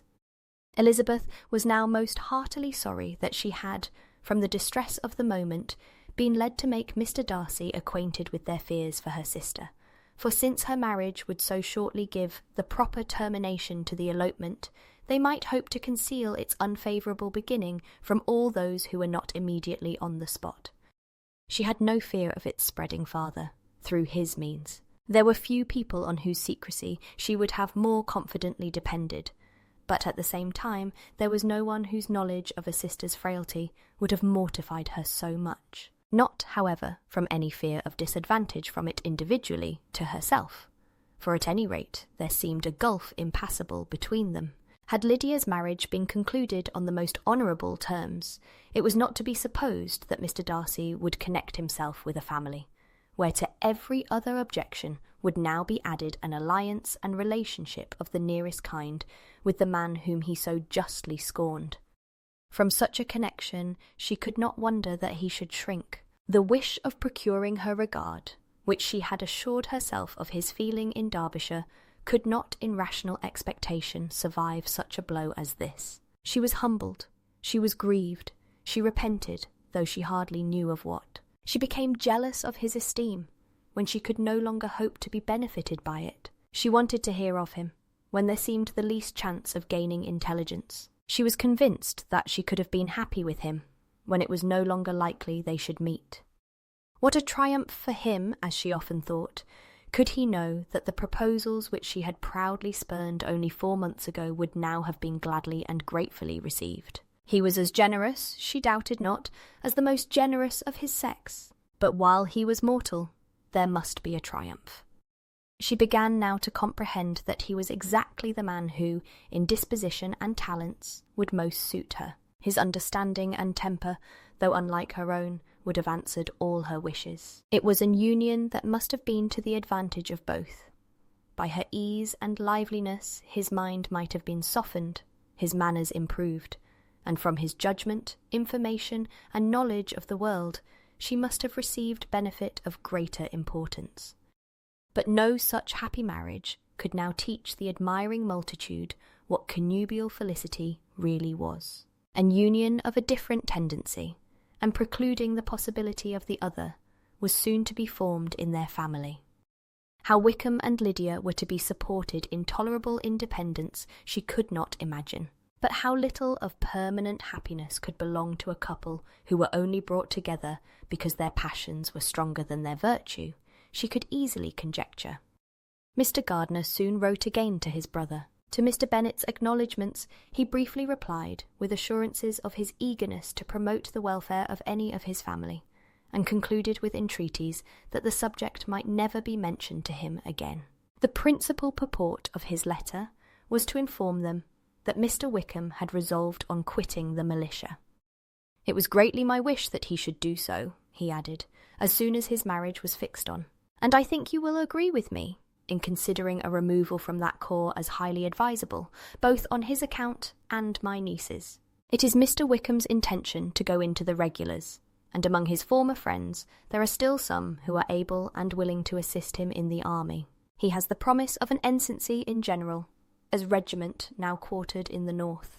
It is an advantage to have it so far from this part of the kingdom. He promises fairly, and I hope among different people, where they may each have a character to preserve, they will both be more prudent. I have written to Colonel Forster to inform him of our present arrangements, and to request that he will satisfy the various creditors of Mr. Wickham in and near Brighton with assurances of speedy payment, for which I have pledged myself. And will you give yourself the trouble of carrying similar assurances to his creditors in Meryton, of whom I shall subjoin a list according to his information? He has given in all his debts. I hope at least he has not deceived us. Haggerston has our directions, and all will be completed in a week. They will then join his regiment, unless they are first invited to Longbourn, and I understand from Mrs. Gardiner that my niece is very desirous of seeing you all before she leaves the south. She is well, and begs to be dutifully remembered to you and her mother. Yours, etc. E. Gardiner. Mr. Bennet and his daughters saw all the advantages of Wickham's removal from the Shire, as clearly as Mr. Gardiner could do. But Mrs. Bennet was not so well pleased with it. Lydia's being settled in the north, just when she had expected most pleasure and pride in her company, for she had by no means given up her plan of their residing in Hertfordshire, was a severe disappointment. And besides, it was such a pity that Lydia should be taken from a regiment where she was acquainted with everybody, and had so many favourites. "She is so fond of Mrs. Forster," said she. "It will be quite shocking to send her away. And there are several of the young men, too, that she likes very much. The officers may not be so pleasant in General C's regiment." His daughter's request, for such it might be considered, of being admitted into her family again, before she set off for the north, received at first an absolute negative. But Jane and Elizabeth, who agreed in wishing, for the sake of their sister's feelings and consequence, that she should be noticed on her marriage by her parents, urged him so earnestly, yet so rationally and so mildly, to receive her and her husband at Longbourn as soon as they were married, that he was prevailed on to think as they thought and act as they wished. And their mother had the satisfaction of knowing that she should be able to show her married daughter in the neighbourhood before she was banished to the north. When Mr. Bennet wrote again to his brother, therefore, he sent his permission for them to come, and it was settled that as soon as the ceremony was over, they should proceed to Longbourn. Elizabeth was surprised, however, that Wickham should consent to such a scheme, and, had she consulted only her own inclination, any meeting with him would have been the last object of her wishes. Chapter 51.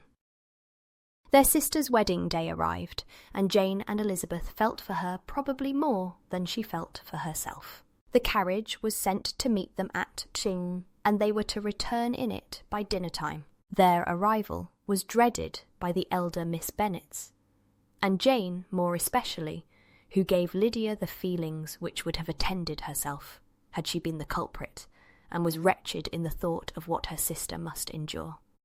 They came. The family were assembled in the breakfast-room to receive them. Smiles decked the face of Mrs. Bennet as the carriage drove up to the door. Her husband looked impenetrably grave. Her daughters, alarmed, anxious, uneasy. Lydia's voice was heard in the vestibule. The door was thrown open, and she ran into the room. Her mother stepped forwards, embraced her, and welcomed her with rapture, gave her hand with an affectionate smile to Wickham, who followed his lady, and wished them both joy, with an alacrity which showed no doubt of their happiness. Their reception from Mr. Bennet, to whom they then turned, was not quite so cordial. His countenance rather gained in austerity, and he scarcely opened his lips. The easy assurance of the young couple, indeed, was enough to provoke him.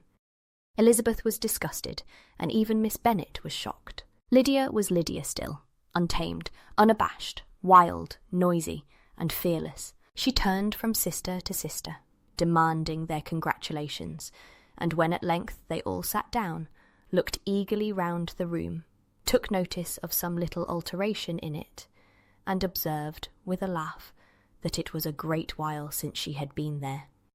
Wickham was not at all more distressed than herself, but his manners were always so pleasing that, had his character and his marriage been exactly what they ought, his smiles and his easy address, while he claimed their relationship, would have delighted them all. Elizabeth had not before believed him quite equal to such assurance, but she sat down, resolving within herself to draw no limits in future to the impudence of an impudent man. She blushed, and Jane blushed, but the cheeks of the two who caused their confusion suffered no variation of colour. There was no want of discourse. The bride and her mother could neither of them talk fast enough, and Wickham, who happened to sit near Elizabeth, began inquiring after his acquaintance in that neighbourhood with a good-humoured ease, which she felt very unable to equal in her replies.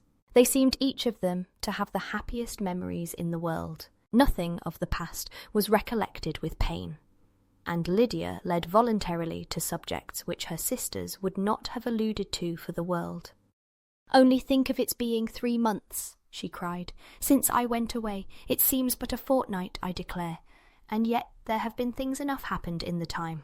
Good gracious! When I went away, I am sure I had no more idea of being married till I came back again, though I thought it would be very good fun if I was." Her father lifted up his eyes. Jane was distressed. Elizabeth looked expressively at Lydia, But she, who never heard nor saw anything of which she chose to be insensible, gaily continued, "Oh, mamma, do the people hereabouts know I am married today?" I was afraid they might not, and we overtook William Goulding in his curricle, so I was determined he should know it, and so I let down the side glass next to him, and took off my glove and let my hand just rest upon the window frame, so that he might see the ring, and then I bowed and smiled like anything. Elizabeth could bear it no longer. She got up and ran out of the room, and returned no more till she heard them passing through the hall to the dining parlour. She then joined them soon enough to see Lydia, with anxious parade, walk up to her mother's right hand, and hear her say to her eldest sister, "Ah, Jane, I take your place now, and you must go lower, because I am a married woman." It was not to be supposed that time would give Lydia that embarrassment from which she had been so wholly free at first. Her ease and good spirits increased. She longed to see Mrs. Phillips, the Lucases, and all their other neighbours, and to hear herself called Mrs. Wickham by each of them. And in the meantime she went after dinner to show her ring and boast of being married to Mrs. Hill and the 2 housemaids. "Well, mamma," said she, when they were all returned to the breakfast-room, "and what do you think of my husband? Is not he a charming man? I am sure my sisters must all envy me. I only hope they may have half my good luck. They must all go to Brighton. That is the place to get husbands. What a pity it is, mamma, we did not all go." "Very true, and if I had my will we should. But, my dear Lydia, I don't at all like your going such a way off. Must it be so?" "Oh, Lord, yes, there is nothing in that. I shall like it of all things. You and papa and my sisters must come down and see us. We shall be at Newcastle all the winter, and I dare say there will be some balls, and I will take care to get good partners for them all." "I should like it beyond anything," said her mother. "And then, when you go away, you may leave 1 or 2 of my sisters behind you, and I dare say I shall get husbands for them before the winter is over." "I thank you for my share of the favour," said Elizabeth, "but I do not particularly like your way of getting husbands." Their visitors were not to remain above 10 days with them. Mr. Wickham had received his commission before he left London, and he was to join his regiment at the end of a fortnight. No one but Mrs. Bennet regretted that their stay would be so short, and she made the most of the time by visiting about with her daughter, and having very frequent parties at home. These parties were acceptable to all. To avoid a family circle was even more desirable to such as did think than such as did not. Wickham's affection for Lydia was just what Elizabeth had expected to find it, not equal to Lydia's for him. She had scarcely needed her present observation to be satisfied, from the reason of things, that their elopement had been brought on by the strength of her love rather than by his, and she would have wondered why, without violently caring for her, he chose to elope with her at all, had she not felt certain that his flight was rendered necessary by distress of circumstances. And if that were the case, he was not the young man to resist an opportunity of having a companion. Lydia was exceedingly fond of him. He was her dear Wickham on every occasion. No one was to be put in competition with him. He did everything best in the world, and she was sure he would kill more birds on the 1st of September than anybody else in the country. One morning, soon after their arrival, as she was sitting with her 2 elder sisters, she said to Elizabeth, "Lizzie, I never gave you an account of my wedding, I believe. You were not by when I told Mamma, and the others, all about it. Are not you curious to hear how it was managed?" "No, really," replied Elizabeth. "I think there cannot be too little said on the subject." "La, you are so strange. But I must tell you how it went off. We were married, you know, at St. Clement's, because Wickham's lodgings were in that parish, and it was settled that we should all be there by 11 o'clock. My uncle and aunt and I were to go together, and the others were to meet us at the church. Well, Monday morning came, and I was in such a fuss. I was so afraid, you know, that something would happen to put it off, and then I should have gone quite distracted. And there was my aunt. All the time I was dressing, preaching, and talking away, just as if she was reading a sermon. However, I did not hear above 1 word in 10, for I was thinking, you may suppose, of my dear Wickham. I longed to know whether he would be married in his blue coat. Well, and so we breakfasted at 10 as usual. I thought it would never be over, For, by the by, you are to understand that my uncle and aunt were horrid unpleasant all the time I was with them. If you'll believe me, I did not once put my foot out of doors, though I was there a fortnight. Not one party or scheme or anything. To be sure, London was rather thin, but, however, the little theatre was open. Well, and so, just as the carriage came to the door, my uncle was called away upon business to that horrid man Mr. Stone. And then, you know, when once they get together, there is no end of it. Well, I was so frightened I did not know what to do, for my uncle was to give me away, and if we were beyond the hour, we could not be married all day. But, luckily, he came back again in 10 minutes' time, and then we all set out. However, I recollected afterwards that if he had been prevented going, the wedding need not be put off, for Mr. Darcy might have done as well. "Mr. Darcy?" repeated Elizabeth in utter amazement. "Oh, yes, he was to come there with Wickham, you know. But, gracious me, I quite forgot. I ought not to have said a word about it. I promised them so faithfully. What will Wickham say? It was to be such a secret." "If it was to be a secret," said Jane, "say not another word on the subject. You may depend upon my seeking no further." "Oh, certainly," said Elizabeth, though burning with curiosity. "We will ask you no questions." "Thank you," said Lydia, "for if you did, I should certainly tell you all, and then Wickham would be so angry." On such encouragement to ask, Elizabeth was forced to put it out of her power by running away. But to live in ignorance on such a point was impossible, or at least it was impossible not to try for information. Mr. Darcy had been at her sister's wedding. It was exactly a scene, and exactly among people, where he had apparently least to do and least temptation to go. Conjectures as to the meaning of it, rapid and wild, hurried into her brain, but she was satisfied with none. Those that best pleased her, as placing his conduct in the noblest light, seemed most improbable. She could not bear such suspense, and hastily seizing a sheet of paper, wrote a short letter to her aunt, to request an explanation of what Lydia had dropped, if it were compatible with the secrecy which had been intended. "You may readily comprehend," she added, "what my curiosity must be to know how a person unconnected with any of us, and, comparatively speaking, a stranger to our family, should have been amongst you at such a time. Pray write instantly, and let me understand it, unless it is, for very cogent reasons, to remain in the secrecy which Lydia seems to think necessary, and then I must endeavour to be satisfied with ignorance. Not that I shall, though," she added to herself, and she finished the letter. "And, my dear aunt, if you do not tell me in an honourable manner, I shall certainly be reduced to tricks and stratagems to find it out." Jane's delicate sense of honour would not allow her to speak to Elizabeth privately of what Lydia had let fall. Elizabeth was glad of it. Till it appeared whether her inquiries would receive any satisfaction, she had rather be without a confidant. Chapter 52. Elizabeth had the satisfaction of receiving an answer to her letter as soon as she possibly could. She was no sooner in possession of it than, hurrying into the little copse, where she was least likely to be interrupted, she sat down on one of the benches and prepared to be happy. For the length of the letter convinced her that it did not contain a denial. "Right, Gracechurch Street, Septon 6. My dear niece, I have just received your letter, and shall devote this whole morning to answering it, as I foresee that a little writing will not comprise what I have to tell you.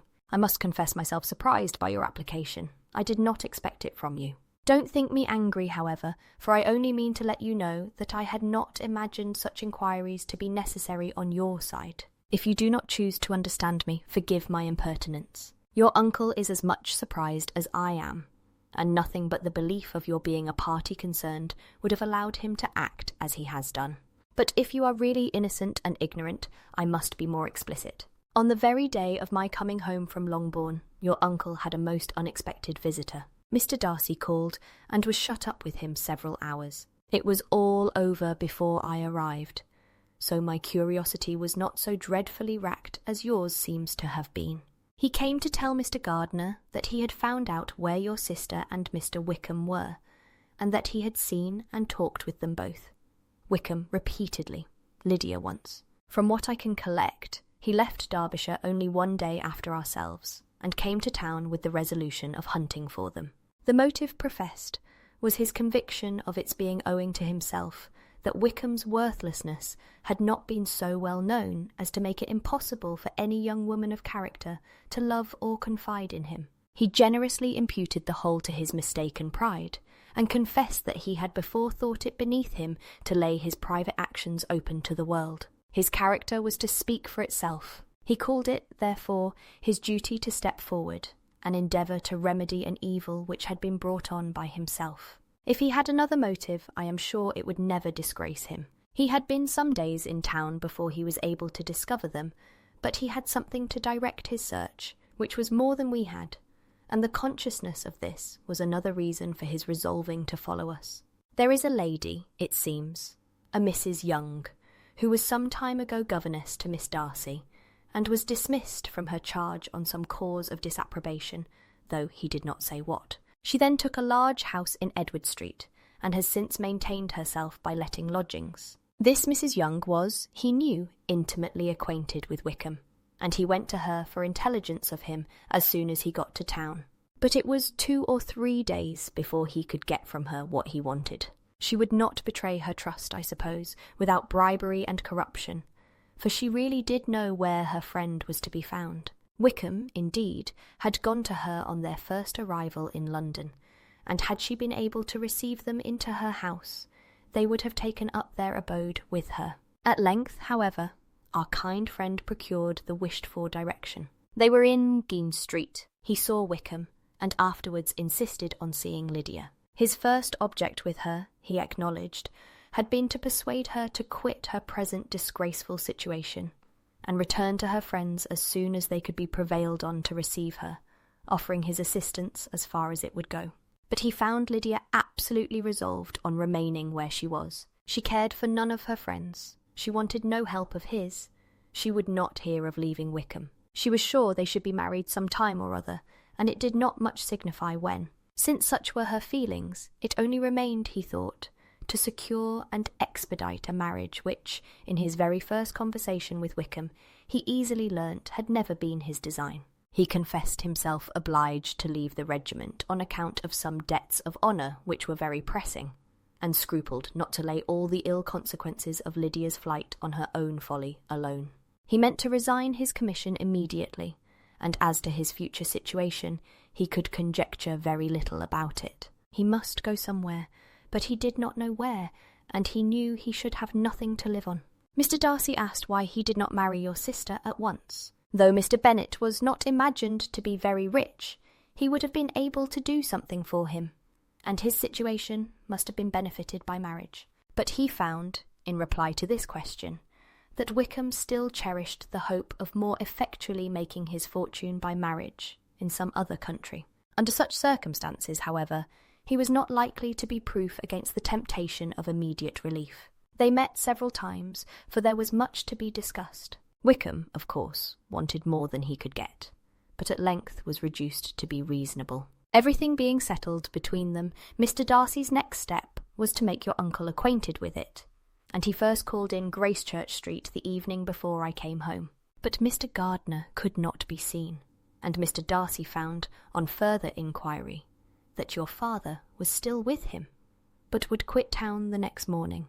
He did not judge your father to be a person whom he could so properly consult as your uncle, and therefore readily postponed seeing him till after the departure of the former. He did not leave his name.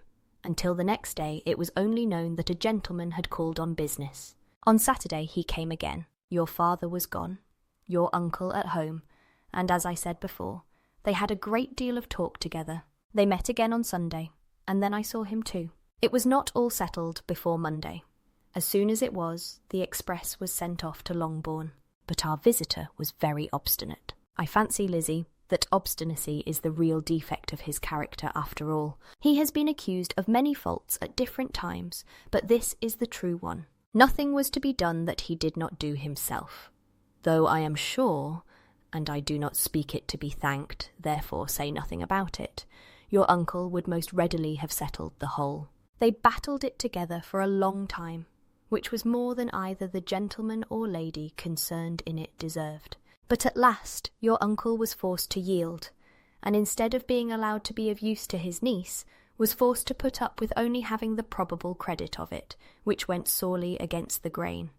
And I really believe your letter this morning gave him great pleasure, because it required an explanation that would rob him of his borrowed feathers, and give the praise where it was due.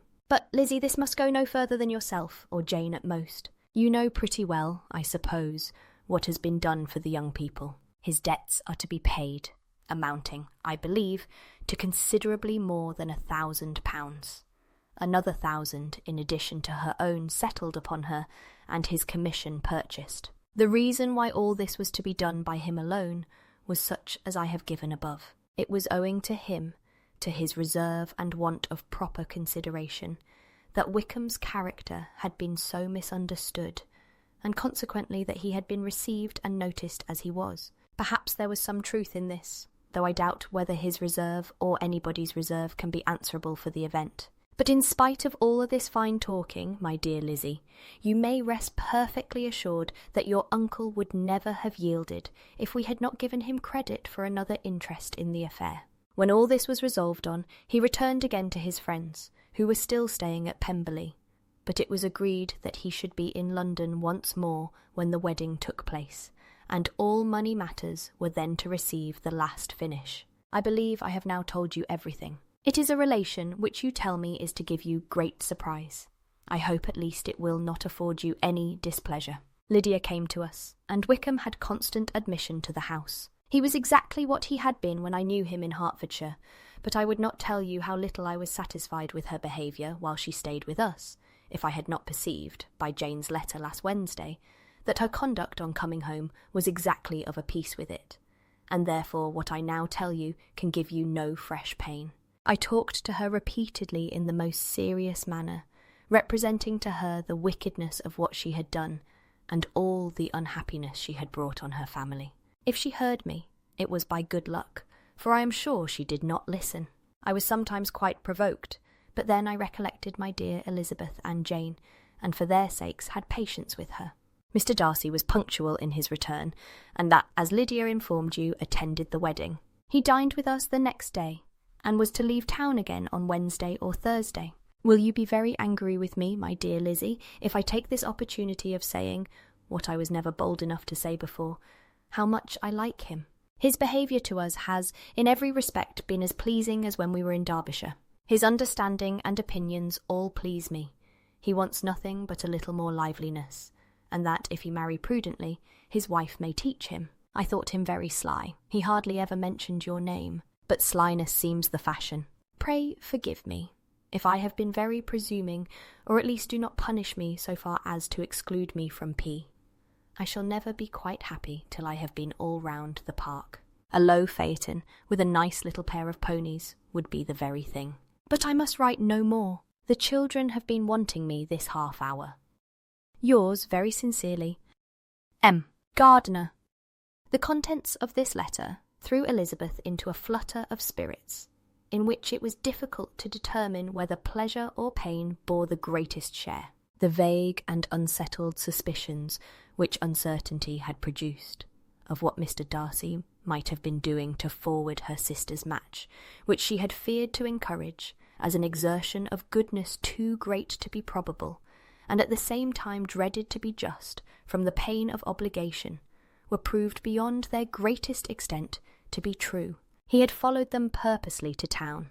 He had taken on himself all the trouble and mortification attendant on such a research, in which supplication had been necessary to a woman whom he must abominate and despise, and where he was reduced to meet, frequently meet, reason with, persuade, and finally bribe the man whom he always most wished to avoid, and whose very name it was punishment to him to pronounce. He had done all this for a girl whom he could neither regard nor esteem. Her heart did whisper that he had done it for her, but it was a hope shortly checked by other considerations, and she soon felt that even her vanity was insufficient when required to depend on his affection for her, for a woman who had already refused him, as able to overcome a sentiment so natural as abhorrence against relationship with Wickham.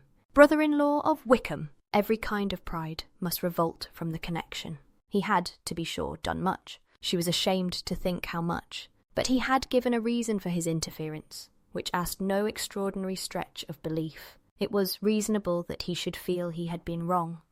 He had liberality, and he had the means of exercising it, and though she would not place herself as his principal inducement, she could perhaps believe that remaining partiality for her might assist his endeavours in a cause where her peace of mind must be materially concerned.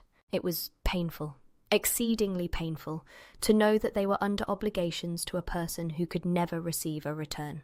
They owed the restoration of Lydia, her character, everything to him. Oh, how heartily did she grieve over every ungracious sensation she had ever encouraged, every saucy speech she had ever directed towards him. For herself she was humbled, but she was proud of him, proud that in a cause of compassion and honour he had been able to get the better of himself. She read over her aunt's commendation of him again and again. It was hardly enough, but it pleased her. She was even sensible of some pleasure, though mixed with regret, on finding how steadfastly both she and her uncle had been persuaded that affection and confidence subsisted between Mr. Darcy and herself. She was roused from her seat and her reflections by someone's approach, and, before she could strike into another path, she was overtaken by Wickham. "I am afraid I interrupt your solitary ramble, my dear sister," said he, as he joined her. "You certainly do," she replied with a smile, "but it does not follow that the interruption must be unwelcome." "I should be sorry indeed if it were. We were always good friends, and now we are better." "True. Are the others coming out?" "I do not know. Mrs. Bennet and Lydia are going in the carriage to Meryton. And so, my dear sister, I find from our uncle and aunt that you have actually seen Pemberley." She replied in the affirmative. "I almost envy you the pleasure, and yet I believe it would be too much for me, or else I could take it in my way to Newcastle. And you saw the old housekeeper, I suppose?" "Poor Reynolds, she was always very fond of me." "But of course she did not mention my name to you?" "Yes, she did." "And what did she say?" "That you were gone into the army, and she was afraid had not turned out well. At such a distance as that, you know, things are strangely misrepresented." "Certainly," he replied, biting his lips. Elizabeth hoped she had silenced him, but he soon afterwards said, "I was surprised to see Darcy in town last month. We passed each other several times. I wonder what he can be doing there." "Perhaps preparing for his marriage with Mr. Bourg," said Elizabeth. "It must be something particular to take him there at this time of year." "Undoubtedly. Did you see him while you were at Lambton? I thought I understood from the gardeners that you had." "Yes, he introduced us to his sister." "And do you like her?" "Very much. I have heard, indeed, that she is uncommonly improved within this year or two. When I last saw her, she was not very promising. I am very glad you liked her. I hope she will turn out well." "I dare say she will. She has got over the most trying age." "Did you go by the village of Kimpton?" "I do not recollect that we did. I mention it because it is the living which I ought to have had. A most delightful place. Excellent parsonage house. It would have suited me in every respect." "How should you have liked making sermons?" "Exceedingly well. I should have considered it as part of my duty, and the exertion would soon have been nothing. One ought not to repine, but, to be sure, it would have been such a thing for me. The quiet, the retirement of such a life would have answered all my ideas of happiness, but it was not to be." "Did you ever hear Darcy mention the circumstance when you were in Kent?" "I have heard from authority, which I thought as good, that it was left you conditionally only, and at the will of the present patron." "You have?" "Yes, there was something in that. I told you so from the first, you may remember. I did hear, too, that there was a time when sermon-making was not so palatable to you as it seems to be at present, that you actually declared your resolution of never taking orders, and that the business had been compromised accordingly." "You did?" "And it was not wholly without foundation. You may remember what I told you on that point when first we talked of it." They were now almost at the door of the house, for she had walked fast to get rid of him, and unwilling, for her sister's sake, to provoke him, she only said in reply, with a good-humoured smile, "Come, Mr. Wickham, we are brother and sister, you know. Do not let us quarrel about the past. In future, I hope we shall be always of one mind." She held out her hand. He kissed it with affectionate gallantry, though he hardly knew how to look, and they entered the house. Chapter 53. Mr. Wickham was so perfectly satisfied with this conversation that he never again distressed himself, or provoked his dear sister Elizabeth by introducing the subject of it, and she was pleased to find that she had said enough to keep him quiet. The day of his and Lydia's departure soon came, and Mrs. Bennet was forced to submit to a separation, which, as her husband by no means entered into her scheme of their all going to Newcastle, was likely to continue at least a 12-month. "Oh, my dear Lydia," she cried, "when shall we meet again?" "Oh, Lord, I don't know. Not these 2 or 3 years, perhaps." "Write to me very often, my dear?" "As often as I can. But you know, married women have never much time for writing. My sisters may write to me. They will have nothing else to do." Mr. Wickham's adieus were much more affectionate than his wife's. He smiled, looked handsome, and said many pretty things. "He is as fine a fellow," said Mr. Bennet, as soon as they were out of the house, "as ever I saw. He simpers and smirks and makes love to us all. I am prodigiously proud of him. I defy even Sir William Lucas himself to produce a more valuable son-in-law." The loss of her daughter made Mrs. Bennet very dull for several days. "I often think," said she, "that there is nothing so bad as parting with one's friends. One seems so forlorn without them." "This is the consequence, you see, madam, of marrying a daughter," said Elizabeth. "It must make you better satisfied that your other 4 are single." "It is no such thing. Lydia does not leave me because she is married, but only because her husband's regiment happens to be so far off. If that had been nearer, she would not have gone so soon." But the spiritless condition which this event threw her into was shortly relieved, and her mind opened again to the agitation of hope by an article of news which then began to be in circulation. The housekeeper at Netherfield had received orders to prepare for the arrival of her master, who was coming down in a day or 2, to shoot there for several weeks. Mrs. Bennet was quite in the fidgets. She looked at Jane and smiled, and shook her head by turns. "Well, well, and so Mr. Bingley is coming down, sister," for Mrs. Phillips first brought her the news.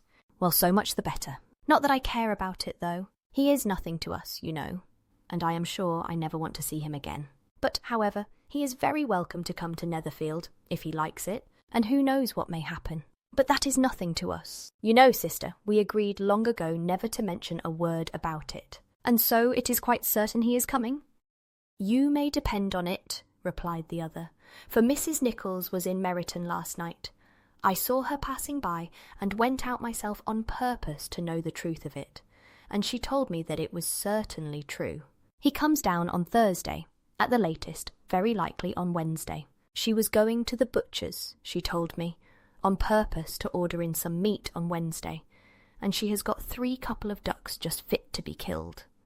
Miss Bennet had not been able to hear of his coming without changing colour. It was many months since she had mentioned his name to Elizabeth, but now, as soon as they were alone together, she said, "I saw you look at me today, Lizzie, when my aunt told us of the present report, and I know I appeared distressed, but don't imagine it was from any silly cause. I was only confused for the moment, because I felt that I should be looked at. I do assure you that the news does not affect me either with pleasure or pain. I am glad of one thing, that he comes alone, because we shall see the less of him. Not that I am afraid of myself, but I dread other people's remarks."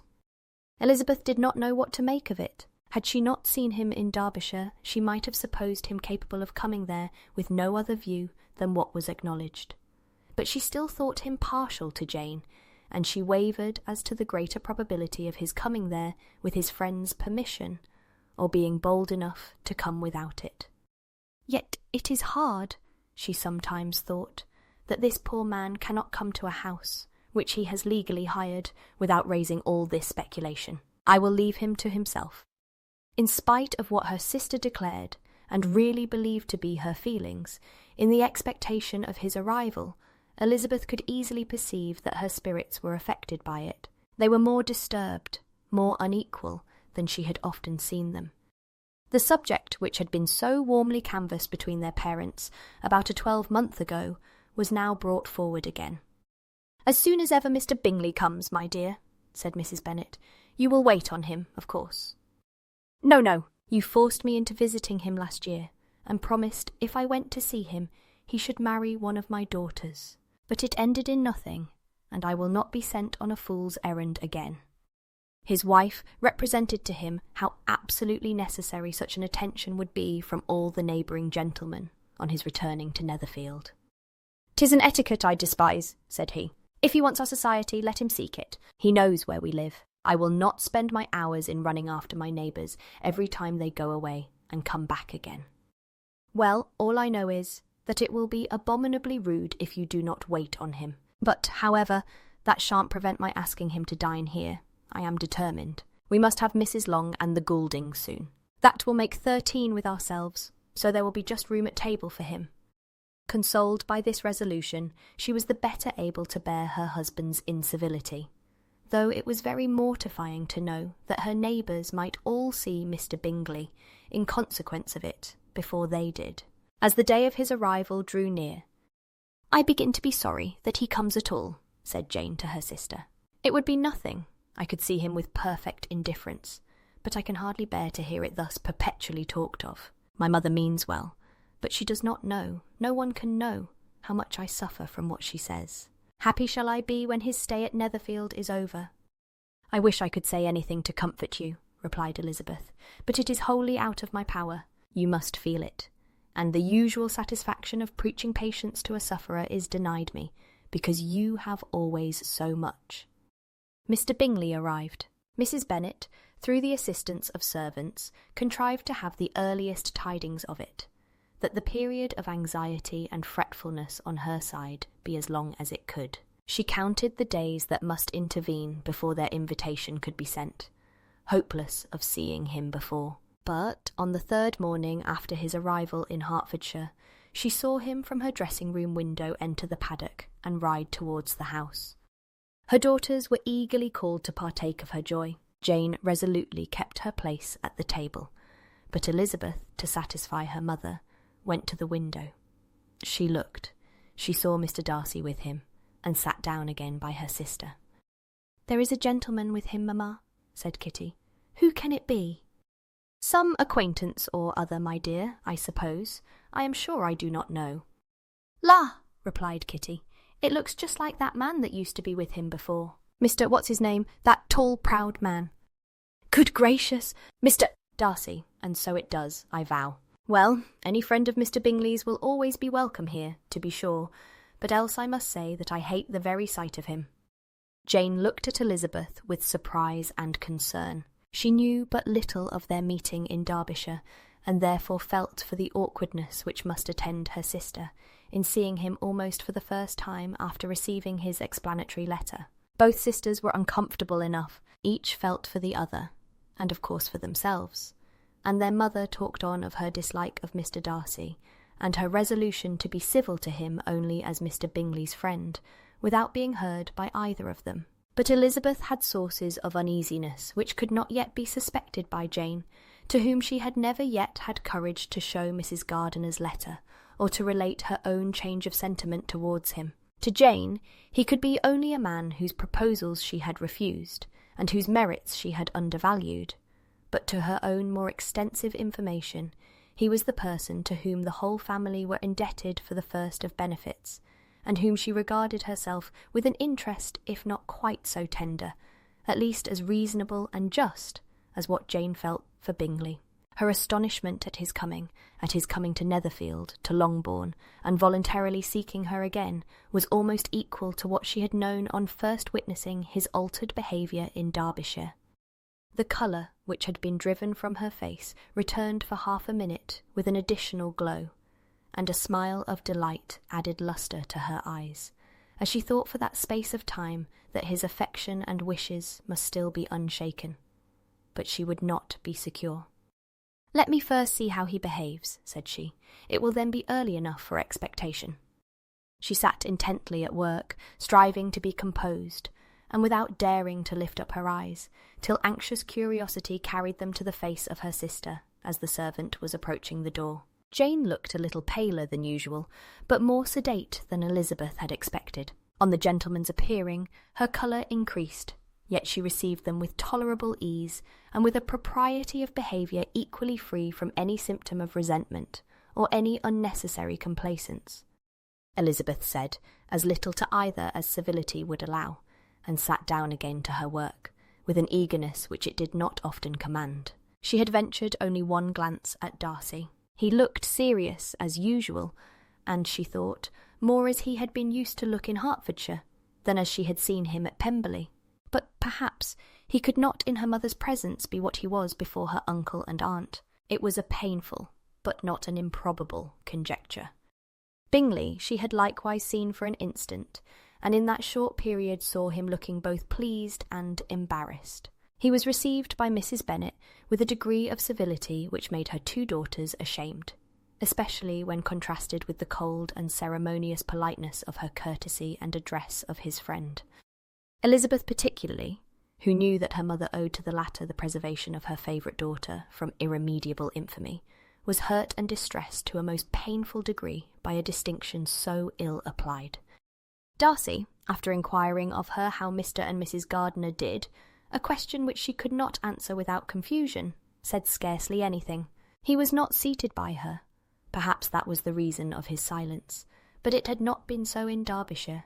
There he had talked to her friends when he could not to herself, but now several minutes elapsed without bringing the sound of his voice, and when occasionally, unable to resist the impulse of curiosity, she raised her eyes to his face, she as often found him looking at Jane as at herself, and frequently on no object but the ground. More thoughtfulness and less anxiety to please than when they last met were plainly expressed. She was disappointed and angry with herself for being so.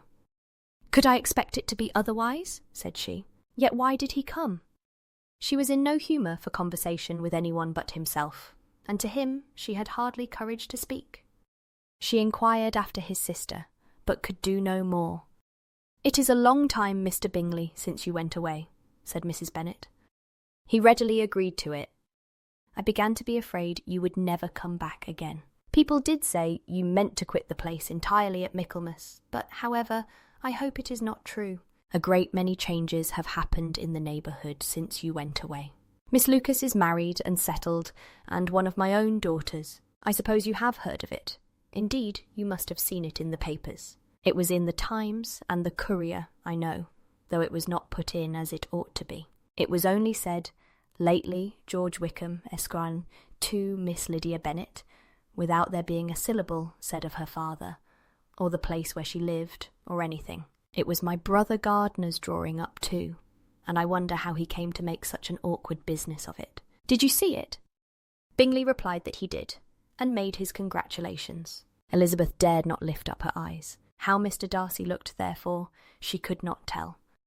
"It is a delightful thing, to be sure, to have a daughter well married," continued her mother, "but at the same time, Mr. Bingley, it is very hard to have her taken away from me. They are gone down to Newcastle, a place quite northward, it seems, and there they are to stay. I do not know how long. His regiment is there, for I suppose you have heard of his leaving the shire, and of his being gone into the regulars. Thank heaven! He has some friends, though perhaps not so many as he deserves." Elizabeth, who knew this to be levelled at Mr. Darcy, was in such misery of shame that she could hardly keep her seat. It drew from her, however, the exertion of speaking, which nothing else had so effectually done before, and she asked Bingley whether he meant to make any stay in the country at present. A few weeks, he believed. "When you have killed all your own birds, Mr. Bingley," said her mother, "I beg you will come here and shoot as many as you please on Mr. Bennet's manor. I am sure he will be vastly happy to oblige you, and will save all the best of the coveys for you." Elizabeth's misery increased at such unnecessary, such officious attention. Were the same fair prospect to arise at present as had flattered them a year ago, everything, she was persuaded, would be hastening to the same vexatious conclusion. At that instant she felt that years of happiness could not make Jane or herself amends for moments of such painful confusion.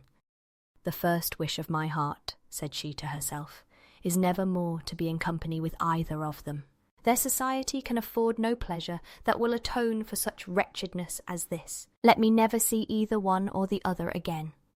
Yet the misery, for which years of happiness were to offer no compensation, received soon afterwards material relief from observing how much the beauty of her sister rekindled the admiration of her former lover. When first he came in, he had spoken to her but little, but every 5 minutes seemed to be giving her more of his attention. He found her as handsome as she had been last year, as good-natured and as unaffected, though not quite so chatty. Jane was anxious that no difference should be perceived in her at all, and was really persuaded that she talked as much as ever. But her mind was so busily engaged that she did not always know when she was silent. When the gentleman rose to go away, Mrs. Bennet was mindful of her intended civility, and they were invited and engaged to dine at Longbourn in a few days' time. "You are quite a visit in my debt, Mr. Bingley," she added, "for when you went to town last winter, you promised to take a family dinner with us as soon as you returned. I have not forgot, you see, and I assure you I was very much disappointed that you did not come back and keep your engagement." Bingley looked a little silly at this reflection, and said something of his concern at having been prevented by business. They then went away. Mrs. Bennet had been strongly inclined to ask them to stay and dine there that day, but though she always kept a very good table, she did not think anything less than 2 courses could be good enough for a man on whom she had such anxious designs, or satisfy the appetite and pride of one who had 10,000 a year. Chapter 54. As soon as they were gone, Elizabeth walked out to recover her spirits, or in other words, to dwell without interruption on those subjects which must deaden them more. Mr. Darcy's behaviour astonished and vexed her. "Why, if he came only to be silent, grave, and indifferent," said she, "did he come at all?" She could settle it in no way that gave her pleasure. "He could be still amiable, still pleasing to my uncle and aunt when he was in town, and why not to me? If he fears me, why come hither? If he no longer cares for me, why silent? Teasing man! I will think no more about him." Her resolution was for a short time involuntarily kept by the approach of her sister, who joined her with a cheerful look which showed her better satisfied with their visitors than Elizabeth. "Now," said she, "that this first meeting is over, I feel perfectly easy. I know my own strength, and I shall never be embarrassed again by his coming. I am glad he dines here on Tuesday. It will then be publicly seen that on both sides we meet only as common and indifferent acquaintance." "Yes, very indifferent indeed," said Elizabeth, laughingly. "Oh, Jane, take care." "My dear Lizzie, you cannot think me so weak as to be in danger now." "I think you are in very great danger of making him as much in love with you as ever." They did not see the gentleman again till Tuesday, and Mrs. Bennet, in the meanwhile, was giving way to all the happy schemes which the good humour and common politeness of Bingley, in half an hour's visit, had revived. On Tuesday there was a large party assembled at Longbourn, and the two who were most anxiously expected, to the credit of their punctuality as sportsmen, were in very good time. When they repaired to the dining-room, Elizabeth eagerly watched to see whether Bingley would take the place, which, in all their former parties, had belonged to him by her sister. Her prudent mother, occupied by the same ideas, forbore to invite him to sit by herself. On entering the room, he seemed to hesitate, but Jane happened to look round and happened to smile. It was decided. He placed himself by her. Elizabeth, with a triumphant sensation, looked towards his friend. He bore it with noble indifference, and she would have imagined that Bingley had received his sanction to be happy, had she not seen his eyes likewise turned towards Mr. Darcy, with an expression of half-laughing alarm. His behaviour to her sister was such during dinner-time as showed an admiration of her, which, though more guarded than formerly, persuaded Elizabeth that, if left wholly to himself, Jane's happiness and his own would be speedily secured. Though she dared not depend upon the consequence, she yet received pleasure from observing his behaviour. It gave her all the animation that her spirits could boast, for she was in no cheerful humour. Mr. Darcy was almost as far from her as the table could divide them. He was on one side of her mother. She knew how little such a situation would give pleasure to either, or make either appear to advantage. She was not near enough to hear any of their discourse, but she could see how seldom they spoke to each other, and how formal and cold was their manner whenever they did. Her mother's ungraciousness made the sense of what they owed him more painful to Elizabeth's mind, and she would, at times, have given anything to be privileged to tell him that his kindness was neither unknown nor unfelt by the whole of the family. She was in hopes that the evening would afford some opportunity of bringing them together, that the whole of the visit would not pass away without enabling them to enter into something more of conversation than the mere ceremonious salutation attending his entrance. Anxious and uneasy, the period which passed in the drawing-room before the gentleman came was wearisome and dull to a degree that almost made her uncivil. She looked forward to their entrance as the point on which all her chance of pleasure for the evening must depend. "If he does not come to me, then," said she, "I shall give him up for ever." The gentleman came, and she thought he looked as if he would have answered her hopes, but alas. The ladies had crowded round the table, where Miss Bennet was making tea, and Elizabeth pouring out the coffee in so close a confederacy that there was not a single vacancy near her which would admit of a chair. And on the gentleman's approaching, one of the girls moved closer to her than ever, and said in a whisper, "The men shan't come and part us, I am determined. We want none of them, do we?"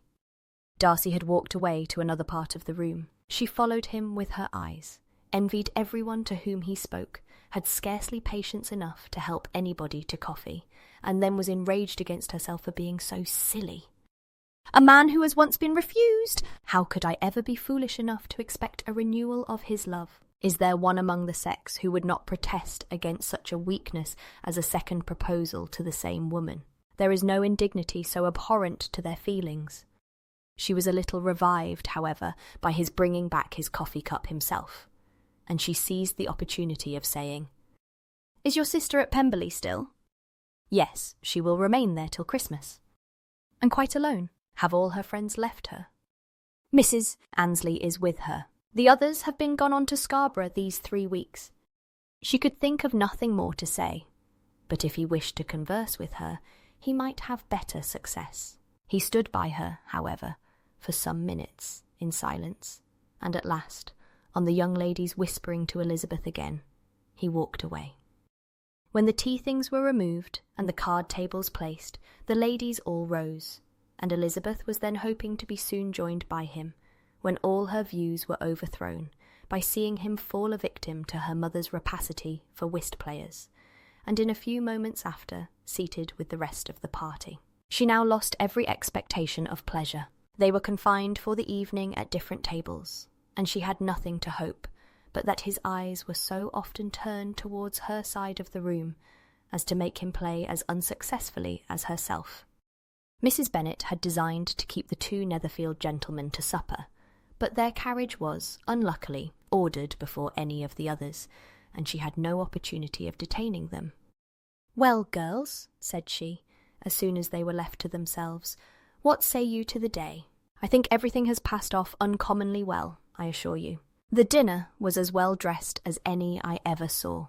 The venison was roasted to a turn, and everybody said they never saw so fat a haunch. The soup was 50 times better than what we had at the Lucases last week, and even Mr. Darcy acknowledged that the partridges were remarkably well done, and I suppose he has 2 or 3 French cooks at least. And, my dear Jane, I never saw you look in greater beauty. Mrs. Long said so too, for I asked her whether you did not.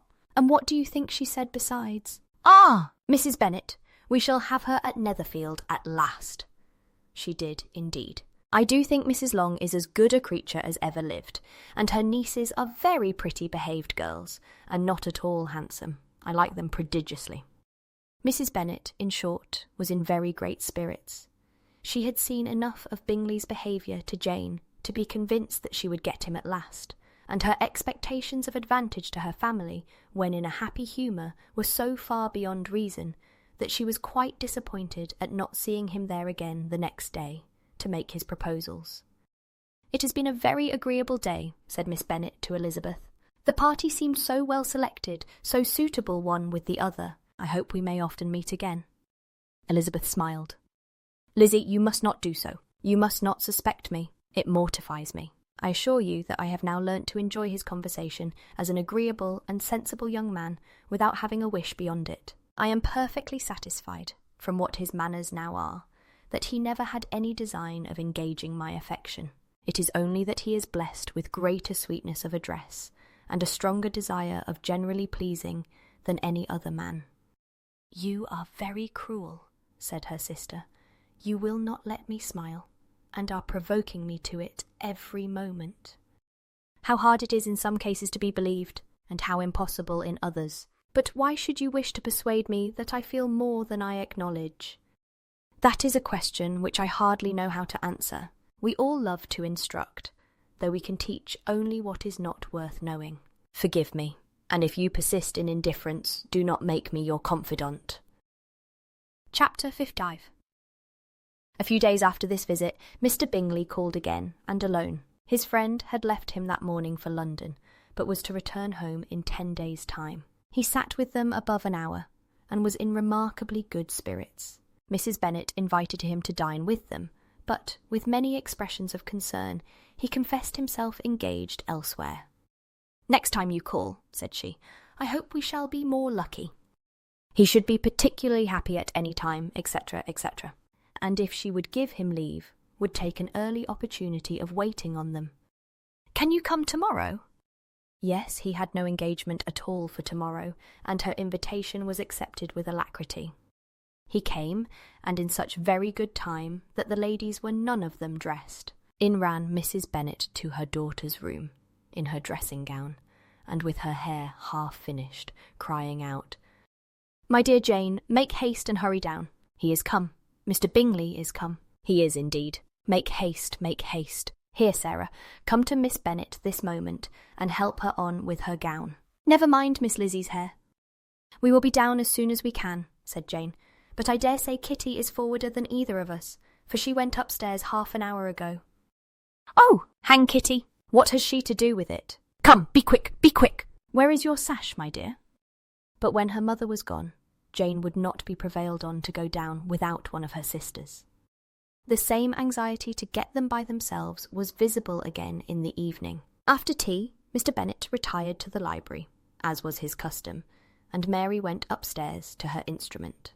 2 obstacles of the 5 being thus removed, Mrs. Bennet sat looking and winking at Elizabeth and Catherine for a considerable time, without making any impression on them. Elizabeth would not observe her, and when at last Kitty did, she very innocently said, "What is the matter, mamma? What do you keep winking at me for? What am I to do?" "Nothing, child, nothing." "I did not wink at you."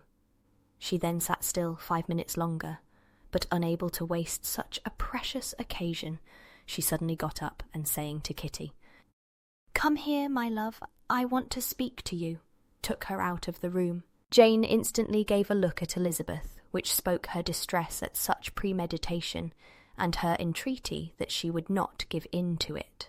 In a few minutes, Mrs. Bennet half opened the door and called out, "Lizzie, my dear, I want to speak with you." Elizabeth was forced to go. "We may as well leave them by themselves, you know," said her mother, as soon as she was in the hall. "Kitty and I are going upstairs to sit in my dressing-room." Elizabeth made no attempt to reason with her mother, but remained quietly in the hall till she and Kitty were out of sight, then returned into the drawing-room. Mrs. Bennet's schemes for this day were ineffectual. Bingley was everything that was charming, except the professed lover of her daughter. His ease and cheerfulness rendered him a most agreeable addition to their evening party, and he bore with the ill-judged officiousness of the mother, and heard all her silly remarks with a forbearance and command of countenance particularly grateful to the daughter. He scarcely needed an invitation to stay supper, and before he went away an engagement was formed, chiefly through his own and Mrs. Bennet's means, for his coming next morning to shoot with her husband. After this day, Jane said no more of her indifference. Not a word passed between the sisters concerning Bingley, but Elizabeth went to bed in the happy belief that all must speedily be concluded, unless Mr. Darcy returned within the stated time. Seriously, however, she felt tolerably persuaded that all this must have taken place with that gentleman's concurrence. Bingley was punctual to his appointment, and he and Mr. Bennet spent the morning together, as had been agreed on. The latter was much more agreeable than his companion expected. There was nothing of presumption or folly in Bingley that could provoke his ridicule, or disgust him into silence, and he was more communicative and less eccentric than the other had ever seen him. Bingley, of course, returned with him to dinner, and in the evening Mrs. Bennet's invention was again at work to get everybody away from him and her daughter. Elizabeth, who had a letter to write, went into the breakfast room for that purpose soon after tea, for as the others were all going to sit down to cards, she could not be wanted to counteract her mother's schemes. But on her returning to the drawing-room, when her letter was finished, she saw to her infinite surprise there was reason to fear that her mother had been too ingenious for her. On opening the door, she perceived her sister and Bingley standing together over the hearth, as if engaged in earnest conversation, and had this led to no suspicion, the faces of both, as they hastily turned round and moved away from each other, would have told it all. Their situation was awkward enough, but hers, she thought, was still worse. Not a syllable was uttered by either, and Elizabeth was on the point of going away again, when Bingley, who as well as the other had sat down, suddenly rose, and whispering a few words to her sister, ran out of the room. Jane could have no reserves from Elizabeth, where confidence would give pleasure, and instantly embracing her, acknowledged with the liveliest emotion that she was the happiest creature in the world. "'Tis too much," she added, "by far too much. I do not deserve it. Oh, why is not everybody as happy?" Elizabeth's congratulations were given with a sincerity, a warmth, a delight, which words could but poorly express. Every sentence of kindness was a fresh source of happiness to Jane, but she would not allow herself to stay with her sister, or say half that remained to be said, for the present. "I must go instantly to my mother," she cried. I would not on any account trifle with her affectionate solicitude, or allow her to hear it from anyone but myself. He is gone to my father already. Oh, Lizzie, to know that what I have to relate will give such pleasure to all my dear family. How shall I bear so much happiness?" She then hastened away to her mother, who had purposely broken up the card party, and was sitting upstairs with Kitty. Elizabeth, who was left by herself, now smiled at the rapidity and ease with which an affair was finally settled, that had given them so many previous months of suspense and vexation.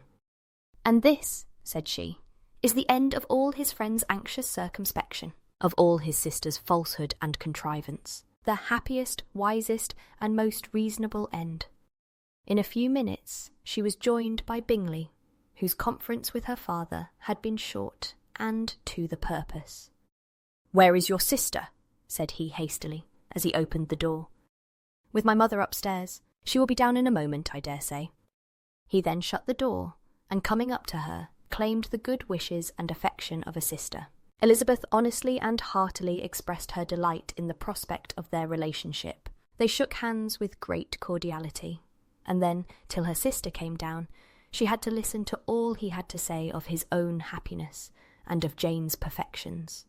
And in spite of his being a lover, Elizabeth really believed all his expectations of felicity to be rationally founded, because they had for basis the excellent understanding and super-excellent disposition of Jane, and a general similarity of feeling and taste between her and himself. It was an evening of no common delight to them all.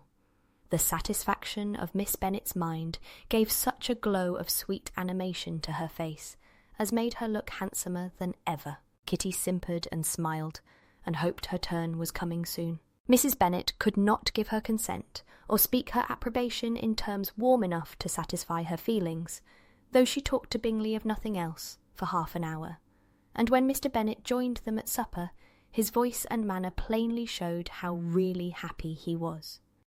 Not a word, however, passed his lips in allusion to it, till their visitor took his leave for the night.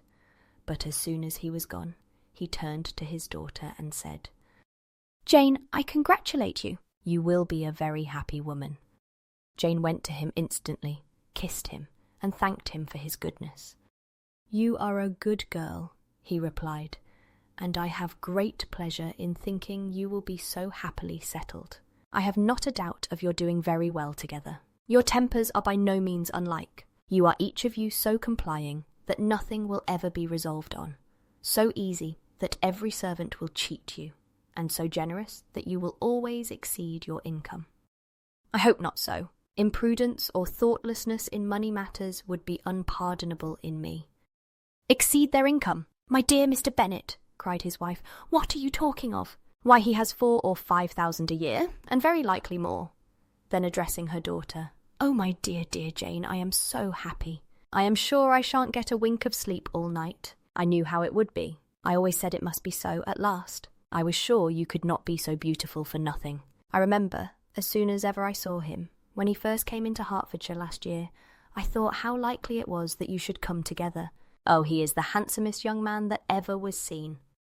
Wickham, Lydia, were all forgotten. Jane was beyond competition, her favourite child. At that moment she cared for no other. Her younger sisters soon began to make interest with her for objects of happiness, which she might in future be able to dispense.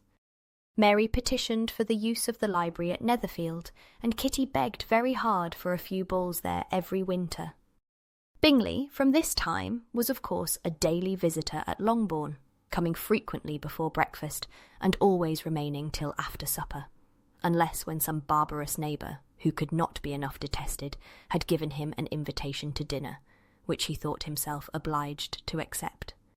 Elizabeth had now but little time for conversation with her sister, for while he was present, Jane had no attention to bestow on anyone else, but she found herself considerably useful to both of them in those hours of separation that must sometimes occur.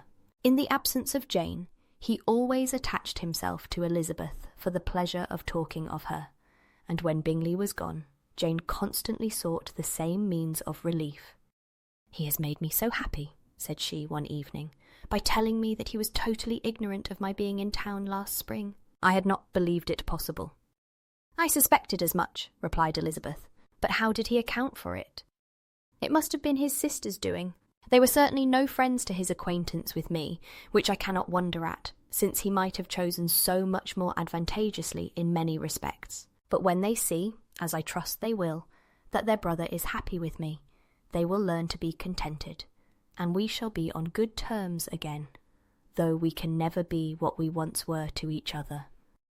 "That is the most unforgiving speech," said Elizabeth, "that I ever heard you utter.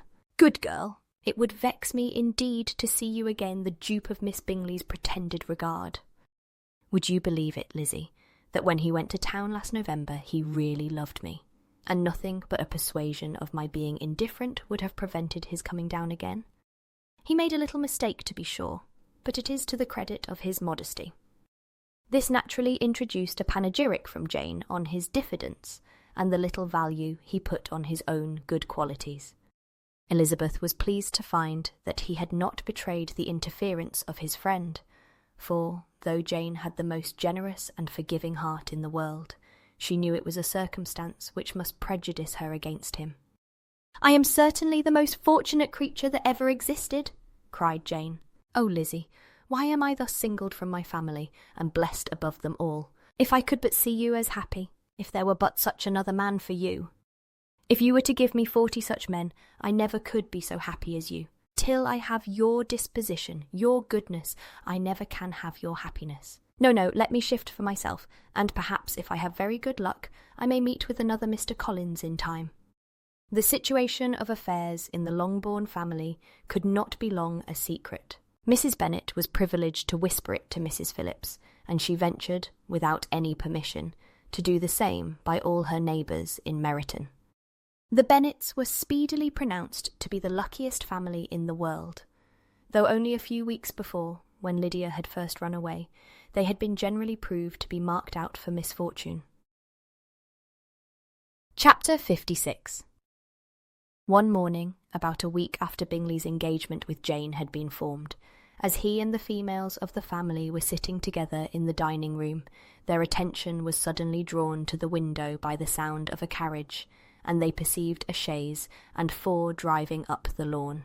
It was too early in the morning for visitors, and besides, the equipage did not answer to that of any of their neighbours. The horses were post, and neither the carriage nor the livery of the servant who preceded it were familiar to them. As it was certain, however, that somebody was coming, Bingley instantly prevailed on Miss Bennet to avoid the confinement of such an intrusion and walk away with him into the shrubbery. They both set off, and the conjectures of the remaining three continued, though with little satisfaction, till the door was thrown open and their visitor entered.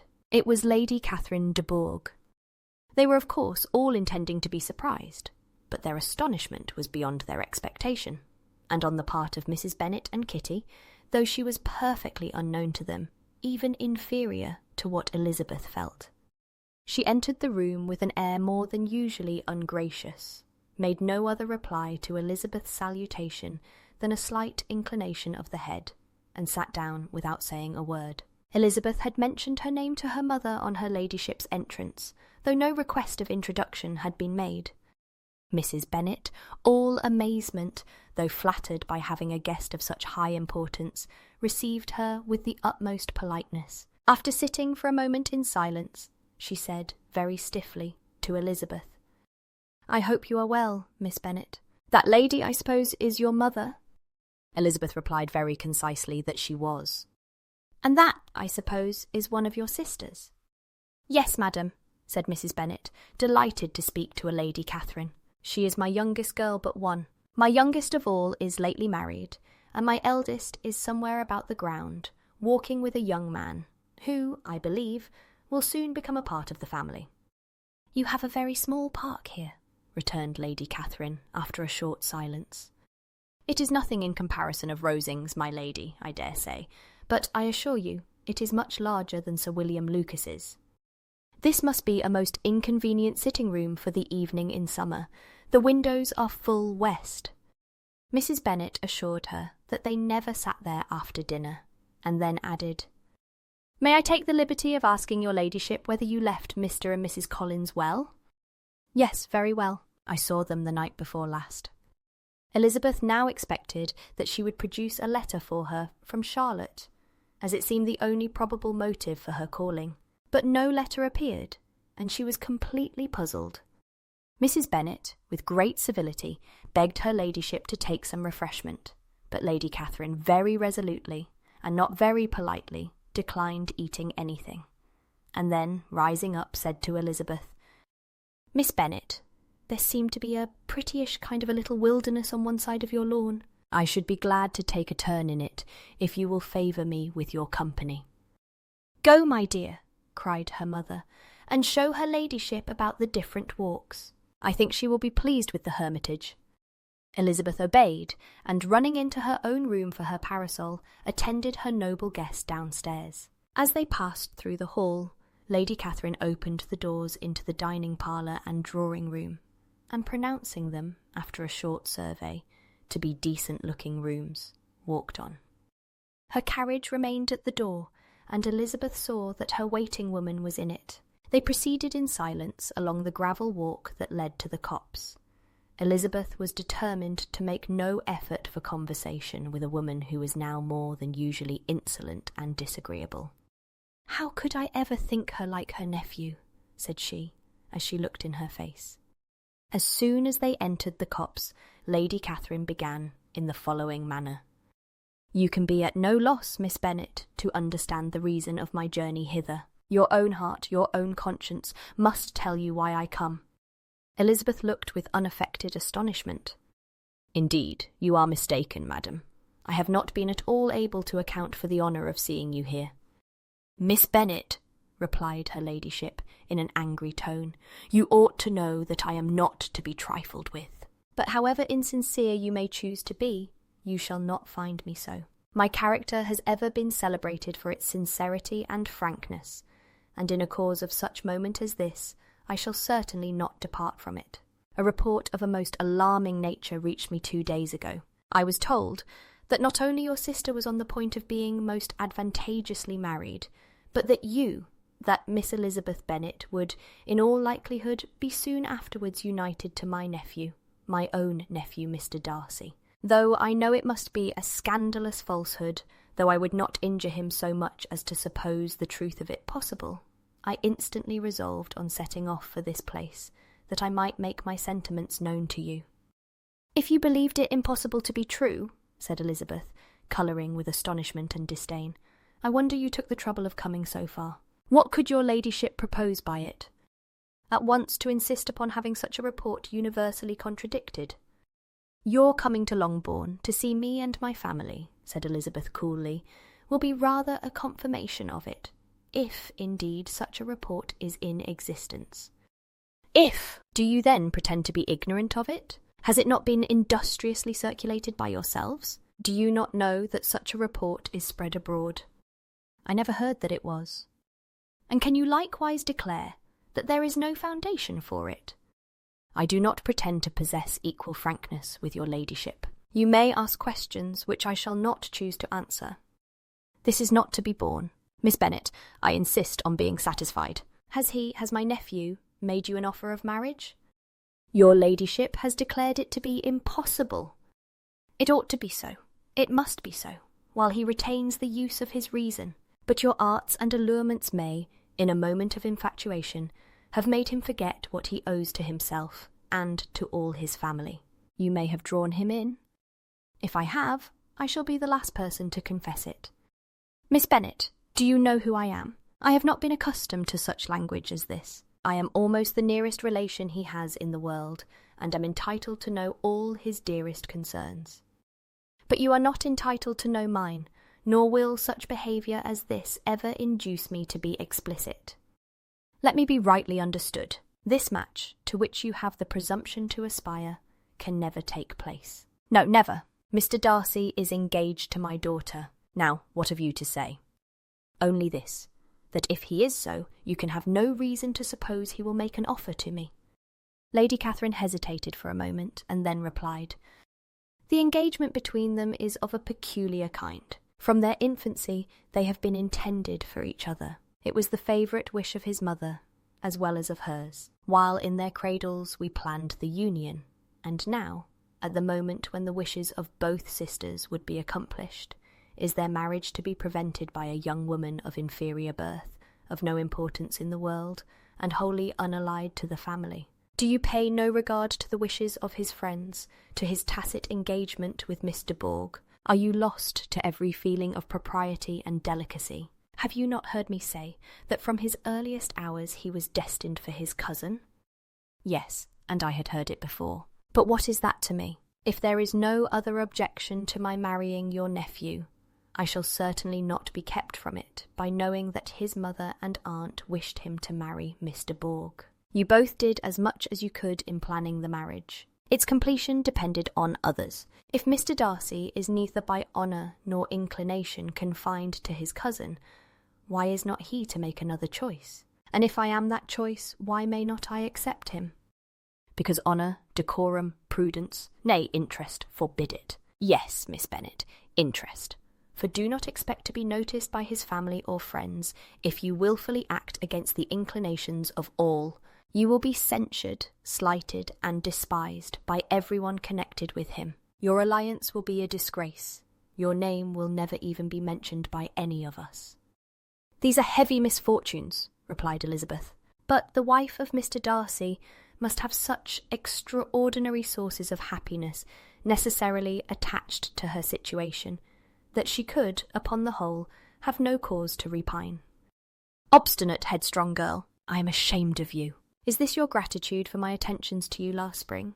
Is nothing due to me on that score? Let us sit down. You are to understand, Miss Bennet, that I came here with the determined resolution of carrying my purpose, nor will I be dissuaded from it. I have not been used to submit to any person's whims. I have not been in the habit of brooking disappointment. That will make your ladyship's situation at present more pitiable, but it will have no effect on me." "I will not be interrupted. Hear me in silence. My daughter and my nephew are formed for each other. They are descended, on the maternal side, from the same noble line, and, on the father's, from respectable, honourable, and ancient, though untitled, families. Their fortune on both sides is splendid. They are destined for each other by the voice of every member of their respective houses. And what is to divide them? The upstart pretensions of a young woman without family, connections, or fortune. Is this to be endured? But it must not, shall not be. If you were sensible of your own good, you would not wish to quit the sphere in which you have been brought up. In marrying your nephew, I should not consider myself as quitting that sphere. He is a gentleman, I am a gentleman's daughter. So far we are equal. True, you are a gentleman's daughter. But what was your mother? Who are your uncles and aunts? Do not imagine me ignorant of their condition. Whatever my connections may be, said Elizabeth, if your nephew does not object to them, they can be nothing to you. Tell me, once for all, are you engaged to him? Though Elizabeth would not, for the mere purpose of obliging Lady Catherine, have answered this question, she could not but say, after a moment's deliberation, I am not. Lady Catherine seemed pleased. And will you promise me never to enter into such an engagement? I will make no promise of the kind. Miss Bennet, I am shocked and astonished. I expected to find a more reasonable young woman. But do not deceive yourself into a belief that I will ever recede. I shall not go away till you have given me the assurance I require. And I certainly never shall give it. I am not to be intimidated into anything so wholly unreasonable. Your ladyship wants Mr. Darcy to marry your daughter, but would my giving you the wished-for promise make their marriage at all more probable? Supposing him to be attached to me, would my refusing to accept his hand make him wish to bestow it on his cousin? Allow me to say, Lady Catherine, that the arguments with which you have supported this extraordinary application have been as frivolous as the application was ill-judged. You have widely mistaken my character, if you think I can be worked on by such persuasions as these. How far your nephew might approve of your interference in his affairs, I cannot tell, but you have certainly no right to concern yourself in mine. I must beg, therefore, to be importuned no further on the subject. Not so hasty, if you please. I have by no means done. To all the objections I have already urged, I have still another to add. I am no stranger to the particulars of your youngest sister's infamous elopement. I know it all, that the young man's marrying her was a patched-up business, at the expense of your father and uncle. And is such a girl to be my nephew's sister? Is her husband, who is the son of his late father's steward, to be his brother? Heaven and earth, of what are you thinking? Are the shades of Pemberley to be thus polluted? You can now have nothing further to say, she resentfully answered. You have insulted me in every possible method. I must beg to return to the house. And she rose as she spoke. Lady Catherine rose also, and they turned back. Her ladyship was highly incensed. You have no regard, then, for the honour and credit of my nephew. Unfeeling, selfish girl? Do you not consider that a connection with you must disgrace him in the eyes of everybody? Lady Catherine, I have nothing further to say. You know my sentiments. You are then resolved to have him? I have said no such thing. I am only resolved to act in that manner, which will, in my own opinion, constitute my happiness, without reference to you, or to any person so wholly unconnected with me. It is well. You refuse, then, to oblige me. You refuse to obey the claims of duty, honour, and gratitude. You are determined to ruin him in the opinion of all his friends, and make him the contempt of the world. Neither duty, nor honour, nor gratitude, replied Elizabeth, has any possible claim on me, in the present instance. No principle of either would be violated by my marriage with Mr. Darcy, and with regard to the resentment of his family, or the indignation of the world, if the former were excited by his marrying me, it would not give me one moment's concern, and the world in general would have too much sense to join in the scorn. And this is your real opinion? This is your final resolve? Very well, I shall now know how to act. Do not imagine, Miss Bennet, that your ambition will ever be gratified. I came to try you. I hope to find you reasonable, but depend upon it I will carry my point. In this manner, Lady Catherine talked on till they were at the door of the carriage, when, turning hastily round, she added, I take no leave of you, Miss Bennet. I send no compliments to your mother. You deserve no such attention. I am most seriously displeased. Elizabeth made no answer, and without attempting to persuade her ladyship to return into the house, walked quietly into it herself. She heard the carriage drive away as she proceeded upstairs. Her mother impatiently met her at the door of her dressing-room to ask why Lady Catherine would not come in again and rest herself. She did not choose it, said her daughter. She would go. She is a very fine-looking woman, and her calling here was prodigiously civil, for she only came, I suppose, to tell us the Collinses were well. She is on her road somewhere, I dare say, and so, passing through Meryton, thought she might as well call on you. I suppose she had nothing particular to say to you, Lizzie?" Elizabeth was forced to give in to a little falsehood here, for to acknowledge the substance of their conversation was impossible. Chapter 57.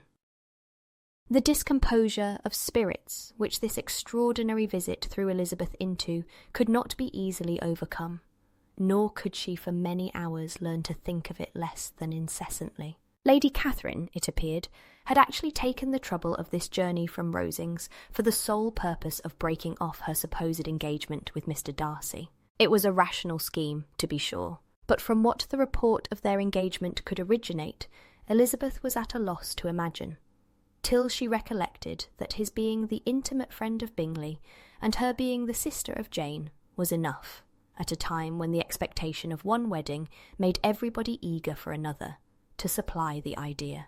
She had not herself forgotten to feel that the marriage of her sister must bring them more frequently together, and her neighbours at Lucas Lodge, therefore, for through their communication with the Collinses, the report, she concluded, had reached Lady Catherine, had only set that down as almost certain and immediate, which she had looked forward to as possible at some future time. In revolving Lady Catherine's expressions, however, she could not help feeling some uneasiness as to the possible consequence of her persisting in this interference. From what she had said of her resolution to prevent the marriage, it occurred to Elizabeth that she must meditate an application to her nephew, and how he might take a similar representation of the evils attached to a connection with her, she dared not pronounce. She knew not the exact degree of his affection for his aunt, or his dependence on her judgment, but it was natural to suppose that he thought much higher of her ladyship than she could do, and it was certain that in enumerating the miseries of a marriage with one whose immediate connections were so unequal to his own, his aunt would address him on his weakest side. With his notions of dignity, he would probably feel that the arguments, which to Elizabeth had appeared weak and ridiculous, contained much good sense and solid reasoning. If he had been wavering before, as to what he should do, which had often seemed likely, the advice and entreaty of so near a relation might settle every doubt, and determine him at once to be as happy as dignity unblemished could make him. In that case he would return no more. Lady Catherine might see him in her way through town, and his engagement to Bingley of coming again to Netherfield must give way. If, therefore, an excuse for not keeping his promise should come to his friend within a few days, she added, I shall know how to understand it. I shall then give over every expectation, every wish of his constancy. If he is satisfied with only regretting me, when he might have obtained my affections and hand, I shall soon cease to regret him at all. The surprise of the rest of the family, on hearing who their visitor had been, was very great, but they obligingly satisfied it with the same kind of supposition which had appeased Mrs. Bennet's curiosity, and Elizabeth was spared from much teasing on the subject. The next morning, as she was going downstairs, she was met by her father, who came out of his library with a letter in his hand. "Lizzie," said he, "I was going to look for you. Come into my room." She followed him thither, and her curiosity to know what he had to tell her was heightened by the supposition of its being in some manner connected with the letter he held. It suddenly struck her that it might be from Lady Catherine, and she anticipated with dismay all the consequent explanations. She followed her father to the fireplace, and they both sat down. He then said, "I have received a letter this morning that has astonished me exceedingly. As it principally concerns yourself, you ought to know its contents. I did not know before that I had 2 daughters on the brink of matrimony. Let me congratulate you on a very important conquest." The colour now rushed into Elizabeth's cheeks in the instantaneous conviction of its being a letter from the nephew instead of the aunt, and she was undetermined whether most to be pleased that he explained himself at all, or offended that his letter was not rather addressed to herself, when her father continued, "You look conscious. Young ladies have great penetration in such matters as these, but I think I may defy even your sagacity to discover the name of your admirer. This letter is from Mr. Collins." "From Mr. Collins? And what can he have to say?" "Something very much to the purpose, of course. He begins with congratulations on the approaching nuptials of my eldest daughter, of which, it seems, he has been told by some of the good-natured, gossiping Lucases. I shall not sport with your impatience by reading what he says on that point. What relates to yourself is as follows. Having thus offered you the sincere congratulations of Mrs. Collins and myself on this happy event, let me now add a short hint on the subject of another, of which we have been advertised by the same authority. Your daughter Elizabeth, it is presumed, will not long bear the name of Bennet, after her eldest sister has resigned it, and the chosen partner of her fate may be reasonably looked up to as one of the most illustrious personages in this land. Can you possibly guess, Lizzie, who is meant by this? This young gentleman is blessed, in a peculiar way, with everything the heart of mortal can most desire. Splendid property, noble kindred, and extensive patronage. Yet, in spite of all these temptations, let me warn my cousin Elizabeth, and yourself, of what evils you may incur by a precipitate closure with this gentleman's proposals, which, of course, you will be inclined to take immediate advantage of. Have you any idea, Lizzie, who this gentleman is? But now it comes out. My motive for cautioning you is as follows.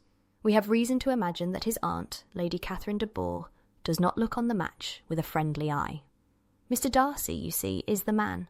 Now, Lizzie, I think I have surprised you. Could he, or the Lucases, have pitched on any man, within the circle of our acquaintance, whose name would have given the lie more effectually to what they related? Mr. Darcy, who never looks at any woman but to see a blemish, and who probably never looked at you in his life. It is admirable. Elizabeth tried to join in her father's pleasantry, but could only force one most reluctant smile. Never had his wit been directed in a manner so little agreeable to her. Are you not diverted? Oh, yes. Pray read on. After mentioning the likelihood of this marriage to her ladyship last night, she immediately, with her usual condescension, expressed what she felt on the occasion.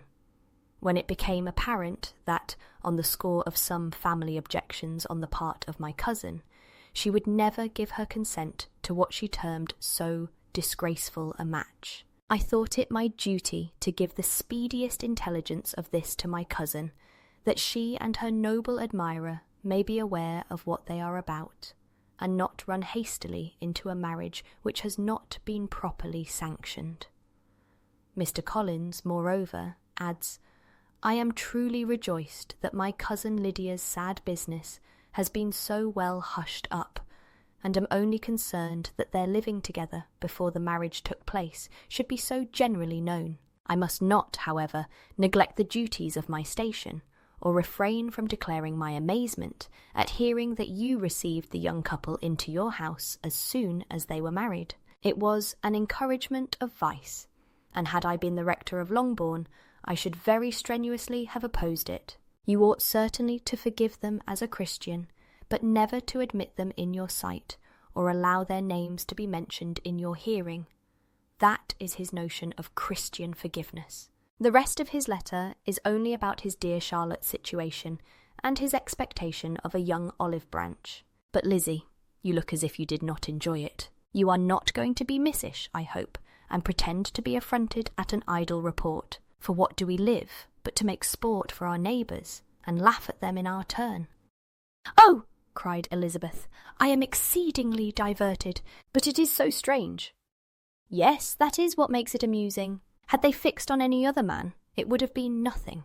But his perfect indifference and your pointed dislike make it so delightfully absurd. Much as I abominate writing, I would not give up Mr. Collins's correspondence for any consideration. Nay, when I read a letter of his, I cannot help giving him the preference even over Wickham, much as I value the impudence and hypocrisy of my son-in-law. And pray, Lizzie, what said Lady Catherine about this report? Did she call to refuse her consent? To this question his daughter replied only with a laugh, and as it had been asked without the least suspicion, she was not distressed by his repeating it, Elizabeth had never been more at a loss to make her feelings appear what they were not. It was necessary to laugh when she would rather have cried. Her father had most cruelly mortified her by what he said of Mr. Darcy's indifference, and she could do nothing but wonder at such a want of penetration, or fear that, perhaps, instead of his seeing too little, she might have fancied too much. Chapter 58. Instead of receiving any such letter of excuse from his friend, as Elizabeth half expected Mr. Bingley to do, he was able to bring Darcy with him to Longbourn before many days had passed after Lady Catherine's visit. The gentleman arrived early, and before Mrs. Bennet had time to tell him of their having seen his aunt, of which her daughter sat in momentary dread, Bingley, who wanted to be alone with Jane, proposed their all walking out. It was agreed to. Mrs. Bennet was not in the habit of walking. Mary could never spare time, but the remaining 5 set off together.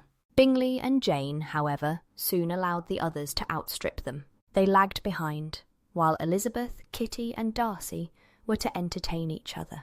Very little was said by either. Kitty was too much afraid of him to talk. Elizabeth was secretly forming a desperate resolution, and perhaps he might be doing the same.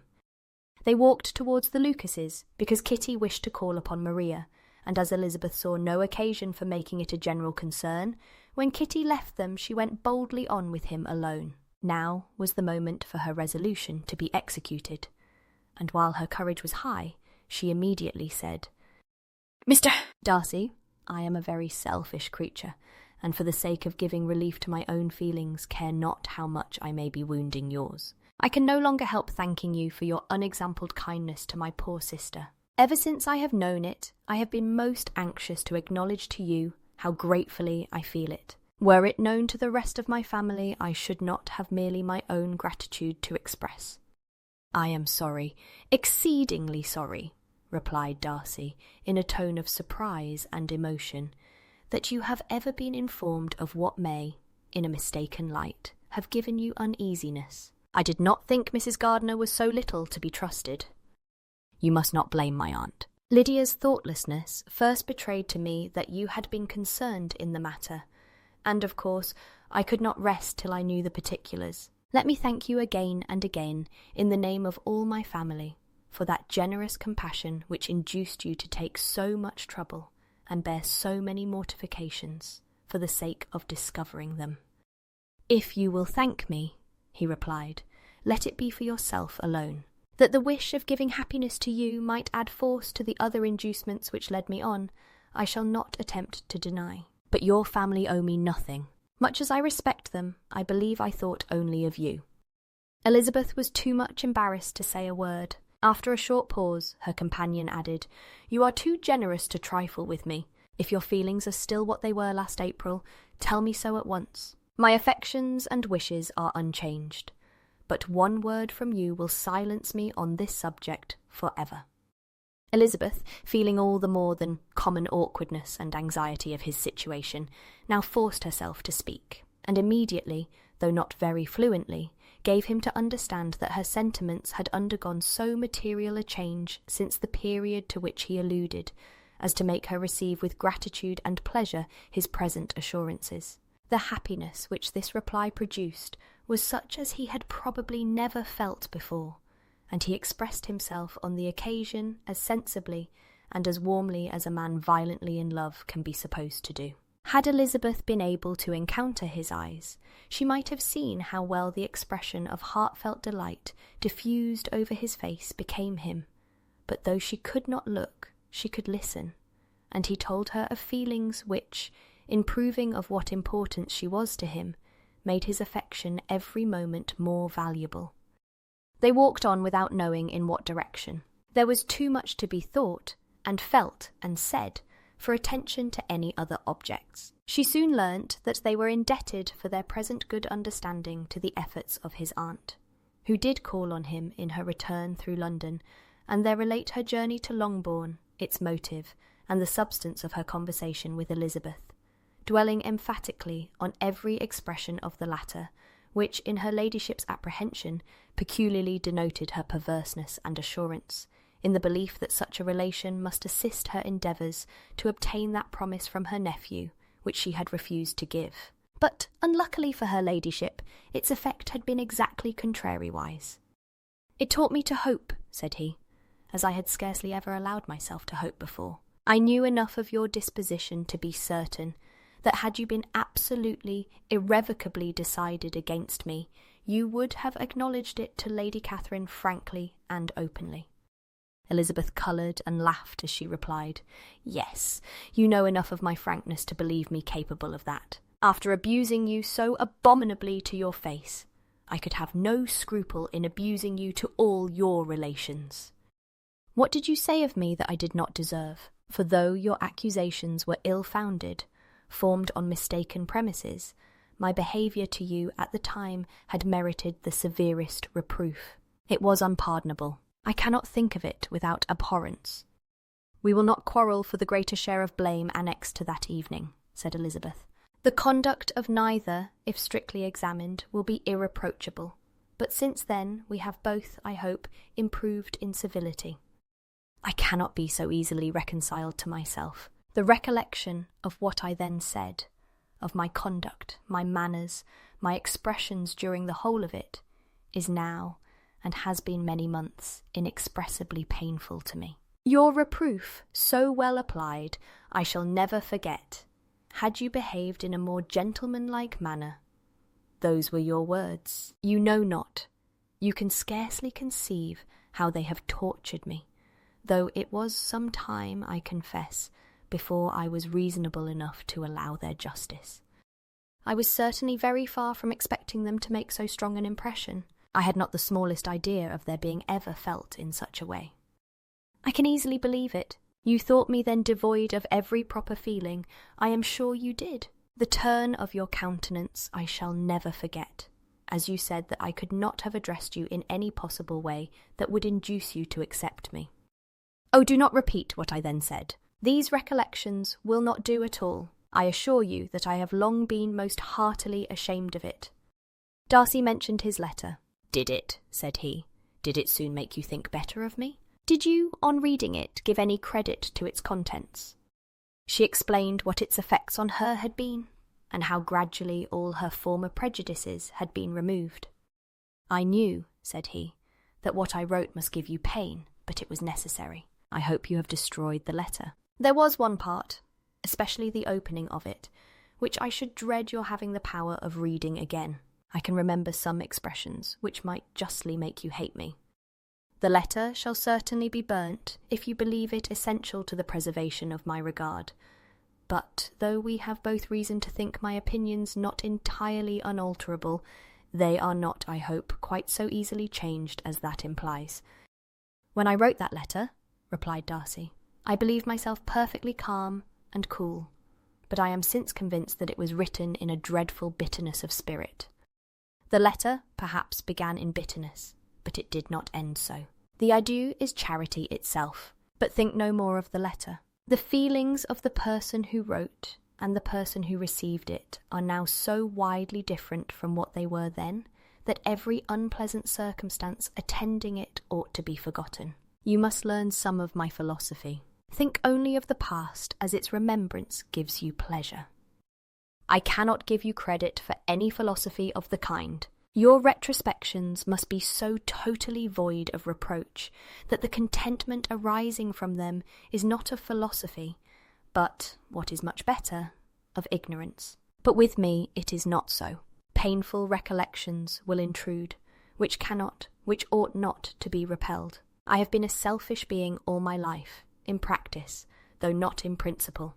As a child I was taught what was right, but I was not taught to correct my temper. I was given good principles, but left to follow them in pride and conceit. Unfortunately, an only son, for many years an only child, I was spoiled by my parents, who, though good themselves, my father particularly, all that was benevolent and amiable, allowed, encouraged, almost taught me to be selfish and overbearing, to care for none beyond my own family circle, to think meanly of all the rest of the world, to wish at least to think meanly of their sense and worth compared with my own. Such I was, From 8 to 28, and such I might still have been but for you, dearest, loveliest Elizabeth. What do I not owe you? You taught me a lesson, hard indeed at first, but most advantageous. By you, I was properly humbled.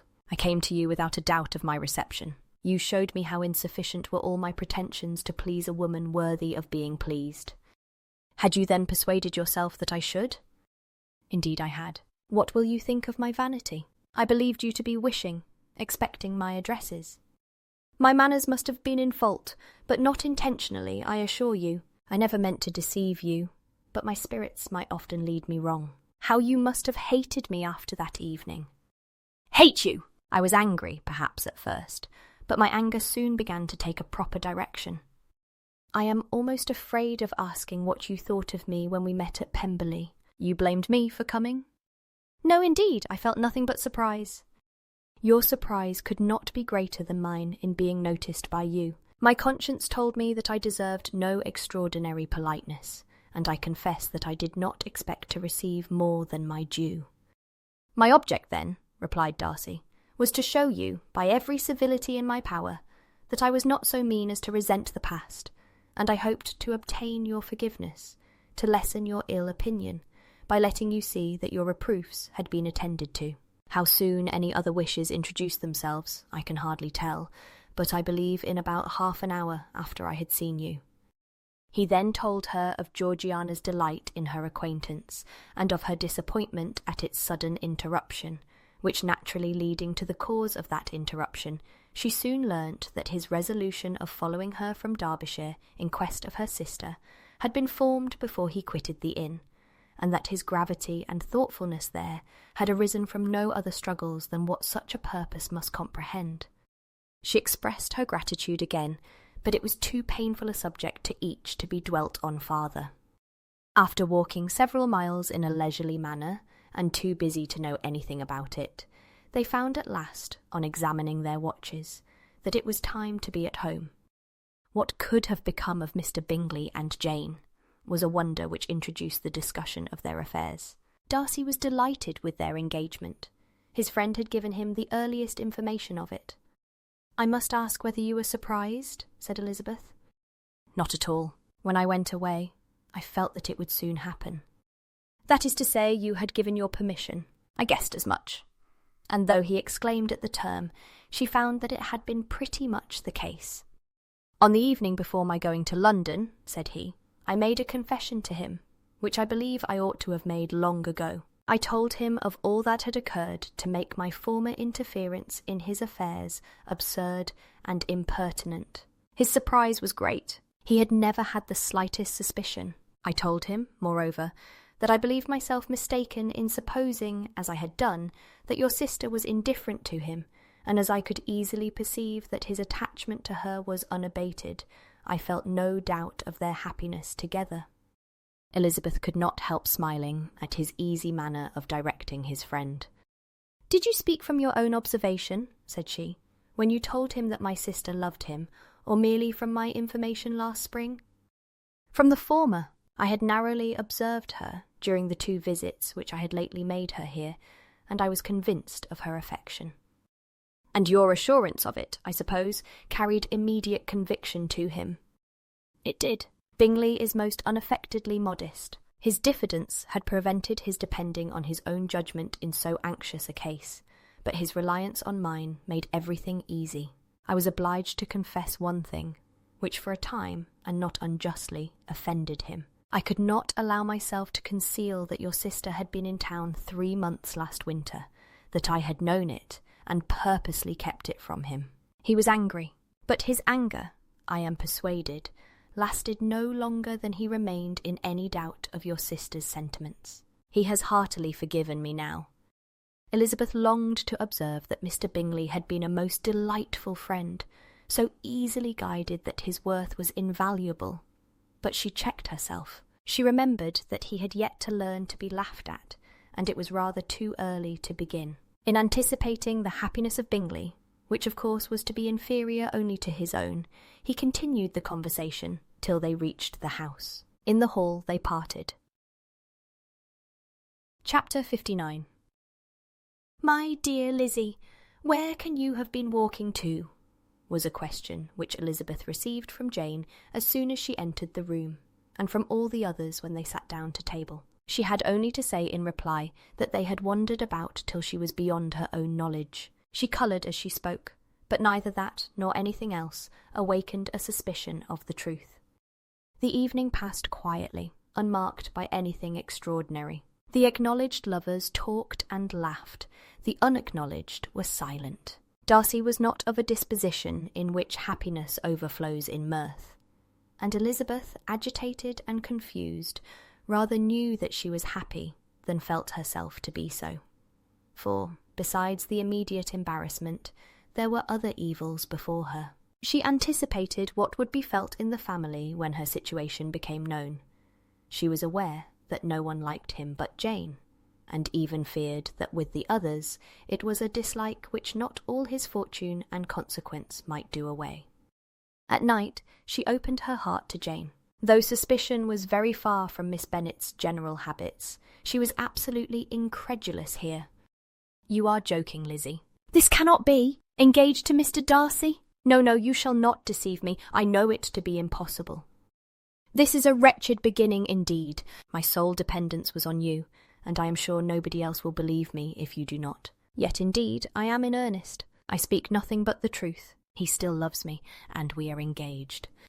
Jane looked at her doubtingly. "Oh, Lizzie, it cannot be. I know how much you dislike him."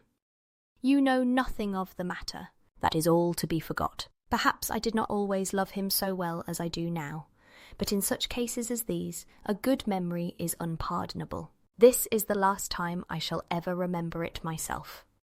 Miss Bennet still looked all amazement. Elizabeth again, and more seriously, assured her of its truth. "Good heaven! Can it be really so?" "Yet now I must believe you," cried Jane. "My dear Lizzie, I do congratulate you. But are you certain, forgive the question, are you quite certain that you can be happy with him?" "There can be no doubt of that. It is settled between us already that we are to be the happiest couple in the world." "But are you pleased, Jane? Shall you like to have such a brother?" "Very, very much." Nothing could give either Bingley or myself more delight. But we considered it. We talked of it as impossible. "And do you really love him quite well enough?" "Oh, Lizzie, do anything rather than marry without affection. Are you quite sure that you feel what you ought to do?" "Oh, yes." "You will only think I feel more than I ought to do when I tell you all." "What do you mean?" "Why, I must confess that I love him better than I do Bingley. I am afraid you will be angry." "My dearest sister, now be serious. I want to talk very seriously. Let me know everything that I am to know without delay. Will you tell me how long you have loved him?" "It has been coming on so gradually that I hardly know when it began, but I believe I must date it from my first seeing his beautiful grounds at Pemberley." Another entreaty that she would be serious, however, produced the desired effect, and she soon satisfied Jane by her solemn assurances of attachment. When convinced on that article, Miss Bennet had nothing further to wish. "Now I am quite happy," said she, "for you will be as happy as myself. I always had a value for him. Were it for nothing but his love of you, I must always have esteemed him. But now, as Bingley's friend and your husband, there can be only Bingley and yourself more dear to me. But, Lizzie, you have been very very reserved with me. How little did you tell me of what passed at Pemberley and Lambton? I owe all that I know of it to another, not to you." Elizabeth told her the motives of her secrecy. She had been unwilling to mention Bingley, and the unsettled state of her own feelings had made her equally avoid the name of his friend.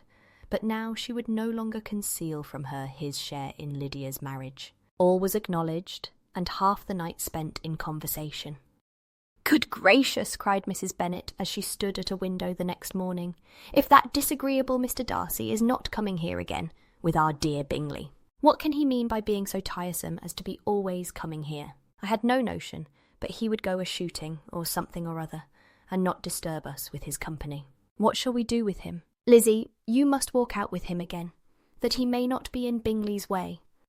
Elizabeth could hardly help laughing at so convenient a proposal, yet was really vexed that her mother should be always giving him such an epithet. As soon as they entered, Bingley looked at her so expressively, and shook hands with such warmth as left no doubt of his good information, and he soon afterwards said aloud, "Mrs. Bennet, have you no more lanes hereabouts in which Lizzie may lose her way again today?" "I advise Mr. Darcy, and Lizzie, and Kitty," said Mrs. Bennet, "to walk to Oakham Mount this morning. It is a nice long walk, and Mr. Darcy has never seen the view." "It may do very well for the others," replied Mr. Bingley, "but I am sure it will be too much for Kitty." "Won't it, Kitty?" Kitty owned that she had rather stay at home. Darcy professed a great curiosity to see the view from the Mount, and Elizabeth silently consented.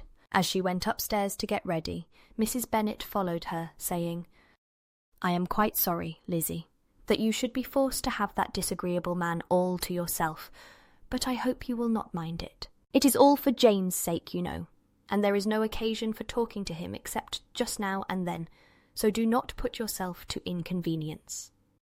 During their walk, it was resolved that Mr. Bennet's consent should be asked in the course of the evening. Elizabeth reserved to herself the application for her mother's. She could not determine how her mother would take it, sometimes doubting whether all his wealth and grandeur would be enough to overcome her abhorrence of the man.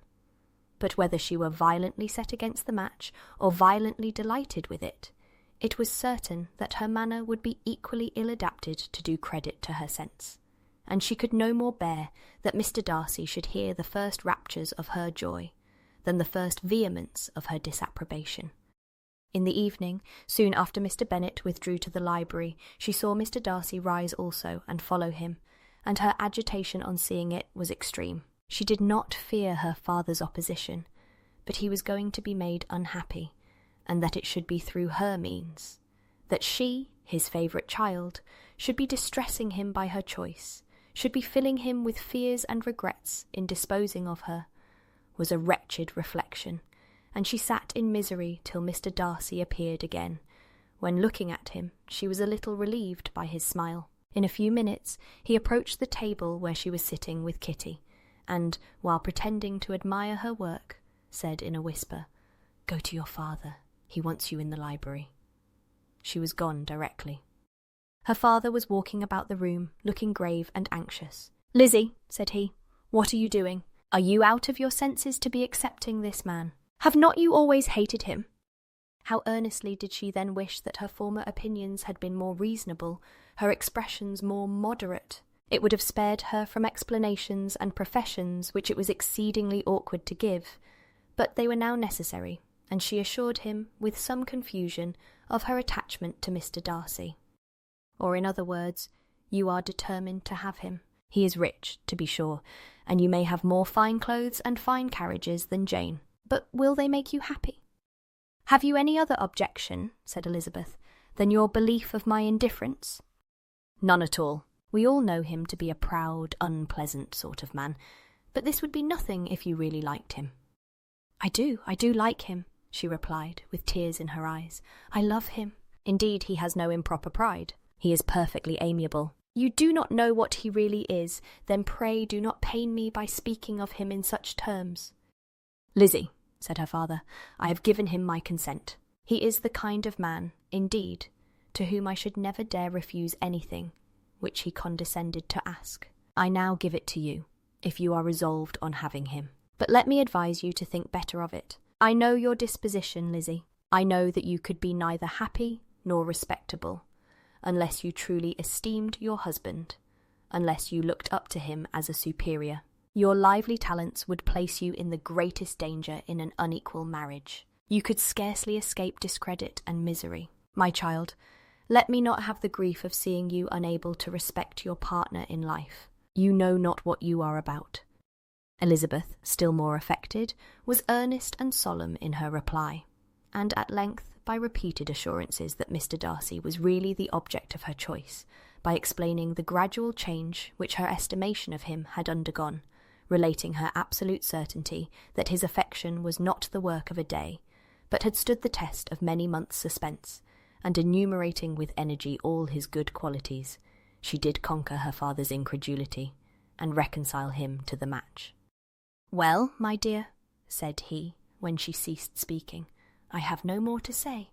If this be the case, he deserves you. I could not have parted with you, my Lizzie, to anyone less worthy." To complete the favourable impression, she then told him what Mr. Darcy had voluntarily done for Lydia. He heard her with astonishment. This is an evening of wonders indeed. And so Darcy did everything. Made up the match, gave the money, paid the fellow's debts, and got him his commission. So much the better. It will save me a world of trouble and economy. Had it been your uncle's doing, I must and would have paid him. But these violent young lovers carry everything their own way. I shall offer to pay him tomorrow. He will rant and storm about his love for you, and there will be an end of the matter. He then recollected her embarrassment a few days before on his reading Mr. Collins's letter, and after laughing at her some time, allowed her at last to go, saying, as she quitted the room, "If any young men come for Mary or Kitty, send them in, for I am quite at leisure." Elizabeth's mind was now relieved from a very heavy weight, and after half an hour's quiet reflection in her own room, she was able to join the others with tolerable composure. Everything was too recent for gaiety, but the evening passed tranquilly away. There was no longer anything material to be dreaded, and the comfort of ease and familiarity would come in time. When her mother went up to her dressing room at night, she followed her and made the important communication. Its effect was most extraordinary, for on first hearing it, Mrs. Bennet sat quite still and unable to utter a syllable. Nor was it under many, many minutes that she could comprehend what she heard, though not in general backward to credit what was for the advantage of her family, or that came in the shape of a lover to any of them. She began at length to recover, to fidget about in her chair, get up, sit down again, wonder, and bless herself. Good gracious, Lord bless me! Only think, dear me, Mr. Darcy! Who would have thought it? And is it really true? Oh, my sweetest Lizzie, how rich and how great you will be! What pin money, what jewels, what carriages you will have! Jane's is nothing to it, nothing at all. I am so pleased, so happy. Such a charming man, so handsome, so tall. Oh, my dear Lizzie, pray apologise for my having disliked him so much before. I hope he will overlook it. Dear, dear Lizzie, a house in town, everything that is charming. 3 daughters married, 10,000 a year. Oh, Lord, what will become of me? I shall go distracted. This was enough to prove that her approbation need not be doubted, and Elizabeth, rejoicing that such an effusion was heard only by herself, soon went away. But before she had been 3 minutes in her own room, her mother followed her. "My dearest child," she cried, "I can think of nothing else. 10,000 a year, and very likely more. 'Tis as good as a lord, and a special licence. You must and shall be married by a special licence. But, my dearest love, tell me what dish Mr. Darcy is particularly fond of, that I may have it tomorrow." This was a sad omen of what her mother's behaviour to the gentleman himself might be, and Elizabeth found that, though in the certain possession of his warmest affection and secure of her relations' consent, there was still something to be wished for. But the morrow passed off much better than she expected, for Mrs. Bennet luckily stood in such awe of her intended son-in-law that she ventured not to speak to him, unless it was in her power to offer him any attention or mark her deference for his opinion. Elizabeth had the satisfaction of seeing her father taking pains to get acquainted with him, and Mr. Bennet soon assured her that he was rising every hour in his esteem. "I admire all my 3 sons-in-law highly," said he. "Wickham, perhaps, is my favourite, but I think I shall like your husband quite as well as Jane's." Chapter 60. Elizabeth's spirits soon rising to playfulness again, she wanted Mr. Darcy to account for his having ever fallen in love with her. "How could you begin?" said she. "I can comprehend your going on charmingly when you had once made a beginning, but what could set you off in the first place? I cannot fix on the hour, or the spot, or the look, or the words, which laid the foundation. It is too long ago. I was in the middle before I knew that I had begun. My beauty you had early withstood, and as for my manners, my behaviour to you was at least always bordering on the uncivil, and I never spoke to you without rather wishing to give you pain than not. Now be sincere. Did you admire me for my impertinence? For the liveliness of your mind I did. You may as well call it impertinence at once. It was very little less. The fact is that you were sick of civility, of deference, of officious attention. You were disgusted with the women who were always speaking and looking and thinking for your approbation alone. I roused and interested you because I was so unlike them. Had you not been really amiable, you would have hated me for it. But in spite of the pains you took to disguise yourself, your feelings were always noble and just. And in your heart you thoroughly despised the persons who so assiduously courted you. There, I have saved you the trouble of accounting for it, and really, all things considered, I begin to think it perfectly reasonable. To be sure, you know no actual good of me, but nobody thinks of that when they fall in love. Was there no good in your affectionate behaviour to Jane while she was ill at Netherfield? Dearest Jane, who could have done less for her? But make a virtue of it by all means. My good qualities are under your protection, and you are to exaggerate them as much as possible. And in return, it belongs to me to find occasions for teasing and quarrelling with you as often as may be. And I shall begin directly by asking you what made you so unwilling to come to the point at last. What made you so shy of me when you first called, and afterwards dined here? Why, especially when you called, did you look as if you did not care about me? Because you were grave and silent, and gave me no encouragement. But I was embarrassed, and so was I. You might have talked to me more when you came to dinner. A man who had felt less might. How unlucky that you should have a reasonable answer to give, and that I should be so reasonable as to admit it. But I wonder how long you would have gone on, if you had been left to yourself. I wonder when you would have spoken if I had not asked you. My resolution of thanking you for your kindness to Lydia had certainly great effect. Too much, I am afraid, for what becomes of the moral, if our comfort springs from a breach of promise, for I ought not to have mentioned the subject. This will never do. You need not distress yourself. The moral will be perfectly fair. Lady Catherine's unjustifiable endeavours to separate us were the means of removing all my doubts. I am not indebted for my present happiness to your eager desire of expressing your gratitude. I was not in a humour to wait for an opening of yours. My aunt's intelligence had given me hope, and I was determined at once to know everything. Lady Catherine has been of infinite use, which ought to make her happy, for she loves to be of use. But tell me, what did you come down to Netherfield for? Was it merely to ride to Longbourn and be embarrassed? Or had you intended any more serious consequences? My real purpose was to see you, and to judge, if I could, whether I might ever hope to make you love me. My avowed one, or what I avowed to myself, was to see whether your sister was still partial to Bingley, and if she were, to make the confession to him which I have since made. Shall you ever have courage to announce to Lady Catherine what is to befall her?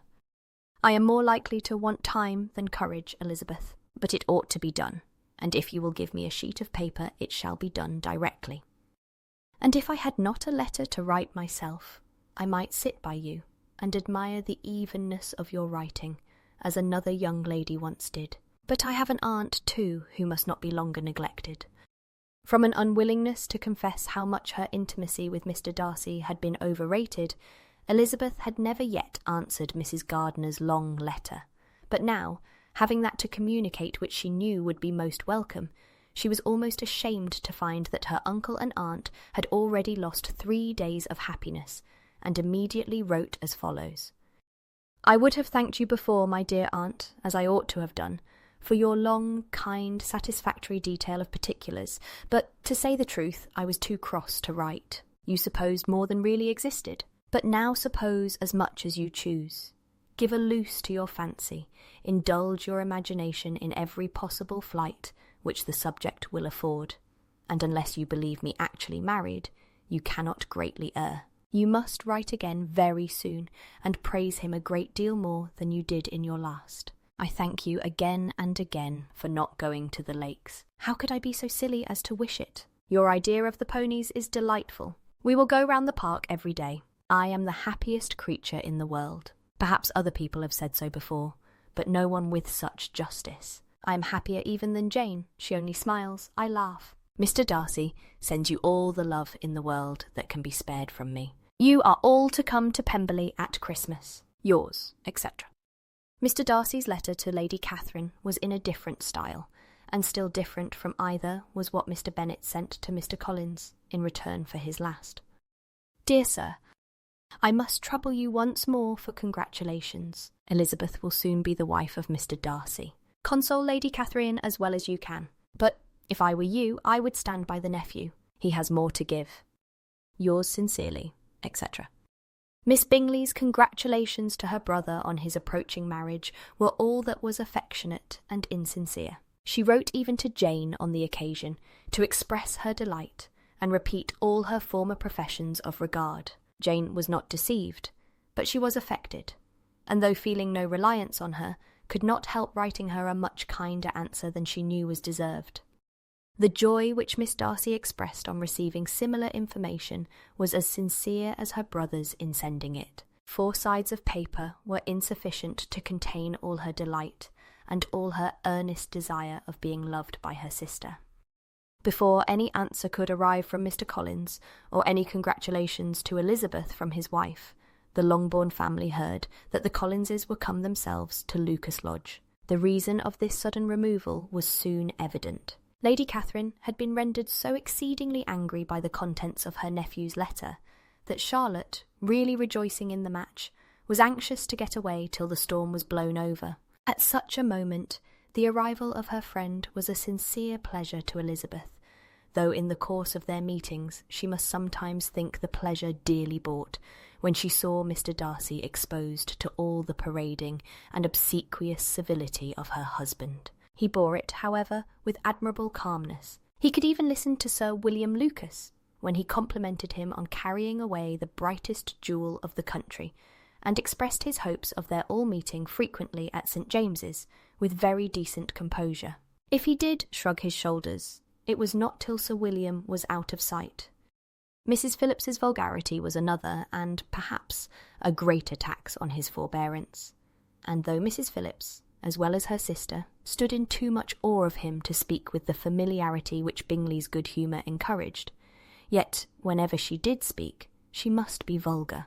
Nor was her respect for him, though it made her more quiet, at all likely to make her more elegant. Elizabeth did all she could to shield him from the frequent notice of either, and was ever anxious to keep him to herself, and to those of her family, with whom he might converse without mortification. And though the uncomfortable feelings arising from all this took from the season of courtship much of its pleasure, it added to the hope of the future. And she looked forward with delight to the time when they should be removed from society, so little pleasing to either, to all the comfort and elegance of their family party at Pemberley. Chapter 61. Happy for all her maternal feelings was the day on which Mrs. Bennet got rid of her 2 most deserving daughters. With what delighted pride she afterwards visited Mrs. Bingley, and talked of Mrs. Darcy, may be guessed. I wish I could say, for the sake of her family, that the accomplishment of her earnest desire in the establishment of so many of her children produced so happy an effect as to make her a sensible, amiable, well-informed woman for the rest of her life, though perhaps it was lucky for her husband, who might not have relished domestic felicity in so unusual a form, that she still was occasionally nervous and invariably silly. Mr. Bennet missed his second daughter exceedingly. His affection for her drew him oftener from home than anything else could do. He delighted in going to Pemberley, especially when he was least expected. Mr. Bingley and Jane remained at Netherfield only a 12-month. So near a vicinity to her mother and Meryton relations was not desirable even to his easy temper, or her affectionate heart. The darling wish of his sisters was then gratified.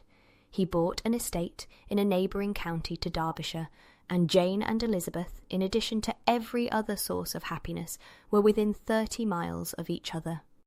Kitty, to her very material advantage, spent the chief of her time with her 2 elder sisters. In society so superior to what she had generally known, her improvement was great. She was not of so ungovernable a temper as Lydia, and, removed from the influence of Lydia's example, she became, by proper attention and management, less irritable, less ignorant, and less insipid. From the further disadvantage of Lydia's society, she was of course carefully kept, and though Mrs. Wickham frequently invited her to come and stay with her, with the promise of balls and young men, her father would never consent to her going. Mary was the only daughter who remained at home, and she was necessarily drawn from the pursuit of accomplishments by Mrs. Bennet's being quite unable to sit alone. Mary was obliged to mix more with the world, but she could still moralise over every morning visit, and as she was no longer mortified by comparisons between her sister's beauty and her own, it was suspected by her father that she submitted to the change without much reluctance. As for Wickham and Lydia, their characters suffered no revolution from the marriage of her sisters. He bore with philosophy the conviction that Elizabeth must now become acquainted with whatever of his ingratitude and falsehood had before been unknown to her, and, in spite of everything, was not wholly without hope that Darcy might yet be prevailed on to make his fortune. The congratulatory letter which Elizabeth received from Lydia on her marriage explained to her that, by his wife at least, if not by himself, such a hope was cherished. The letter was to this effect: "My dear Lizzie, I wish you joy. If you love Mr. Darcy half so well as I do my dear Wickham, you must be very happy. It is a great comfort to have you so rich, and when you have nothing else to do, I hope you will think of us. I am sure Wickham would like a place at court very much, and I do not think we shall have quite money enough to live upon without some help. Any place would do of about 300 or 400 a year, but however, do not speak to Mr. Darcy about it, if you had rather not. Yours, etc." As it happened that Elizabeth had much rather not, she endeavoured in her answer to put an end to every entreaty and expectation of the kind. Such relief, however, as it was in her power to afford, by the practice of what might be called economy in her own private expenses, she frequently sent them. It had always been evident to her that such an income as theirs, under the direction of two persons so extravagant in their wants, and heedless of the future, must be very insufficient to their support. And whenever they changed their quarters, either Jane or herself were sure of being applied to for some little assistance towards discharging their bills. Their manner of living, even when the restoration of peace dismissed them to a home, was unsettled in the extreme. They were always moving from place to place in quest of a cheap situation, and always spending more than they ought. His affection for her soon sunk into indifference. Hers lasted a little longer, and in spite of her youth and her manners, she retained all the claims to reputation which her marriage had given her. Though Darcy could never receive him at Pemberley, yet, for Elizabeth's sake, he assisted him further in his profession. Lydia was occasionally a visitor there, when her husband was gone to enjoy himself in London or Bath, and with the Bingleys they both of them frequently stayed so long that even Bingley's good humour was overcome, and he proceeded so far as to talk of giving them a hint to be gone. Miss Bingley was very deeply mortified by Darcy's marriage, but as she thought it advisable to retain the right of visiting at Pemberley, she dropped all her resentment, was fonder than ever of Georgiana, almost as attentive to Darcy as heretofore, and paid off every arrear of civility to Elizabeth. Pemberley was now Georgiana's home, and the attachment of the sisters was exactly what Darcy had hoped to see. They were able to love each other, even as well as they intended. Georgiana had the highest opinion in the world of Elizabeth, though at first she often listened with an astonishment bordering on alarm at her lively, sportive manner of talking to her brother. He, who had always inspired in herself a respect which almost overcame her affection, she now saw the object of open pleasantry. Her mind received knowledge which had never before fallen in her way. By Elizabeth's instructions, she began to comprehend that a woman may take liberties with her husband, which a brother will not always allow in a sister more than 10 years younger than himself. Lady Catherine was extremely indignant on the marriage of her nephew, and as she gave way to all the genuine frankness of her character in her reply to the letter which announced its arrangement, she sent him language so very abusive, especially of Elizabeth, that for some time all intercourse was at an end. But at length, by Elizabeth's persuasion, he was prevailed on to overlook the offence and seek a reconciliation, and, after a little further resistance on the part of his aunt, her resentment gave way, either to her affection for him or her curiosity to see how his wife conducted herself, and she condescended to wait on them at Pemberley, in spite of that pollution which its woods had received, not merely from the presence of such a mistress, but the visits of her uncle and aunt from the city. With the Gardiners, they were always on the most intimate terms. Darcy, as well as Elizabeth, really loved them, and they were both ever sensible of the warmest gratitude towards the persons who, by bringing her into Derbyshire, had been the means of uniting them.